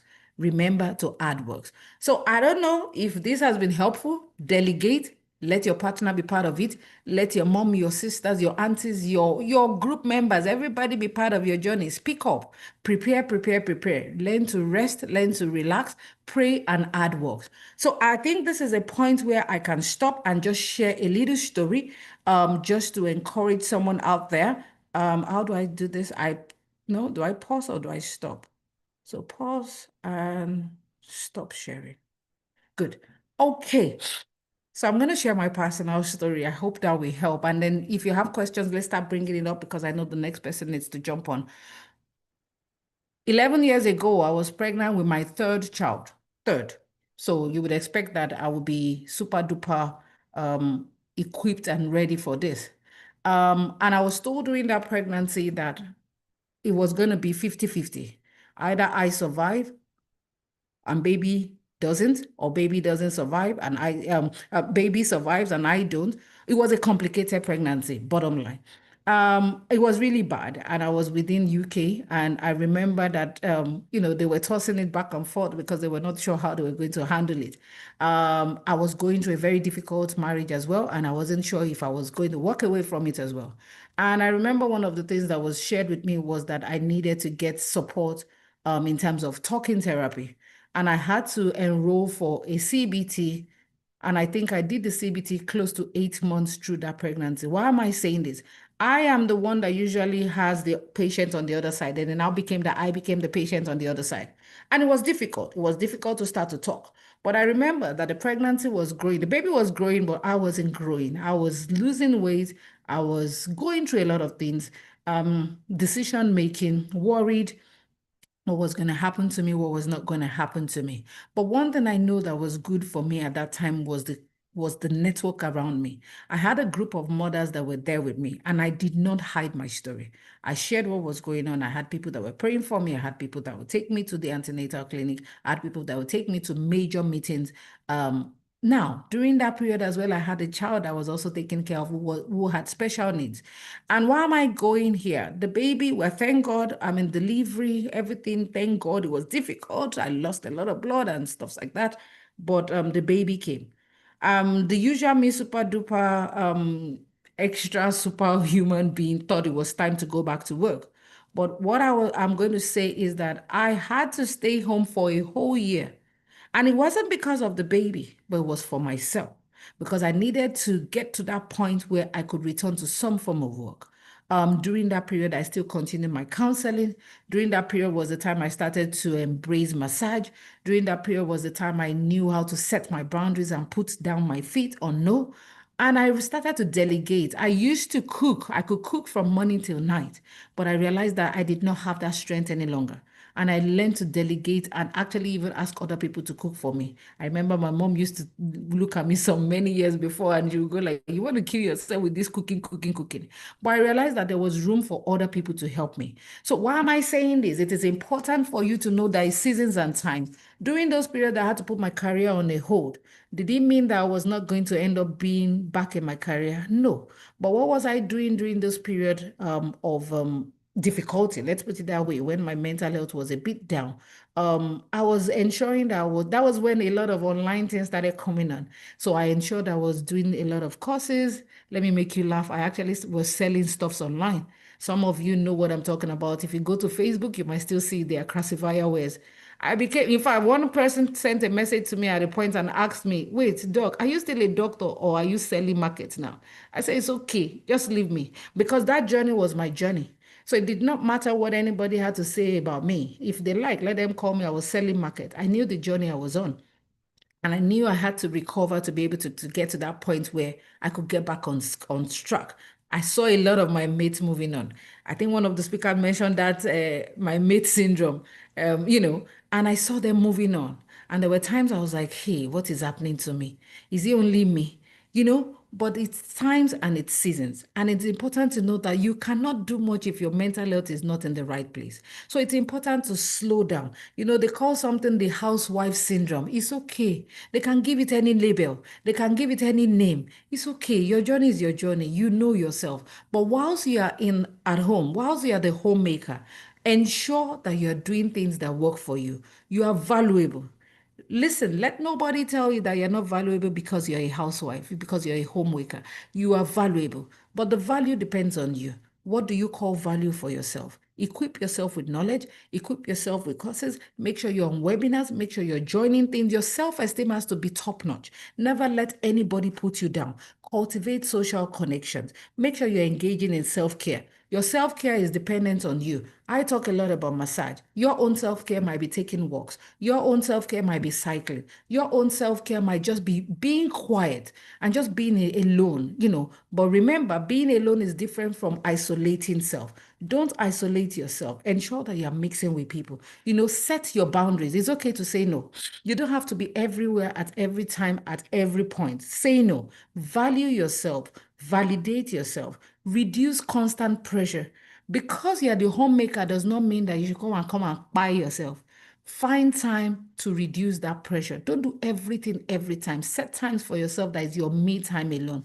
And I hope that helps someone out there today. I think it's time to stop. Thank you for having me.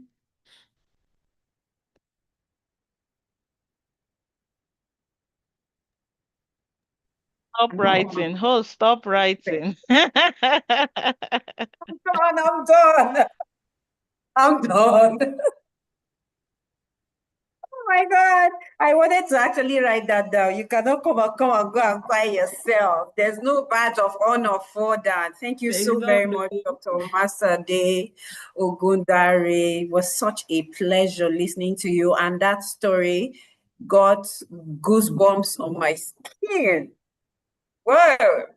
So, having a baby and I have never been able to imagine it, someone having a baby and you're just looking at the baby. So you're the reason why I'm in this sort of pain.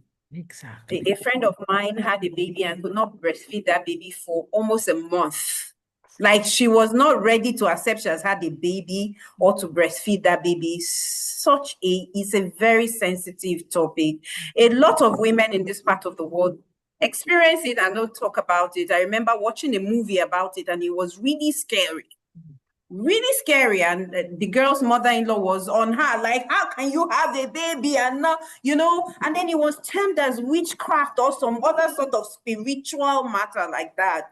So yes, normalize, reduce constant pressure on yourself. Just because you're the homemaker, you're valuable. Don't think that you're not valuable. You're valuable. Increase your self-esteem. Increase that one. Resonates with me so much. I remember after working in the back for years, at some point I felt stagnated and I needed to just increase my self-esteem because my self-esteem actually nosedived. So just because you're the homemaker does not mean you're not valuable. Do not isolate yourself. By all means necessary, set boundaries. Thank you so much, Dr. Masade. I don't want to get pregnant again, by the way. Yes. Thank you for this. No, but it's so No, interesting. What I usually say is you are better off now because you have the knowledge. I wish I know a lot of the things I know now. You are better off and doctor, you'll be a better mom because you know doctor, better. please. Yes, so if it So is, yes, if you it heard, is, doctor, you are better off now.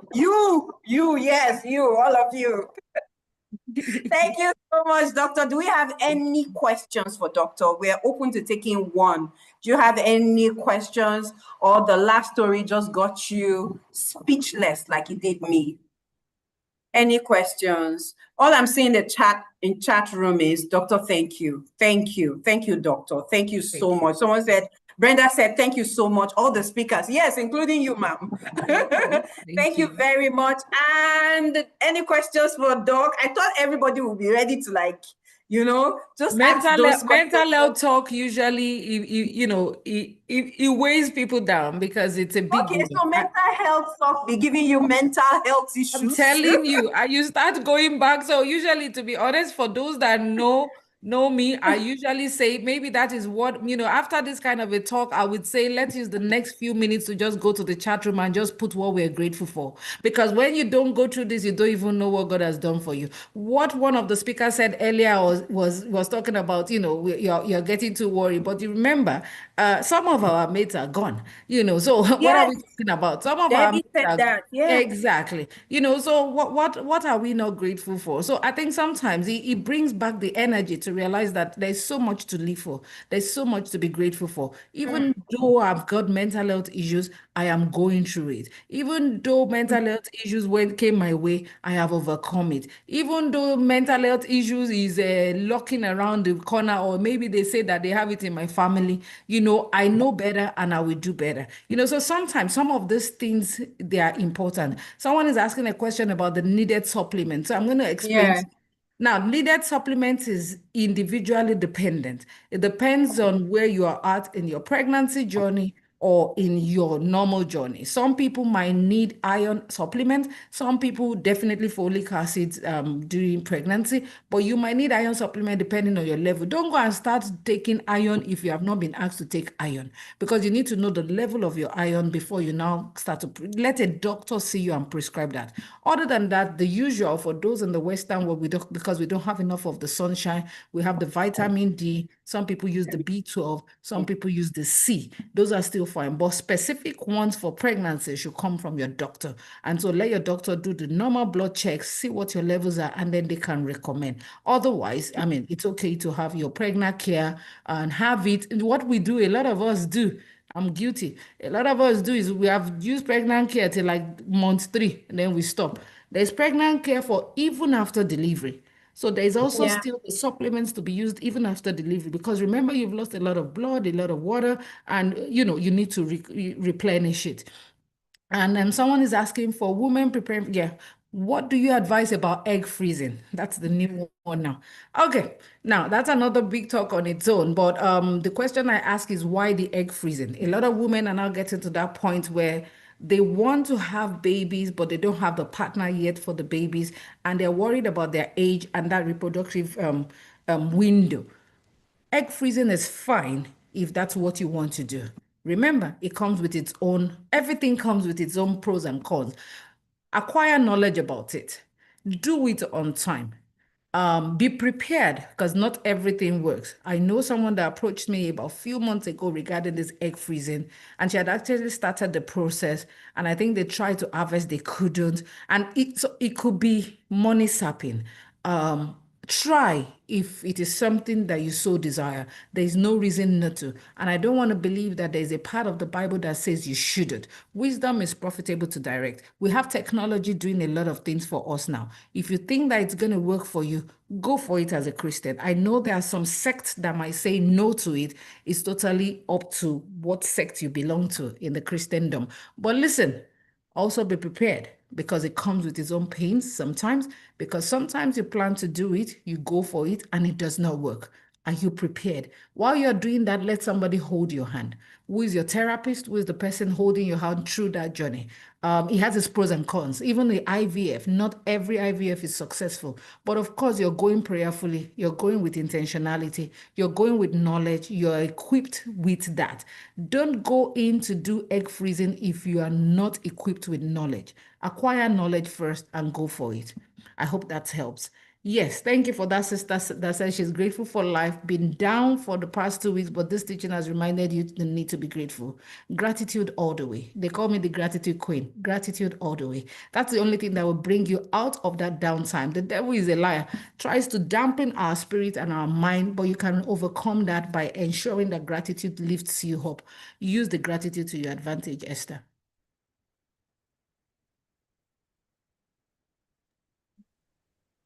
Thank you, Doctor. Thank you so much. And like Doctor said, please put in the chat room what you're grateful for. I've been typing mine for the past few seconds. So please put in the chat box, what are you most grateful for? Thank you so much, Dr. Masade, again and again.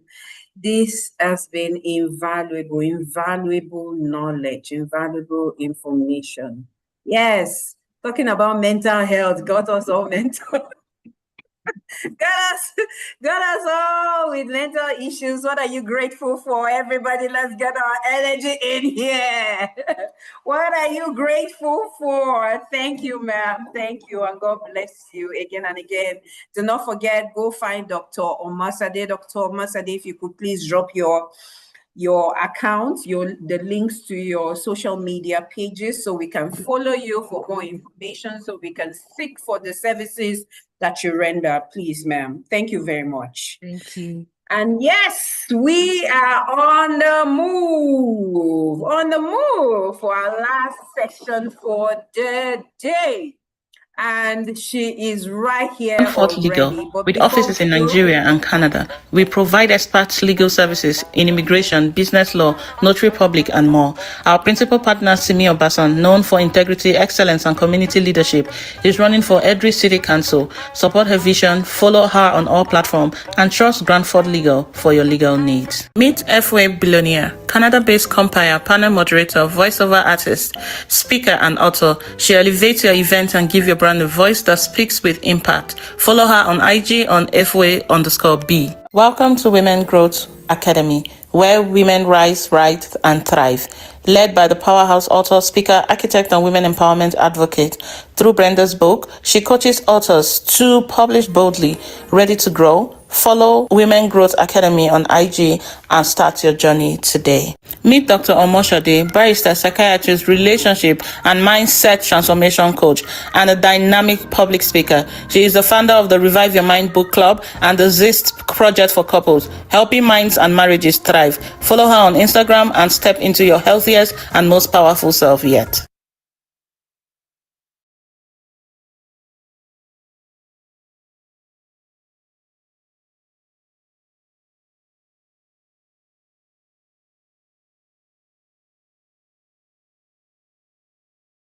Welcome to the Thriving Mom Network, where motherhood meets empowerment, purpose, and joy. We believe every mom deserves more than survival mode. Our mission is to support mothers in finding balance between motherhood, personal growth.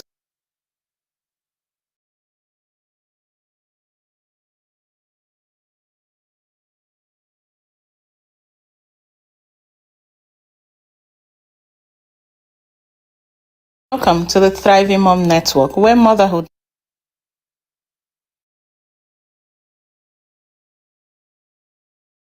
Welcome to the Thriving Mom Network, where motherhood meets empowerment, purpose, and joy.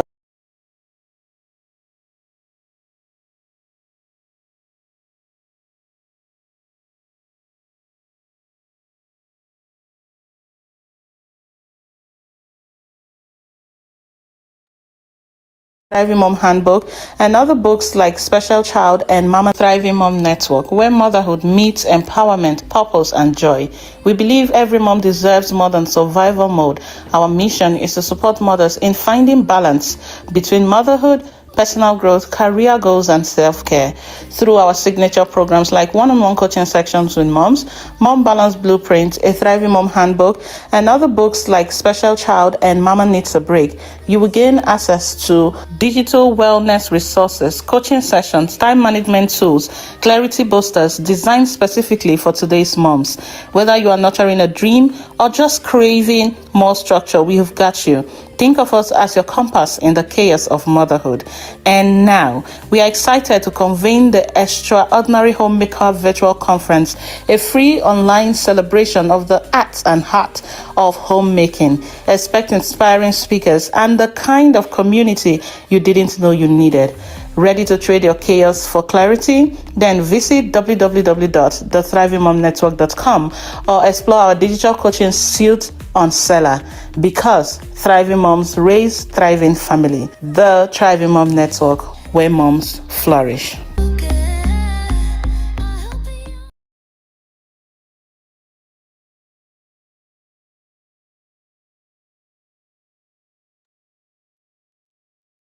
Everyone, at this point, I just want to take a few minutes to, before we get in our next speaker, to say a very huge thank you to all of you for staying engaging, and especially for our host who has kept us fired up and who has has just made sure that the flow of this event has just been so smooth. Like I am so grateful. My spirit is so elated right now. I want to also thank all the team members that are actively working behind the scenes on the scene to make sure that this event is going as smoothly as possible. And I cannot even begin to thank our speakers enough. Joining in early, being prepared, engaging in different sessions, and your overall presence have just made this all so much more beautiful. Thank you for taking the preparation for this very event too personal. I would say too personal. I have said it and I will keep saying it, that it is my village that holds me up. It is my village that survives me. I do not go into a group, a meeting, an event without the plan of building my community with one more village member. And if you have noticed anything from all the speakers today, it is the same resounding instruction: build your village. Whether you want to have a great work life balance, build your village. Whether you want to have a great mental health, build your village. Whether you want to ditch ageism and the stereotype, build your village. Whatever you want to do, whatever you are interested in, whether you want to take up spaces, build your village. Like one of the participants asked in the comment section, what do we do with all the issues we are hearing? That is what sets you apart. That what kind of meetings are you going to first, right? I know that you can see any kind of people anywhere, even in the church, you can still see Chris people, even in anywhere, you can meet anywhere. But are you intentional about the circle that you find yourself per time? There is the possibility that you meet a mad person in church, but there's also a 90% chance that the madman that is in church is a madman that wants to be cured, a madman that is looking for a way to be better. So even though you will still meet people who will have issues in no matter the circle you find yourself, but you will still also meet people who know that they are mad and are trying to grow. So there must be something you will pick. I have always said that I am a perpetual learner. I want to learn, and as I'm dying, I am still learning. Oh, because of course we'll learn about death when we are dying, right? So I want to still be learning. So in every circle that I've put myself, the first thing I put in mind is that these women here or these people in this circle are people that have a particular kind of value. They are people that have a particular kind of interest that I also have. That is why we have found ourselves in this same circle. Be intentional about building your village because it is my village that has actually brought me here today. It is my village that has made this possible. The caliber of speakers that you have here, the host have been saying, follow them. Follow them. Follow them if you're really intentional about your growth. Follow them. The caliber of speakers that are here today, I could never have been able to have access with them if I have access to them, if I have not intentionally put myself in rooms that allowed me to meet them. Most of these rooms have cost me money, cost me time, cost me energy, because people do not just want to connect with nonsense too. One of our speakers said, while you're building your village, also remember that you too must give something to your villagers. You too must be a villager to somebody, right? So these communities have cost me stuff too. But I will pay those prices over and over again to build the kind of network and network that I have had in social currency. So please, as you are here, be as intentional as you can be about these meetings, about this connection that you're building today. Chat somebody up, whether from YouTube, whether here on Zoom, chat somebody up and say, hey, I see that you're here, you're interested in this, and start building your circle, your purpose circle, the circle that you will grow and thrive with. I am seeing I think our speaker is ready. Is she trying to share her her I'm seeing whole network.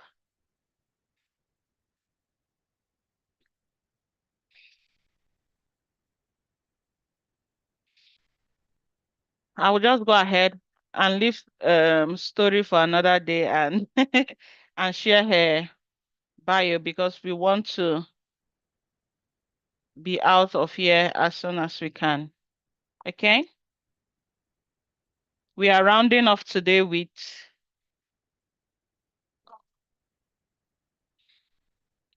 Dr. Ezine, and we are closing with the same fire we started with.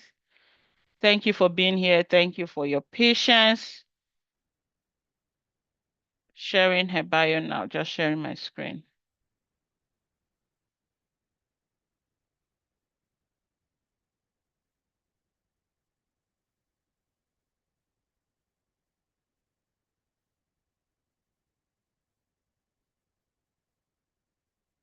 Dr. Ezinne Okulehi is a globally recognized visionary leadership coach, personal reinvention strategist, and transformational catalyst dedicated to helping individuals and organizations evolve into their highest expression.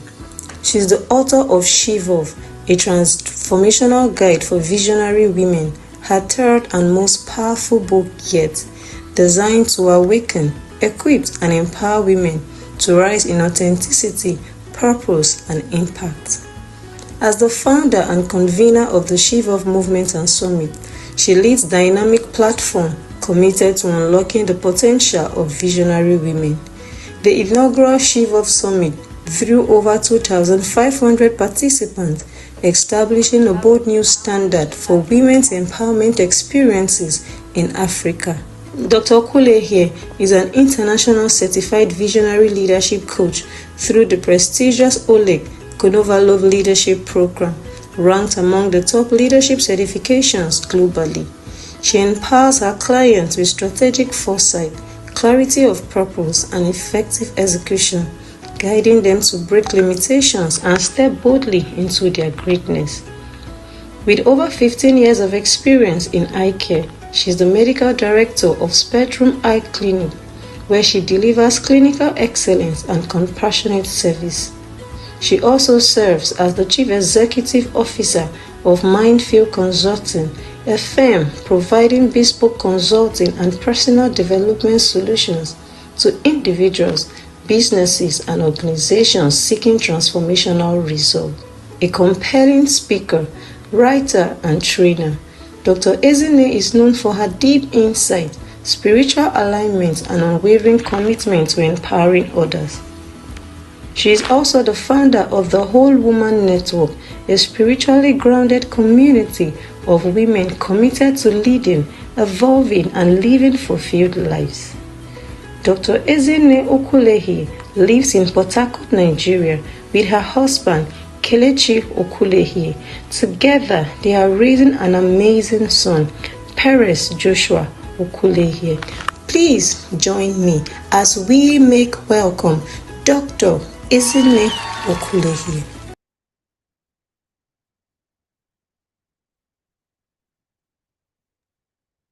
My God is here. So when you hear that statement that says, a lot of people always say, oh, okay, when you rise up, the devil goes, she's awake. All right. Yeah. Dr. Ezinne is here. If you have Yes, ever listened to Dr. Ezinne speak, your life will take a 360-degree turn. Trust me. Tonight, Dr. Ezinne is here. She has flown over many hurdles, many rivers, and climbed several mountains just to be here for us tonight. The least that you can do is pay with your attention. Dr. Ezinne is going to be talking to us about faith, surrender, and science, finding meaning in the wait. But before she goes on, did you notice that she's one very fine, tall woman? Wait till you listen to her. She's not just fine, she's super smart. Dr. Ezinne, it's so good to have you here tonight. Thank you. Thank you so much. Good evening. Let me know if you can hear me. Yes, loud and clear. What's your name again? I remember you in our last meeting. Tell me your name. Just try. Just try. Yeah, My okay. name is Joy Eshimokai. Yes. Expo from the Zoom call. Joy. Yes. Great to meet you again, Joy, and great Good to to meet see you, every Dr. single person Ezinne. in this call. I'll go through randomly, just call out a few people. Hello, Debbie. Hi, Dr. Masade. Hello, Joan, Michelle, Rispar, Rita, Sylvia, all of you. Please, if I didn't call your name, just know that I was just randomly calling just so that we know that it's one house. Good evening, everyone. And my apologies. Like she said, I have I have flown different rivers to be here this evening, but thank God finally I am here. I wouldn't waste your time as we have gone too far. I may not even stay as long as I should. We'll just hit it and then we'll get going. I want to also appreciate other speakers who have spoken before me. I'm sure that you have been having a wonderful time. Let me know if you've been having an awesome time today, if your mind has been blown, if your paradigm has been shifted, if you truly appreciate the speakers that have come before me, please celebrate them with the chat. I also want you to, while celebrating them, especially celebrate and really honor the vision behind this movement, which is Olivia, Tech Mom Olivia. She stroke her. Just in case you're confused, she's not a table, she's not a wood, she's not confused about her gender, she's not having identity crisis. She is she, her, Tech Mom Olivia. Please appreciate her. She's doing such an awesome work. Well done and well done and well done. And thank you again for having me here. When somebody invites you twice to their platform, it means that you did something right the first time. So I want to thank you for honoring me again with your platform. And today we are discussing something that is very, very, very, very dear to my heart, because I wouldn't just be speaking Christianese. I wouldn't just be speaking something I read from Google. I wouldn't just be speaking something I Googled and used AI intelligence to get. I'm not going to speak it from something I learned like was outsourced. I'm going to be speaking from my own personal experience. And I think I'll just go the storytelling way. You know, let's just be relaxed, right? And we are here to learn, we are here to grow, we are here to evolve, and we are here to get better. And so I'm speaking today on science, how did you put it? I just put it around the science of the weights. That's the way I put it. Understanding, you know, everything about the season of the waiting season, the science behind it, the spirituality behind it. In fact, everything about the waiting season. So I recoined another subtopic under your topic, if you allow me to, Olivia, and I tagged it understanding and leveraging a waiting season. And so I would like to let all of you know that if there's I don't think anybody here, okay, let me know, just put your hand, if you've ever waited for something, if you've ever waited for something and you're wondering like, is my own the worst? When will this thing come? Like, I'm talking about if you've ever waited 10 years ago, 15 years ago, 20 years ago, 25 years ago, please, I want to see your hand up, just use the hand up button. You can just use the chat box. And if I think you should use the chat box, just say yes, yes, yes, yes, yes. Just tell me yes. If you ever waited for anything, you know what I mean? Waited for a result, waited for a baby, waited for anything. You've ever waited for anything in your life as a woman, you have never waited for anything. Please put no, so that I'll know who I'm talking to. Just put no. Somebody say, I'm waiting even now. Well done, well done. And that's from Chinyere. So is there any no, no, no? So what that means is that when it comes to waiting, it is not a case of will it happen, it's a case of when.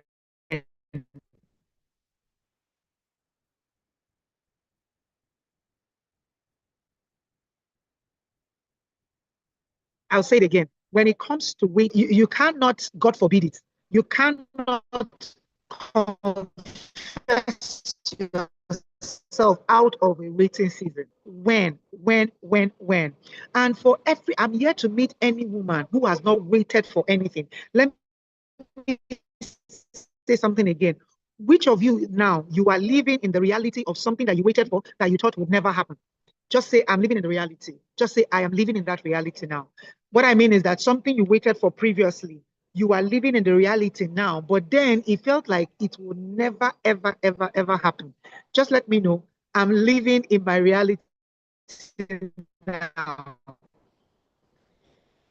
Somebody said, I am living, thank you. And to have 2 or 3 more that you waited for something and you're presently living, I love it. Now, which of you, we're getting somewhere, who said that you're living in the reality now?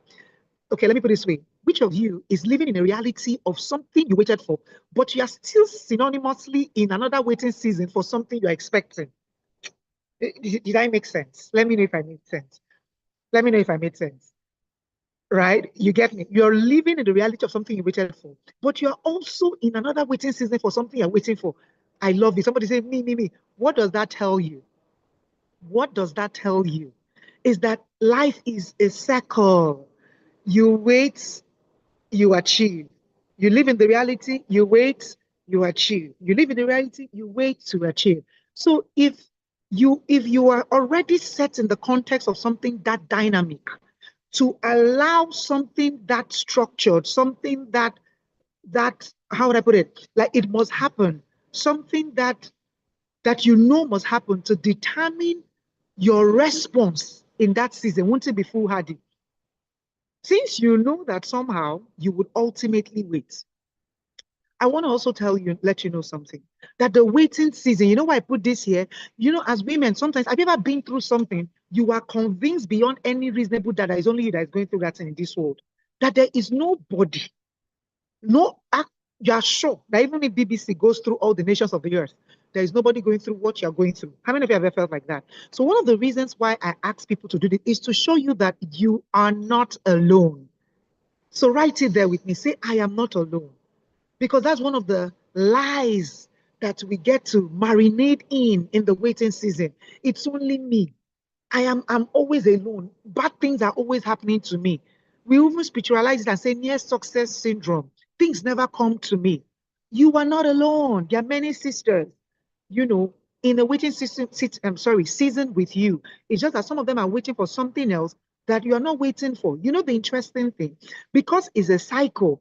Sometimes it's just like a woman. Have you ever seen a woman who is 3 months pregnant, now crying and saying, I'm alone, when she sees another woman carrying her baby?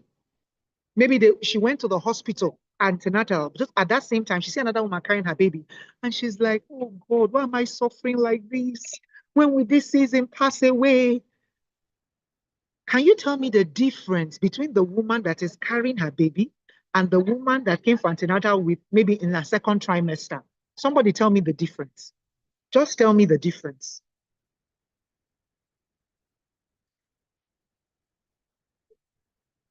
Don't worry. Don't worry. You're in the right place. Thank you. Who is that person? Joy. You go to heaven. Time. Is it Joy that wrote time? Somebody said, somebody wrote time and season. Okay, that was Esther. Time and seasons. Time and seasons. And I know that this is not an overly spiritual gathering, but I am a person of faith. And most of my coaching methodologies come from the Bible, right? And the Bible said something. It said, as long as earth remains, that seed time and harvest time will never cease. There is a season to everything. There is a season to everything. But guess what? You see that person who is with a 3-month-old baby, that person that is maybe in her second trimester can circumvent herself out of manifesting the dividends of that season if she doesn't manage that season properly. Do you get me? What I mean is that the person can abort that season if she does not handle the tools, the wherewithal to manage that season properly. She would never come out on the other side. And one of the meaning of seasons, interestingly, guess what? The Greek word is called season, meaning to sow.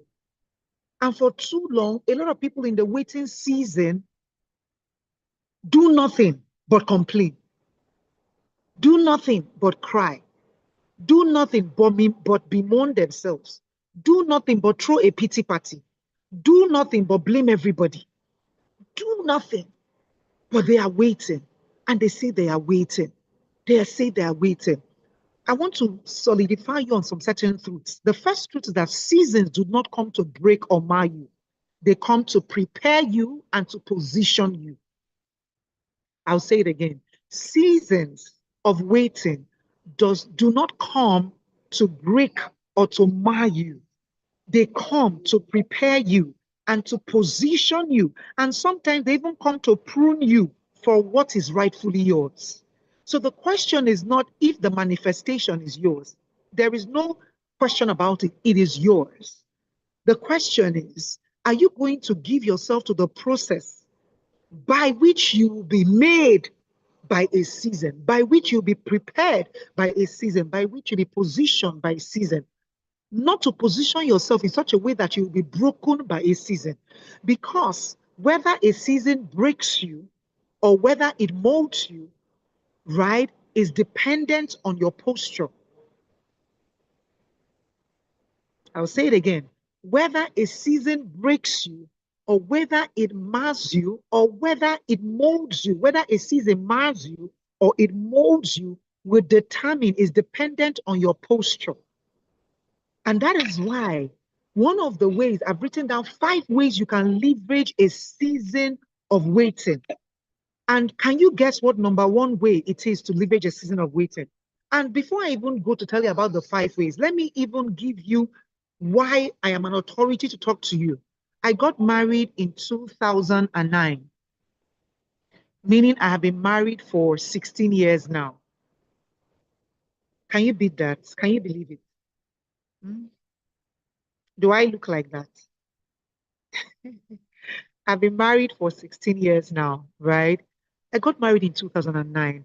And when I got married, I was like, don't worry, we'll use the first year to really enjoy ourselves so that after the first year, we would have babies. You know, that kind of, let's know ourselves, let's enjoy ourselves. But I wasn't actually actively doing anything, taking any pill, you know, or any structured plan so that I couldn't conceive. But like a joke, the first year went by fine, okay. Second year, and I started actively trying to conceive. And guess what, my sisters? I didn't see the second year. I'm like, okay. Let's just, we're going to see the doctor in the 3rd year. Doctor asks you those questions, go for consultation. 3rd year went by, I didn't see, and I didn't get pregnant. 4th year went by, I didn't get pregnant. 5th year went by, I didn't get pregnant. 7th year went by, I didn't get pregnant. 8th year, I conceived.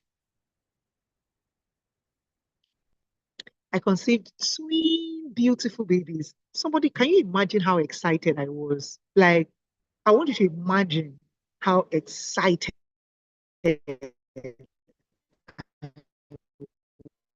was. I want you to just think about, nothing can speak to how excited and how happy I was. And so I was buying baby things, ordering for things online, you know, sending my sister-in-law things I brought to shop for me. I was so happy getting the baby room right in order. And then on the 27th week, strategy struck. I started leaking amniotic fluid. And that was the beginning of one of the worst seasons of my life. So let me tell you, I was in a season, a waiting season. Then I had another season that was inside that season. Like the season was an onion. I don't know if you understand. And so it began one of the most terrible seasons of my life.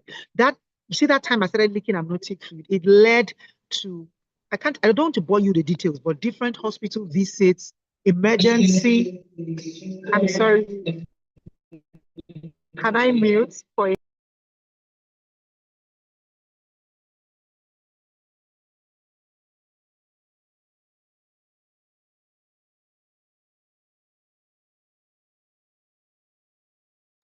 Okay, please, my apologies. In case you heard that. Olivia, did you hear that? Yeah, Did you hear it? thank you so So much, let me doctor. You are at the airport. Thank you, ma'am. Thank Exactly. you. So I just landed from a trip and I had to find somewhere at the airport so that I can do this. My flight was delayed and I'm here. That's because you are important to me and this message is important. And so that whole thing, emergencies, hospitals, invading if you're a woman here and you've ever visited the O&G, you know that they invade privacy like mad, you know, and so I got into an emergency C-section. After the C-section, I lost both babies at 27 weeks. I lost both babies. My liver, my kidneys I was fighting for my life. My kidneys were failing out after the surgery. I was in a hospital. Everything wrong. I want you to just imagine, like, just think about, and they didn't tell me. I was in the room, they didn't tell me. They said, don't worry, the babies are in the incubator because they wanted me. My blood pressure was flying over the roof. But as a mother, you will know. So I knew that something was wrong. And so babies I waited 8 years for disappeared. So I was now waiting in a waiting season, you know. So I now started waiting for healing in a waiting season for children. Like, I don't know if you get what I mean. And so when that happened, it went again the 9th year, you know, the 10th year. So I'm going to be showing you strategies, what I used in my waiting season, because my waiting season wasn't just waiting. It was also, don't worry, I'll share with you 5 strategies, 5 powerful strategies and principles. Actually, let me put them this way. There are 5 key markers. 5 key markers, so you don't forget, of a waiting season. And I'm sharing them from my own experience, what I did, how I navigated my own waiting season. Number one key marker of a waiting season, and if you will get out of it quickly, or if you will stay there longer than necessary, number one is posture. Number one is posture, the posture that you take, and I will explain. I'll read them out, then I'll start breaking them down. Number two is, I call them the 5 Ps. If you know me, you know that I love to put things so that you won't forget. So I call them the 5 Ps, 5 Ps of a waiting season. Number one is posture. Number two is perspective. Number three is position. Number four is power. And number 6 is purpose. I'll come again. You have posture at number 1, perspective at number 2, position at number 3, power at number 4, purpose at number 5. Let me know if you got that. And somebody can actually put that out in the, thank you so much. I'm seeing your, empathy. Thank you. You can put that exactly. So you have posture, you have perspective, you have position, you have power, you have purpose. Now I will break it down. Number 1, posture. The number 1 way to leverage a season of waiting is, number 1, is actually not to wait. Do not wait in a season of waiting. That's the number 1 thing.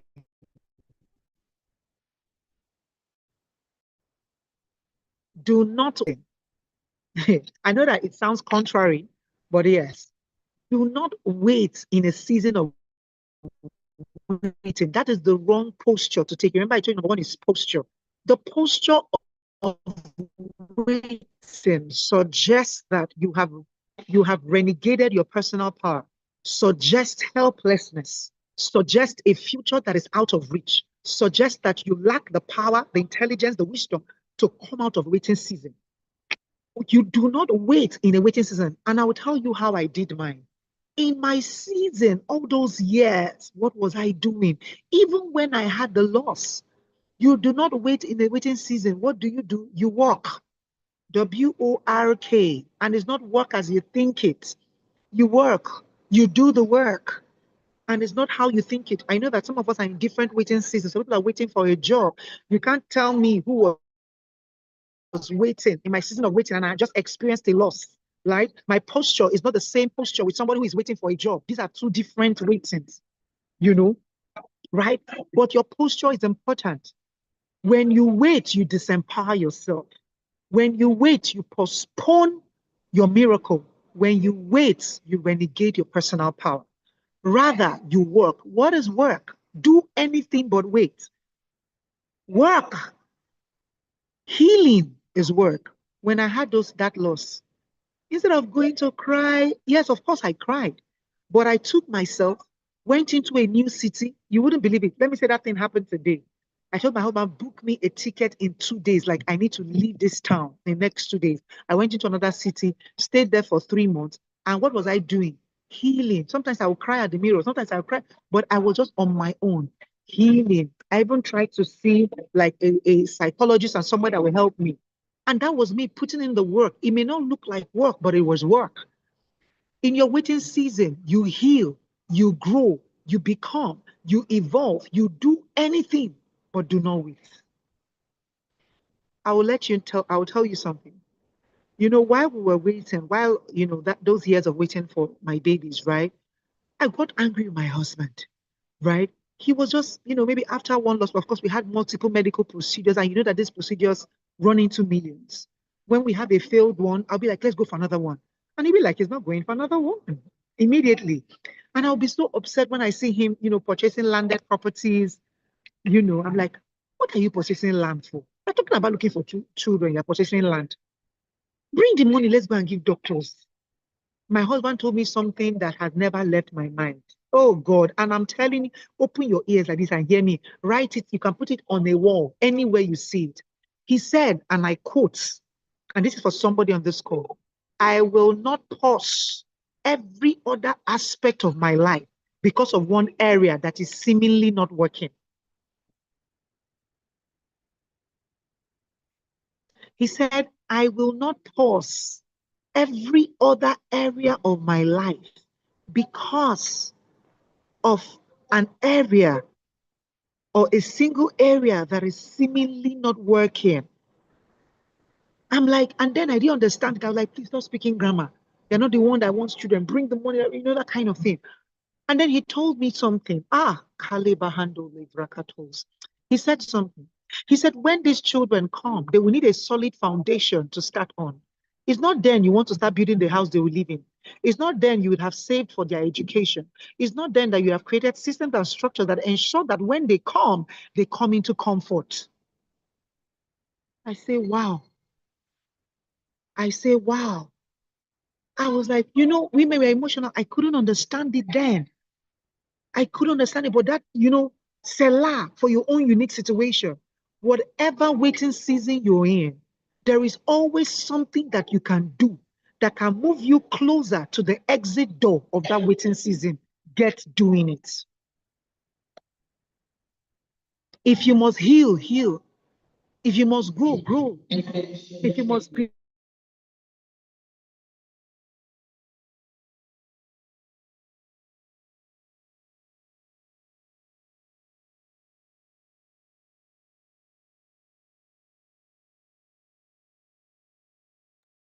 whatever you must do, but do the work.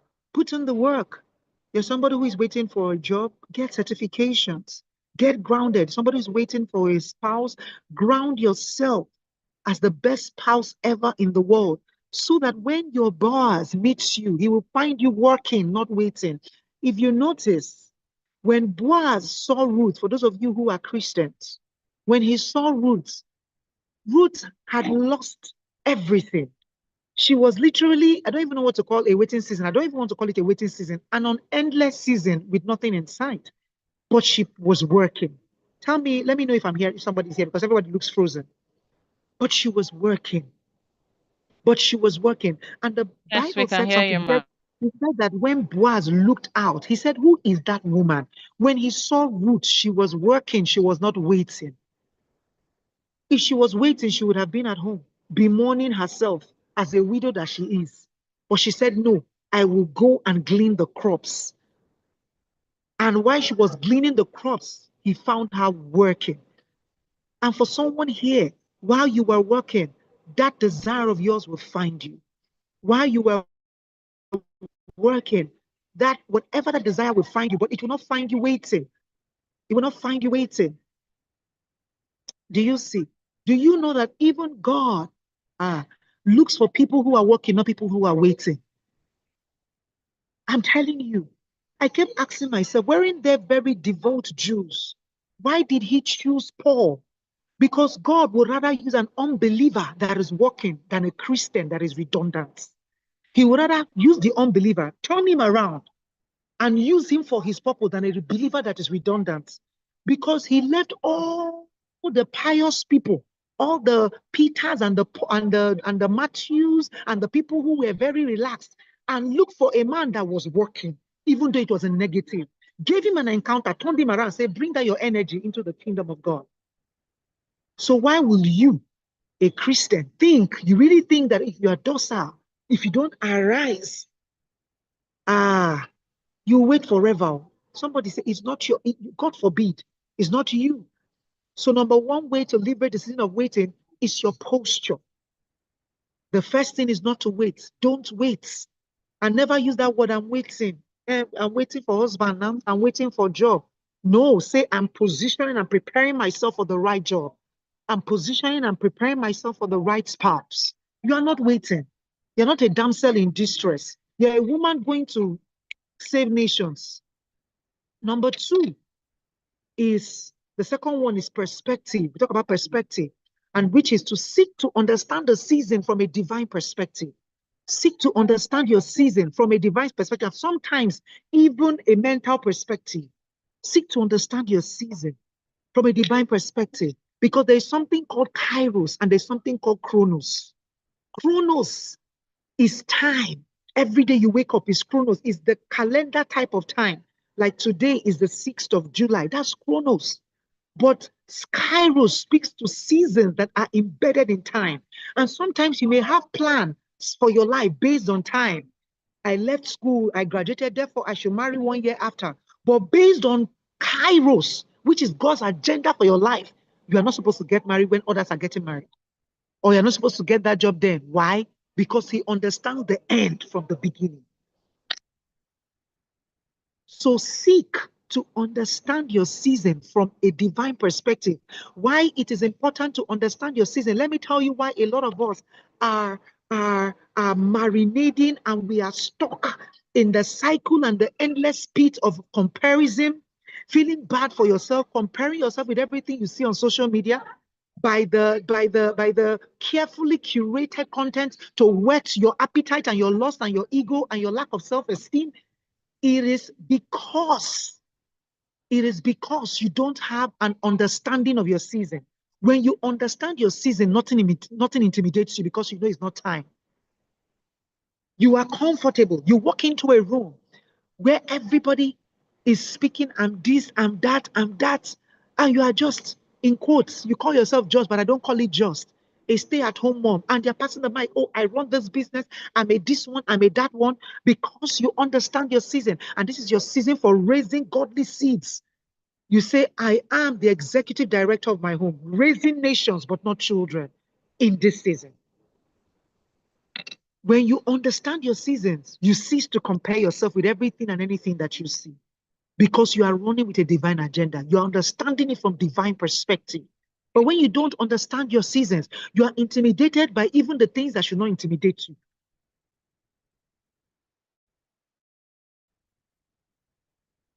Seek to understand your season from a divine perspective. If God gave you a blueprint for your life, let me ask somebody here. Maybe you came out of school and God told you the first 5 years of school, you're not going to get married. You came out of school at 24. Let me say you get married at 30. You have all your children before 40. I'm just saying, right? You have your masters at this, but at the end of your life, you're going to sit as the director or whatever of United Nations, maybe when you are 45.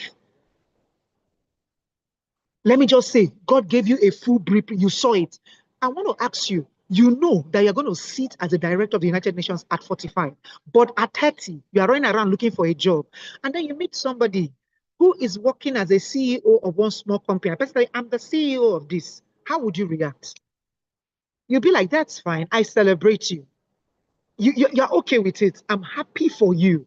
But because you know what's coming, you have an understanding, you are not shaken. Your identity is intact. You're not asking yourself, I'm now only me wakako. You're not asking yourself such silly questions. Because you know the end. That is why you must seek to understand your season from a divine perspective. Let me tell you what a waiting season, the number one thing a waiting season attacks, especially in the life of a woman, is not your money, is not your reputation, it's your identity.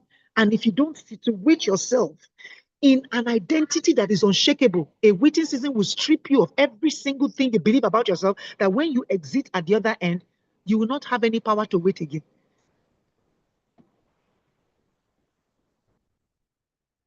You must know you for you. Not what social media told you, not what your mother told you. Some of you, the waiting season you're in, something is telling you, they told you in this life that you never amount to anything. Just look at my life now. That's why I'm not amounting to anything. It is your identity. Because every woman, most of us will always face what I call a disruption in our lives. Sometimes it's moving to a new country. Sometimes it's a loss of a baby like I did. Sometimes it's the heartbreak of a relationship that you have stewarded for years. And the man just wakes up and says, I'm marrying somebody else. Sometimes it's even a friendship breakup. But we all go through disruptions in our lives. It's inevitable. As a woman, as a human being, you must go through disruptions. But the question is, how do you steward the disruption? Because whenever there is a disruption, it's not an invitation. It's not a suggestion to destroy you. It is an invitation to revolt and to evolve. I will say it again. Whenever there is a disruption is an invitation. A disruption to your life as it's going is an invitation to revolt and to evolve. You're going to ask me, what are you revolting at? You're going to be revolting against the lies that the season you're going through is suggesting to you. You are not the season. You are the one going through the season. It is not you. So don't take on an identity of a season that you should have gone through. You go through a season, you don't become the season.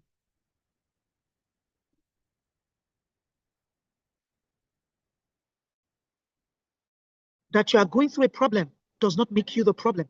And if you're around people or around religious circles that make some funny suggestions and saying it's because you did that, because you did that, because you did that, I want to announce to you, God is not mad at you. He's Abba. He's not mad at you. Because that's one of the lies. When I'm telling you about God's perspective, I'm telling you my own personal story. You know, when I first saw that water, I started thinking, did I miss any tithes? Was there any tithes I missed? I was not calculating. I went, pump up my calculator. Just look at the lie of the devil. Just look at the lie of the devil. I started calculating. Hey, pump, pump, pump. Okay, there's one time. I quickly, I say, I'm not even sure whether I missed the time, but let me come and just sow seed. So that, you know, because I did not understand the season from a divine perspective.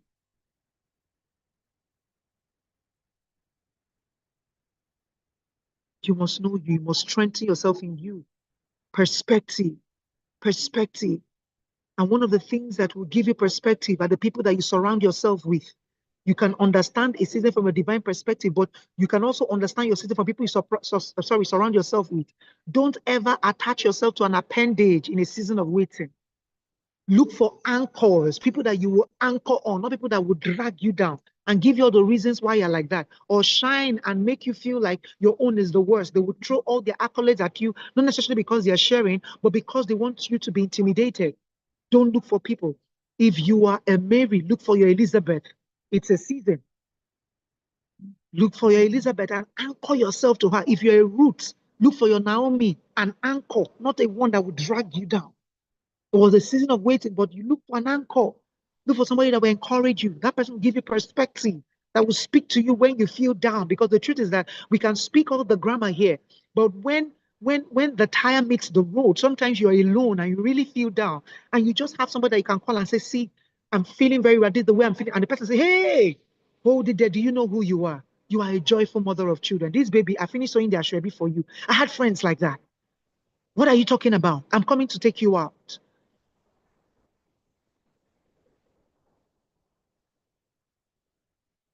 Look for anchors.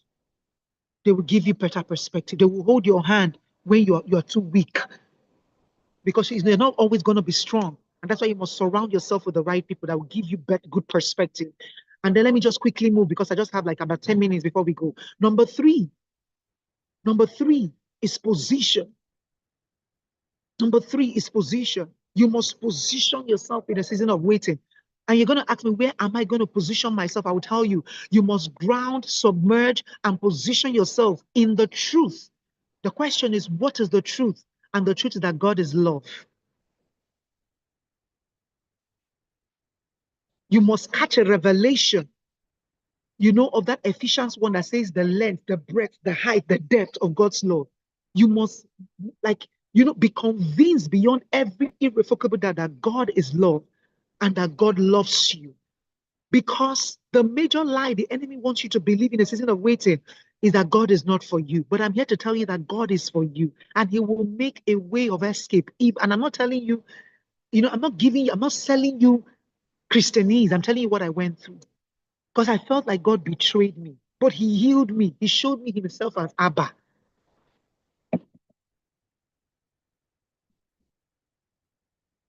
You must ground and submerge yourself in the truth that God is love. God is love. God is love. God is love. God is love. And that he is for you. And when I forgot to say something about perspective, one of the most powerful perspective that can happen to anybody in a season of waiting, or who just went through a disruption, this one liberated me. It did not happen to you.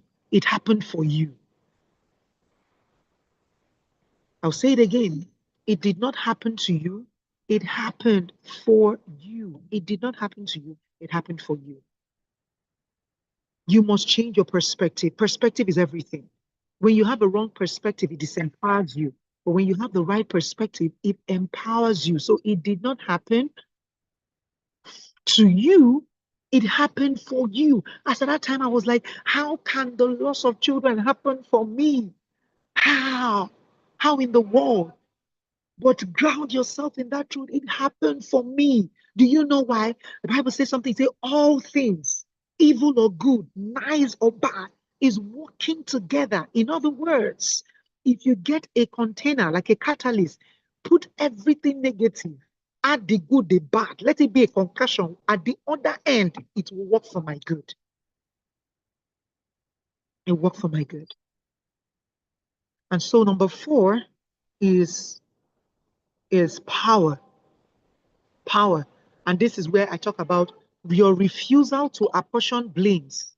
Don't blame anybody. And the number one person we usually blame is yourself, especially yourself. Forgive yourself. Give yourself grace. Stop counting. It's because I wasted that time. See my life now.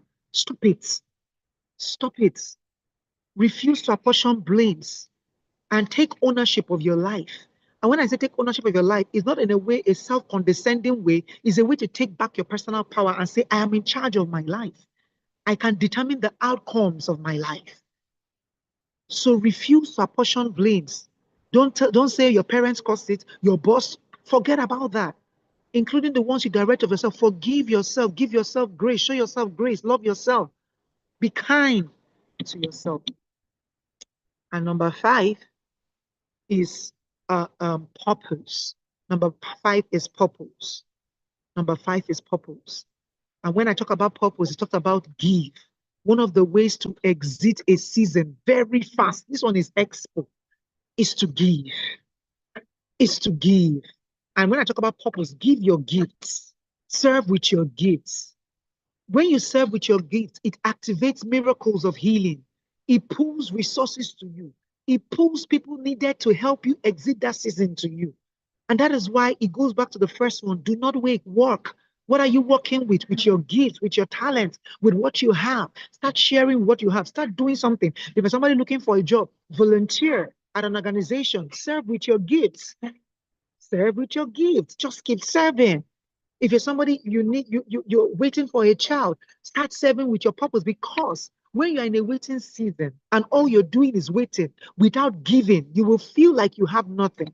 But when you give and somebody says, just imagine and start speaking, someone's like, my God, you blessed me. You feel like your life is actually amounting to something. Do you understand? So make sure that you are giving. Make sure that you are giving. Make sure that you're giving. Make sure that you're giving.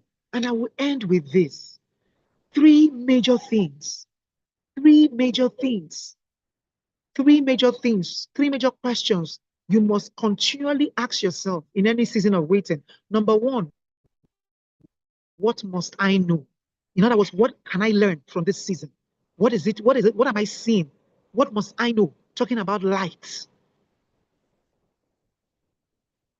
What must I know? Number 2, who must I become?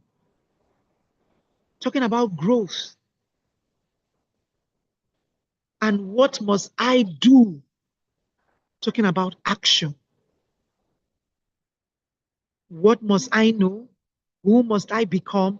What must I do? Because, hear me with 10 ears, there is something you must know that would help you exit a season faster. If you don't know it, you will stay in that season longer than necessary. I put it this way, that the quality and the quantity of light you assess and your ability to move in the direction of that light will determine if you will remain in a season longer than necessary or exit it faster. So you must know something. Who you must become. Who must I be so that I can exit this season? Who must I be? And you're not in a hurry to, because sometimes the season is there to make you. Who must I become? And then what must I do? What must I do? Remember, it's I. But I'm here to speak to someone. Do something. When we talk about perspective, science also comes in there. Don't say I'm waiting. What did the doctor say is happening to you? I don't know. I'm believing God. That is a faith, a baseless faith. Do you understand? What must I know includes what the doctor is telling you about what is going on. You must know something. You must know something. In a season also, you want to study your season to understand, is this season happening again? Am I having repeated patterns? And what is my contribution to it? And then you begin to crack it down. But I want to speak to every person here that is going through a waiting season. My prayer for you is not that you exit the season faster than you should. My prayer for you is that you will not stay longer in the season than you should. You get the prayer. You get the prayer. You will not stay longer in a season than you should. Deliverance, miracles are coming your way as you listen to this over and over and over again. I think I should stop here. If you have, I don't know, Olivia, if you want them to ask questions, or we can just call it a wrap so that I can head home. You know, I'm fine. Let me know what stood out for you, and I hope you got value. It is for our host to finish writing and come back. That is the main problem now. You have thrown her into into a place that to drag her out now will be. We need Buzo that look at her hand on it. You do this one, no, doctor is in there. You do this one. God. Oh my God. Joy, I would have loved to help you, but even me cannot help you. So please. Please help me. I cannot.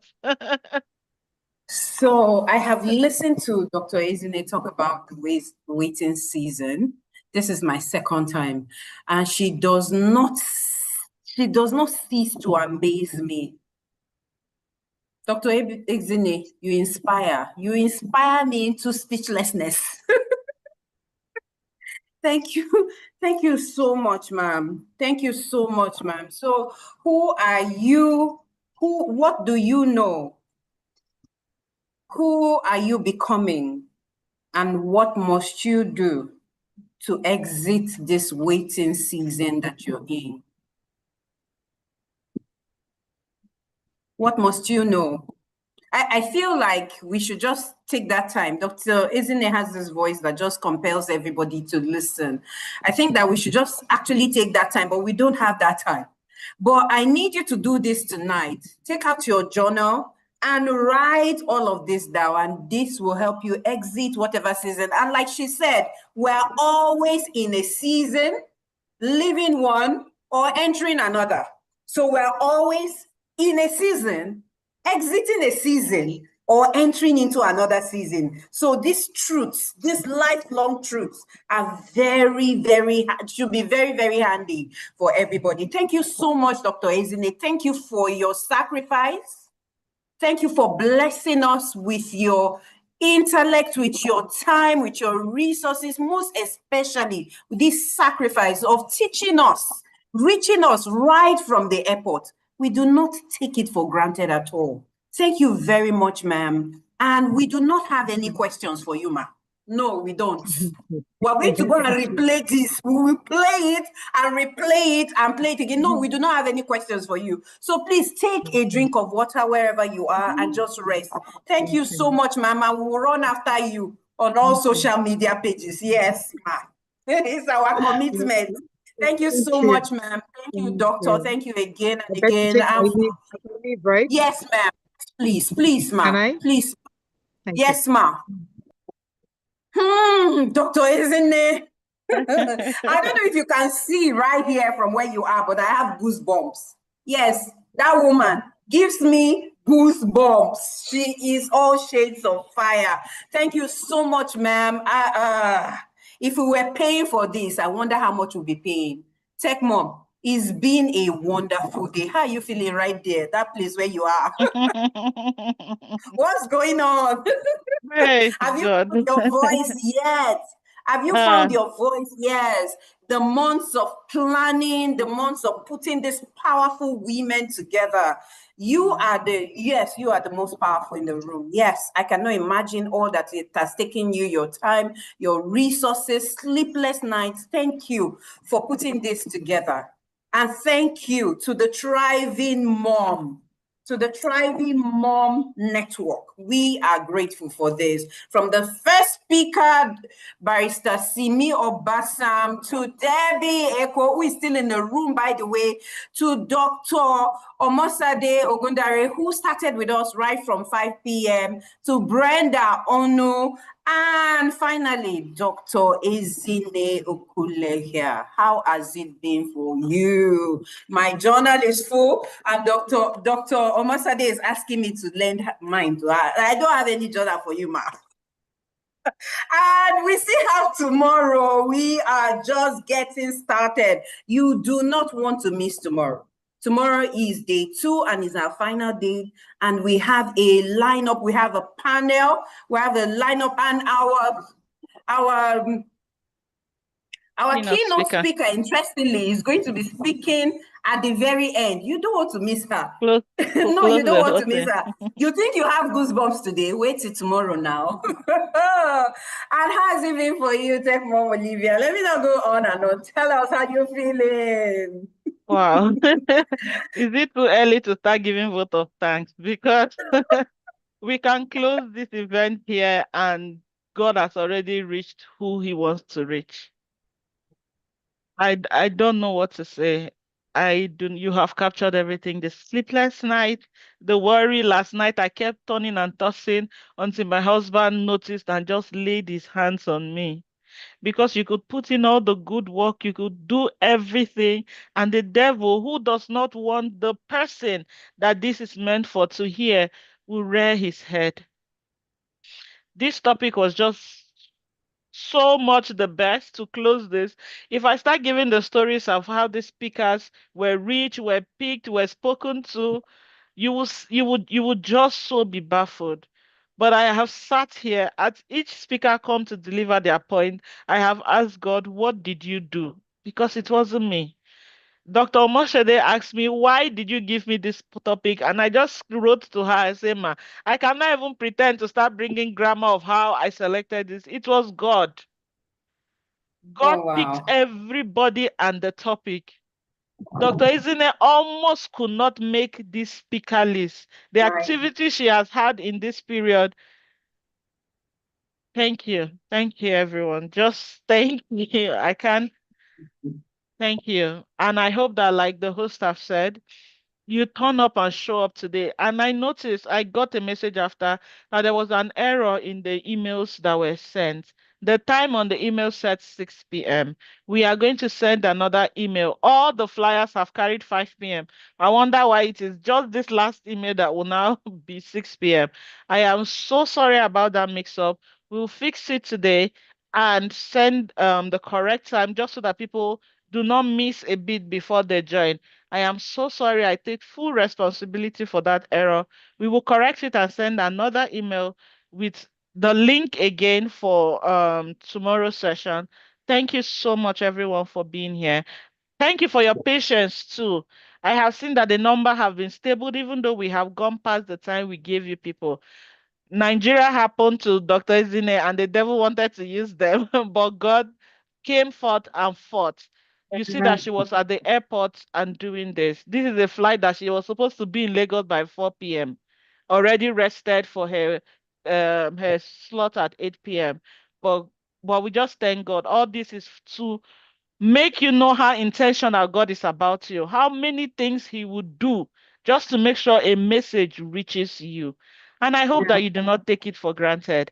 I hope you do not. Everybody that is holding their journal, oh yeah, oh, you people should be doing the 5 wise virgin and we the 5 foolish virgin. No problem. We will repent. Next tomorrow, everybody is coming with two journals. We have wise now. We cannot be foolish twice. Thank you, our host with the most. The Thank you so life much. that you Thank you bring so into much. this. Thank you for always being here for me, for supporting the brand, for loving me the way you do, for giving me your talent and your gifts. Thank you. Thank you so much, my God bless you. Thank you. I will allow you close. And Yes, then we can allow them Heidi. sleep and dream good dreams for tomorrow. Yes, please. And It's tomorrow. Tomorrow is our day Please bring one finale. person. Let me just say that. Bring one person in your pocket. Somebody that was not here today. Drag them and say, "You are my project. You must come to this." And if you can share the rewatch link, that is why we chose YouTube for the live stream, because we know how Meta is not taking down live streams for after 30 days. But it will always be on YouTube. So you can share to this link and then bring one person like your handbag. And when you come tomorrow in the comment section, we will type who we brought, and the person will confirm that true, they dragged me from my bed. Thank you so much. Yes, bring someone while coming tomorrow. And yes, please, we're going to share the replay links. You can go back and watch them. Thank you, Michelle. Thank you, Esther. Thank you, Michelle, again. Yeah. My body is on fire. Really, really. And I'm going to go to bed tonight just ruminating on all that I've heard today. I hope you'll be doing that too.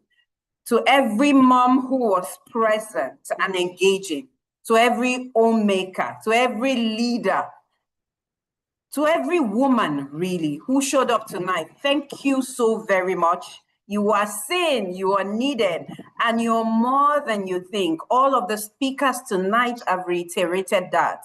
I hope that you keep building that community that will be an appendage, that will not just be an appendage, but an anchor to you. And the Thriving Mom Network is one of those networks you want to find yourself right inside, right?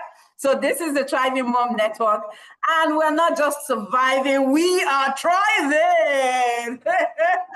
My name is Joy Eshimokai. I am a public speaking coach.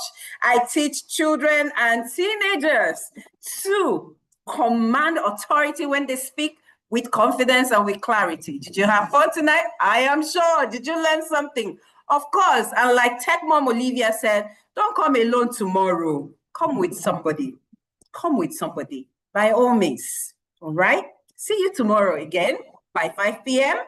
See you. Good night. And I hope you got value. Bye.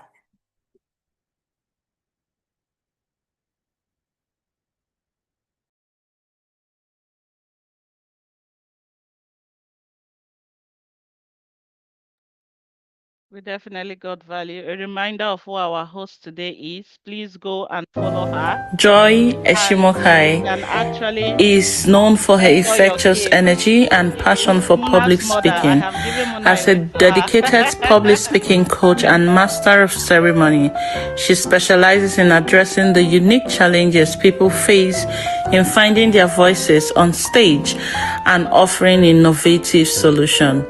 With over 5 years of experience in Toastmaster International, she has earned certifications in competent communication, competent leadership, and presentation mastery.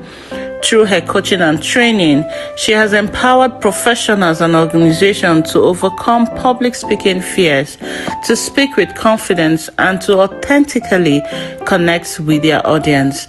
As authors of 2 books, Finding Joy and Finding Your Voice, along with 3 other ebooks which focuses on building confidence and overcoming the fear of public speaking, she provides valuable resources for personal and professional growth. She is the convener of the Speak Out Bootcamp for teens and preteens. With a skill for captivating audience and creating memorable experiences, she is dedicated to inspiring and motivating others. Through speaking engagements and events, Joy has shown a proven ability to command attention and connect with diverse audience.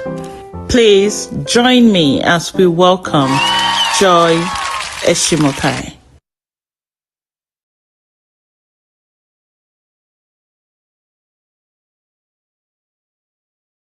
And with that, day one has come to an end.